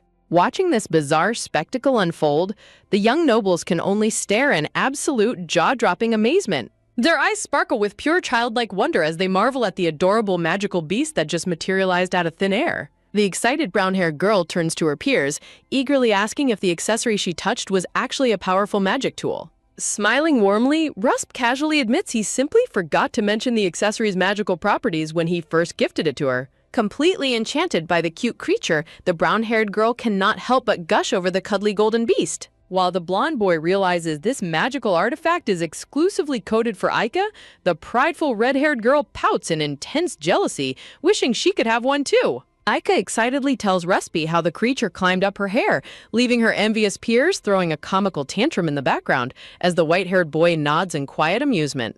Beaming with joy, the young girl proudly displays her glowing accessory, thrilled by how perfectly it coordinates with her elegant blue dress. Wanting to share in the joy, Ruspy pulls out a beautiful handkerchief, proudly revealing that he kept her special gift. The sweet, genuine bond between the two children shines through, casting a warm light over the busy ballroom. In a silent gesture of deep trust and friendship, they gently hold hands, cementing their unspoken promise. Under the warm golden glow of the palace chandeliers, the festive banquet continues to buzz with high society energy. While the children happily share sweet treats, a cynical older noble observes from the sidelines, complaining that the young girl is acting far too comfortable. The calculating gray-haired nobleman lounges on a luxurious velvet sofa, his cold eyes tracking every movement in the crowded hall. His companion agrees, noting how shocking it is that such an energetic and prominent child was hidden from high society for so long. Swirling his dark wine, the gray-haired man grows suspicious of the emperor's sudden, highly strategic announcement of a new princess. He secretly analyzes the monarch's moves, realizing the seemingly gentle emperor is playing a deeply calculated game of political chess. Convinced of a hidden conspiracy, the nobleman desperately searches for concrete proof of the girl's connection to the crown when he is suddenly interrupted. A loyal informant leans in, whispering a highly confidential update directly into his ear. A dark, cunning grin spreads across the nobleman's face as he realizes a golden opportunity has just fallen right into his lap. Anticipating the upcoming drama, the noble watches with dark amusement while Aika remains blissfully unaware, happily devouring her fluffy cake. Meanwhile, Corbin crosses her arms defensively, her prideful expression returning as she prepares to reassert her status. Feeling a sudden shift in the room's energy, Aika turns her head, her curiosity instantly piqued. Breaking her tough exterior once more, Corbin demands to know Aika's name while simultaneously gushing over her adorable dress, leaving Aika utterly bewildered. Before Aika can even answer, Corbin suddenly holds up a hand and aggressively lectures her on the strict rules of high society etiquette. She dramatically commands Aika to act like a true future leader, insisting that perfect manners are absolutely non-negotiable for nobility. Thankfully, the charming blonde heir, Louis Baracus, smoothly intervenes to tease the uptight girl for being such a massive party pooper. Flustered by the interruption, Corbin quickly clears her throat and proudly introduces herself as Corbin Laurel. Sensing an opening, Louis pivots the conversation to address the wild, terrifying rumors surrounding Aika's family home. He goes on to describe the creepy supernatural tales of restless spirits haunting her grandfather's dark estate. To Aika's absolute horror, the boy eagerly reveals the final rumor, claiming that all the maids are actually highly trained assassins. Aika fiercely denies these ridiculous claims, though she secretly panics, wondering if the rumors about her terrifying household might actually have some truth to them. The dramatic tension is broken as the Grand Emperor begins to gracefully make his exit from the main ballroom. Seizing the moment, the friendly green-eyed girl extends a warm invitation to explore the banquet together.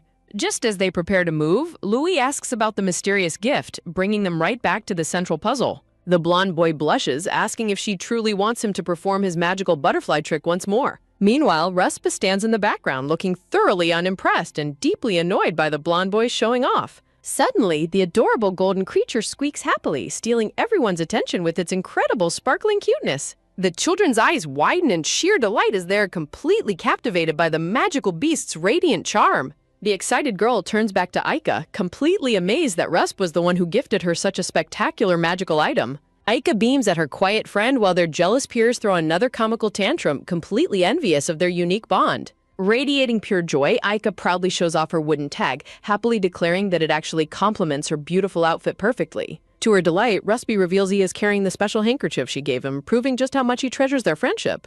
Deep in the shadows, the gray-haired noble continues to stew over the Emperor's calculated announcement, plotting his next political move. His informant whispers a crucial piece of news, signaling that a dangerous conspiracy is already beginning to take shape.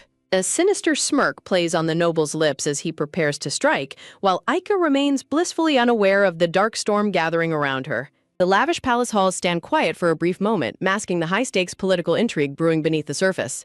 Aika's face suddenly lights up with pure joy as she spots her beloved grandfather, completely shattering the tense atmosphere of the ballroom. Just when Aika thinks her night of secrets is safe, the brown-haired nobleman smiles warmly, noting how much fun everyone seemed to have. A cheerful brown-haired girl in a plaid dress gushingly praises Aika's cute squirrel, leaving the nobleman entirely bewildered by the mention of the mysterious pet. Running forward with absolute joy, Aika promises to show him later, prompting the smiling nobleman to ask if they should get moving. Dressed in a magnificent starry blue gown, a glowing Aika waves a bright, heartwarming farewell to her newly made friends. Standing outside the grand venue, her new friends wave back enthusiastically, shouting their promises to meet her again very soon. Cradling the young girl in his arms, the nobleman softly asks Aika if she made plenty of friends, and she beams with pride. Turning her head back, the joyful girl seeks confirmation from her dearest companion, the silver-haired Prince Ruspi, who smiles in agreement. A fleeting memory of her new friend's laughing faces fills Aika's heart with warmth and a deep sense of belonging. Looking on with a mixture of fondness and quiet longing, Ruspi softly acknowledges that they were truly wonderful kids. As the carriage departs, Aika looks back with a sudden, subtle hint of concern mirroring the quiet tension in the air. Noticing her gaze, the young prince tilts his head, wondering what could possibly be on his dear friend's mind. Flashing another brilliant, reassuring smile, Aika promises that next time they will hang out with just the two of them. Her sweet invitation catches Ruspi completely off guard, rendering him speechless amidst a soft, glowing aura. A tender, peaceful smile spreads across his face, cementing the unbreakable bond between the two childhood friends. Stepping out of the venue, Aika cheerfully waves goodbye, bidding her companion a fond farewell as she departs.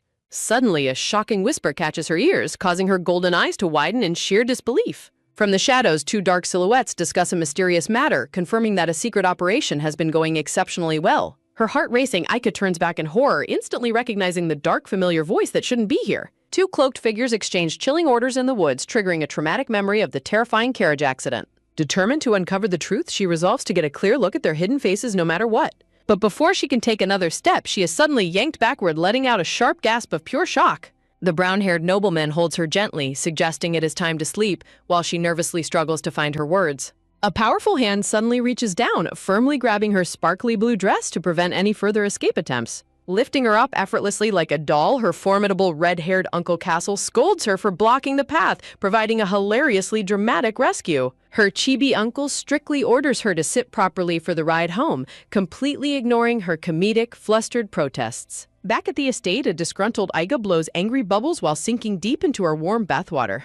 Her gentle, green-eyed maid urges her to step out of the tub before she catches a cold, smiling at her cute stubbornness. Sitting patiently in her white nightgown, Aika lets her caring maid gently dry her long black hair with a towel. The maid warmly explains that she was stuck in another section of the banquet and missed seeing her grand entrance. Instantly brightening up, the adorable chibi girl excitedly rambles on about all the fun games and delicious cakes she enjoyed. The smiling maid playfully predicts that Aika will soon receive elegant invitations, sparking the young girl's curious wonder. A beautiful array of formal, high society letters and invitations glimmers, waiting to be delivered to the young lady. The maid explains how these exclusive gatherings allow the noble children to enjoy sweet treats while building powerful alliances. Bouncing with sheer excitement, Chibi Aika squeals at the thought of bringing delicious pastries to their future meetings. Sitting in front of the mirror, the young girl is suddenly stunned as she catches sight of her stunning reflection. Gazing down at the gorgeous red plaid brooch on her nightgown, she recalls her formidable uncle's strange words from earlier. The scene shifts to the carriage riding under a glowing moonlit clock tower, filled with the tense whispers of a secret discussion. Inside, Aika questions her uncle about the magical brooch, while the red-haired Castle coldly insists it is no such thing. Calling her a little liar, the teasing uncle dismisses her story, sending her into a comical fit of fury as she denies it. Back in her room, she repeatedly presses the sparkling gemstone, utterly frustrated that the magic refuses to trigger. Suddenly, her golden eyes flash with a brilliant light as a stunning realization finally dawns upon her. She realizes that if the brooch were a simple magical tool, her silver-haired friend would have surely told her. A sweet flashback reveals Recipe carefully explaining how to pin the stunning red accessory when she is fully dressed. Staring at her reflection, she softly whispers her dear friend's name, sensing the deep secrets he might be hiding. Memory Recipe beams with a brilliant, heartwarming smile, admitting he simply forgot to mention how the accessory worked. Her maid looks on with a soft, affectionate expression, smiling at the young girl's endearing obsession with her friend's gift. Clutching the precious red brooch tightly to her chest, Aika feels a swell of deep determination in her heart. She recalls how much the young prince seemed to struggle while using his mysterious powers at the Grand Imperial Palace. Resolving to protect him, she decides to warn him against performing such dangerous stunts in front of others. She remembers his solemn warning that keeping his magical abilities secret is paramount to their safety, leaving us eager to see how she protects his secret. Dazzling under the bright blue sky, the Grand Imperial Palace stands ready to host the Empire's most powerful noble families. Her caring maid gently adjusts a bright red bow in her hair, reminding her that today's host family is a trusted pro-emperor ally. With a warm, loving embrace, the maid bids the black-haired girl a wonderful and worry-free afternoon at the tea party. In a playful parting exchange, the stubborn girl comically rejects the maid's reminder to wear her uncle's special protective necklace. The sleek black carriage rolls down a sun-dappled forest path, carrying the young lady toward her grand debut. To ensure her safety, her guardian spent days hand-selecting only the most harmless noble invitations for her first visits. The carriage finally arrives at the towering gates of the grand and beautiful estate. Stepping out of the carriage with elegant posture, the young lady prepares to make her first real step into high society. Radiating confidence in her cherry-patterned dress, she proudly celebrates successfully dodging her uncle's protective tracker. Spotting her from across the garden, her sweet brown-haired friend runs forward with pure joy to welcome her. Holding hands warmly, the two girls joyfully express how excited they are to finally hang out together. Turning toward the garden, the sweet hostess happily prepares to introduce the other young noble guests. Adorable but perfectly poised, a red-haired girl named Corbin steps forward to introduce herself with flawless aristocratic grace. A cheerful blonde-haired girl named Hayes introduces herself with a sweet freckled smile and a warm greeting. Smiling brightly, Aika introduces herself and warmly suggests they drop the stuffy noble formalities and speak comfortably as friends. A dramatic slam of a hand instantly shatters the friendly atmosphere with shocking intensity.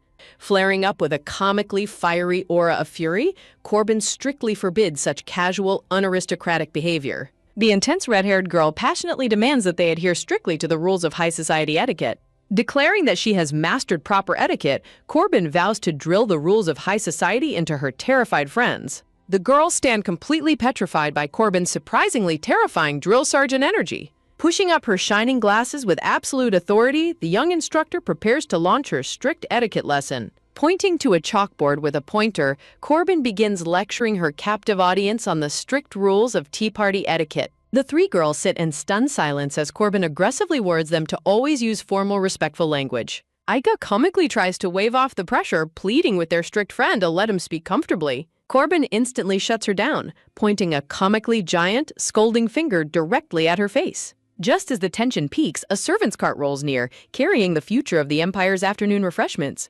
The sudden arrival of delicious tea and Aika's special mystery gift instantly interrupts Corbin's intense scolding. Corbin's eyes widen with sparkling curiosity at the mention of a special guest's offering. A stunning tray of freshly baked cupcakes topped with thick cream and fresh fruit is presented. Warm, fragrant tea is elegantly poured, setting the perfect stage for their sweet afternoon feast. Their sweet hostess warmly welcomes everyone to the table, proudly introducing her personal favorite tea blend. Excitedly gesturing to her cupcakes, Aika announces she will show them the absolute best way to eat them.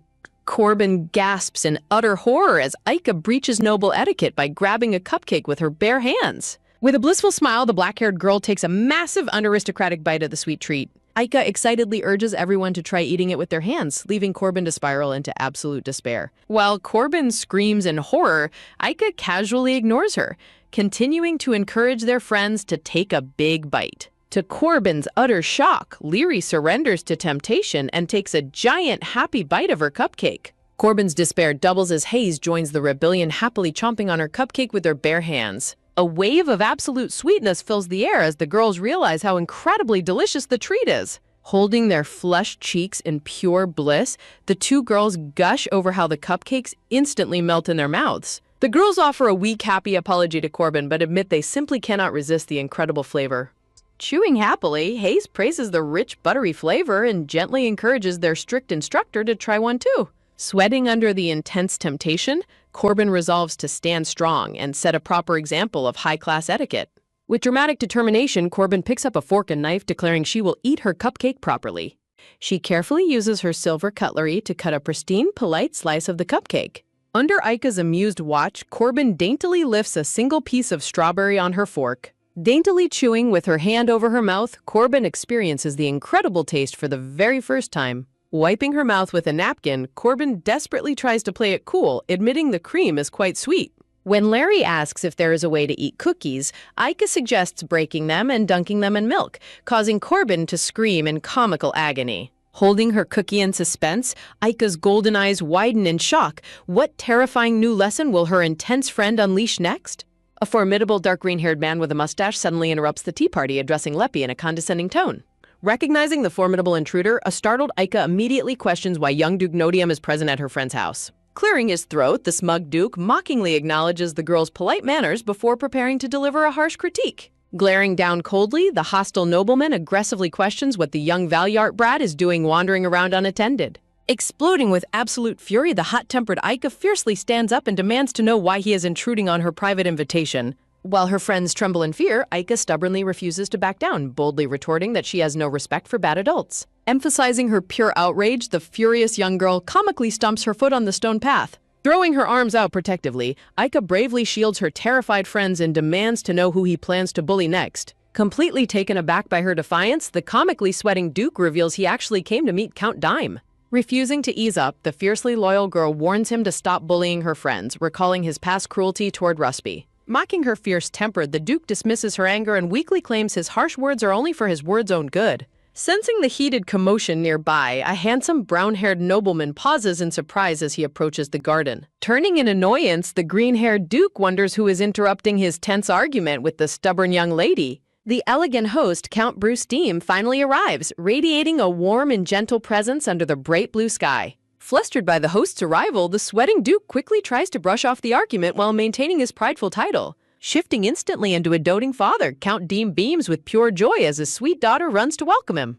Gazing up in complete wonder, Aika is stunned by how perfectly the handsome Count resembles her dear friend Leppy. Wrapped in a warm, loving embrace, the doting father happily acknowledges Aika's presence with a bright smile. Polishing her high society manners, the polite young lady warmly thanks her handsome host for the gracious tea party invitation. The gentle host politely invites the flustered Duke to proceed to the drawing room, leaving the children to their play. Watching their warm departure, a quiet longing fills Aika's heart as she wishes she had a loving father too. A sweet, hazy vision of a silver-haired father figure holding her up and smiling warmly fills her mind. Snapping back to reality, the grumpy Duke scolds her for staring, prompting Aika to comically deny looking at him. Adorably puffing their cheeks in mutual annoyance, the two rivals turn away from each other with synchronized huffs. Once the adults leave, Leppy and Hayes worriedly ask Aika why she behaves so rudely toward the intimidating Duke. Looking deeply contemplative, Aika ponders her intense protective instincts as she prepares to explain her fiery outburst. Summarizing the Duke's harsh behavior toward Rusby, the black-haired girl leaves her friends completely stunned by the shocking revelation.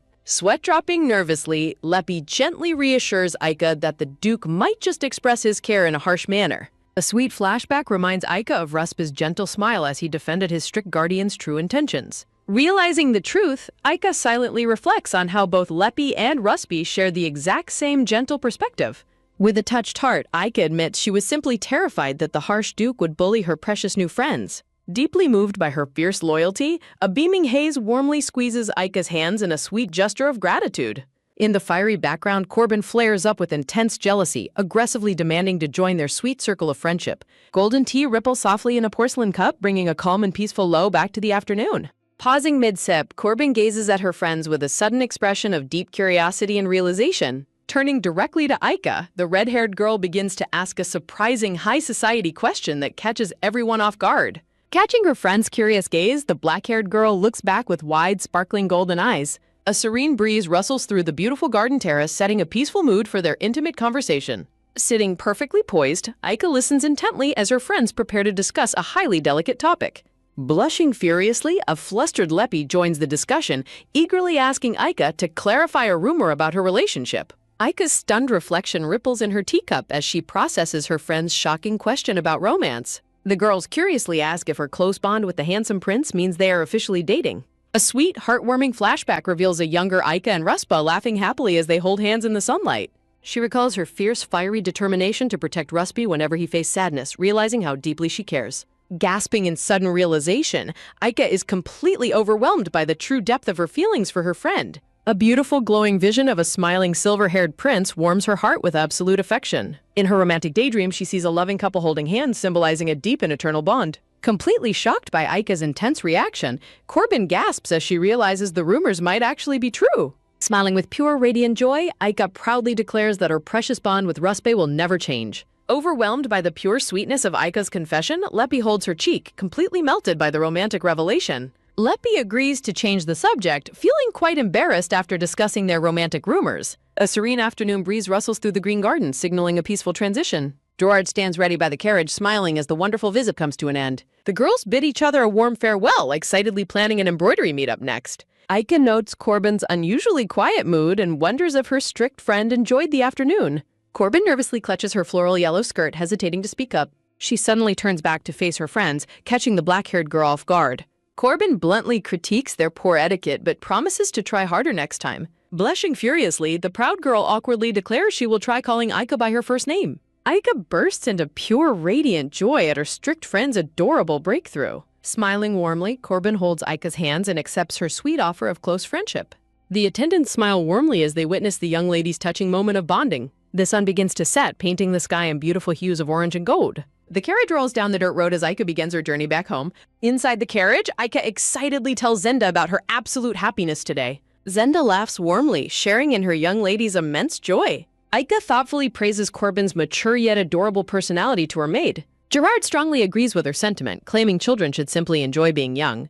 Aika points out how remarkably similar Leppy looks to her handsome father. She fondly recalls the doting Count Deem embracing his beloved daughter. Zenda looks surprised by how deeply the gentle Count's doting nature impressed the girl. Behind her smile, Zenda secretly worries of seeing their close bond made Aika feel lonely. When Aika mentions Corbin's pony riding lessons, Zenda worries that proper lessons might be too dangerous. Aika gazes up with a pair of irresistible, pleading golden eyes. Zenda relents and promises to ask the master, sending the black-haired girl into pure excitement. Aika confidently notes that riding her special white horse is effortless thanks to her unique abilities. She happily whistles, daydreaming about riding double with her dear prince in the future. Suddenly, a sinister presence with glowing eyes lurks in the dark foliage, shattering the peace. The driver screams in terror as the carriage is violently thrown off balance by a sudden impact. Inside the cabin, the occupants are violently tossed around as the horses screech in panic. A hand frantically shields Aika's face as desperate screams echo through the chaotic carriage. Aika lies dazed as her vision warps, the panicked voices of her attendants fading into a distorted hum.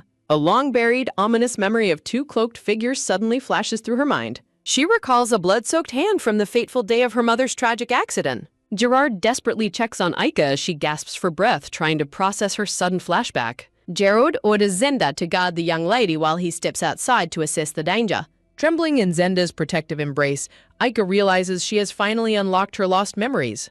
She vividly remembers the sinister voice of a certain silver-haired elderly noble present at the accident. Alongside him, another unidentified voice whispered in the shadows of that dark day. The conspirators had searched for a specific missing item, frustrated that it was already gone. Aika realizes they were hunting for the sacred jewel she had swallowed, a secret known only to her mother. Gerard returns to the carriage cabin to reassure his traumatized young lady. He explains that a wild beast caused the sudden crash, and they will resume their journey shortly. Zenda promises to call for a doctor immediately, while the shaken girl weakly nods. Overwhelmed by fear, Aika realizes the dangerous enemies who targeted her mother are still out there. Under the quiet moonlight, the carriage finally arrives safely at the grand estate.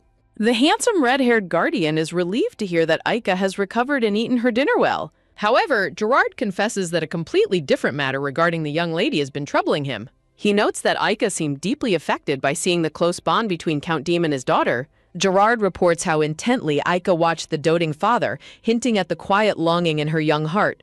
A heavy silence blankets the study as Aika's guardian commands Gerard to proceed with his report. He bitterly reflects on Aika's origin, admitting his protective fury toward her unknown biological father. He remembers her innocent questions about family, wondering if she secretly longs for a father figure. Before he can dwell on his worries, a sudden soft presence interrupts his deep thoughts. He turns in curiosity as a soft knock echoes against the door. Aika sheepishly peeks into the room, surprising her guardian with her late-night visit. Stunned by her presence, he blinks as he tries to process her sudden appearance. He calls out her nickname, wondering what could have kept her up so late. He demands to know why she is awake, causing the young girl to squeak in surprise. She nervously stammers that she simply couldn't sleep, throwing the question back at him. Sensing the awkward tension, she quietly decides to retreat back to her bedroom. She softly wishes him a good night as she turns to leave his study. She walks away slowly, leaving her guardian standing alone in the quiet hallway. He suddenly pauses, a clever idea flashing in his mind as he looks back. He calls out to stop her, questioning if she is really leaving so soon. He playfully teases her, claiming he thought she came to sleep by his side. Overjoyed by the invitation, she gasps in pure delight while he warmly consents. Without hesitation, he sweeps her up in a gentle and reassuring embrace. Carrying her close, he lovingly asks what he can do to help her fall asleep. Resting her chin on his shoulder, she whispers his name as he gently pats her back. Enveloped in absolute warmth, her heavy eyelids slowly flutter shut as sleep takes over. He cradles her sleeping form, reflecting on how exhausted she must be after the carriage accident. As night deepens over the estate, he feels relieved she found peace so quickly. The next morning, quiet footsteps echo as a new day begins. Heavy footsteps follow closely behind, hinting at a shadow looming over her. Aika spins around in confusion, realizing her uncle is persistently trailing right behind her. She demands to know why he is following her, and he simply blames her constant running. With a dark, knowing glint in his eyes, he prepares to call her bluff. She gasps and reflexively covers her mouth, realizing her secret might be out. She desperately acts clueless, but he instantly points out her hidden loose tooth. He notes her breakfast choices and mouth-covering habits, completely trapping her in her lie. He channels his inner demon to terrify her about crooked teeth, leaving her trembling in absolute dread. Petrified by his grim warning, she frantically asks for confirmation, which he cheerfully delivers. He flashes a brilliant grin, promising a completely painless solution to her problem.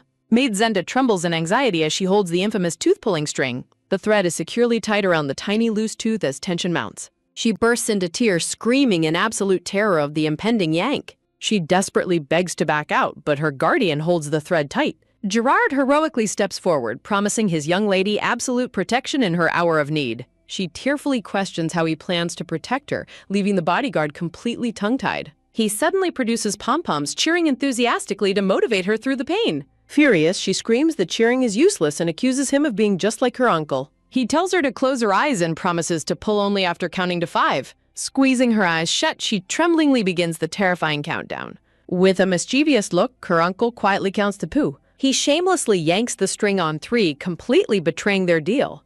She rages over his betrayal, while he casually dismisses it since the deed is done. The tiny tooth dangles triumphantly in the air, a successful heist accomplished. She blinks in disbelief at her painless tooth while her smug uncle smiles in victory. Overwhelmed by the sudden shock, she bursts into a comical mix of tears and confusion. Screaming in absolute betrayal, the young girl reacts to her uncle's sudden sneaky tooth-pulling stunk. She vents her immense rage, loudly labeling her uncle a complete dummy for tricking her. The red-haired guardian innocently questions if the quick pull actually caused her any pain. Sobbing dramatically, the little girl throws a tantrum and declares her absolute hatred for her lying uncle. He watches in stunned silence as his dramatic niece turns and bolts from the room. The worried maid chases after her crying young lady while the men stand completely bewildered. A defiant shout echoes through the corridor, rejecting any further attempts at communication. Her uncle shouts after her, demanding she get her mouth disinfected before running off. She sticks her tongue out defiantly, completely rejecting his advice with a childish mock. Her uncle sighs in defeat, questioning where she could have possibly inherited such a fiery temper. She storms out through the giant mansion doors to find her own quiet sanctuary. Looking down, his golden eyes soften as a bittersweet memory suddenly flashes through his mind. He recalls his late sister Saria explaining that children should express their emotions freely. In his memory, she insists that protecting a child's innocence is an adult's ultimate duty. She passionately vowed to ensure that young Aika would grow up experiencing true emotional freedom. The siblings once stood on a sunny hillside together, bonding over their shared training swords. She envisioned her daughter growing up honest, laughing and crying without any restraint. Clenching his fist, the red-haired guardian wonders why this specific memory surfaced so suddenly today. Gerard approaches with a warm grin, ready to tease his master about his parenting skills. Annoyed by his guard's amusement, his uncle prepared to shut down the teasing immediately. He hilariously kicks Gerard away, ordering him to go watch over the fleeing young lady. The scene transitions to the beautiful glowing stained glass dome of the Grand Archives. Aika complains to her giant pink bunny plush, Lepus, who asks about her tooth and mentions a new discovery. She tilts her head in curiosity, wondering what new mystery has been uncovered. The pink bunny taps a thick, ancient book decorated with a mysterious circular crest. She picks up the book as Lepus explains they found it hidden among unread materials. The pink companion reveals that the book was personally written by her late mother, Saria. Wide-eyed and stunned, the little girl tries to process that this book belonged to her mother. She opens the cover of what she realizes is her mother's personal notebook. Determined to find answers, she decides to organize all the clues she has gathered so far. She recalls hearing 3 distinct suspicious voices during the fateful carriage accident of her childhood. She identifies the first voice as the elderly noble and the second from the imperial banquet. The third voice belongs to a mysterious cloaked figure she has yet to identify.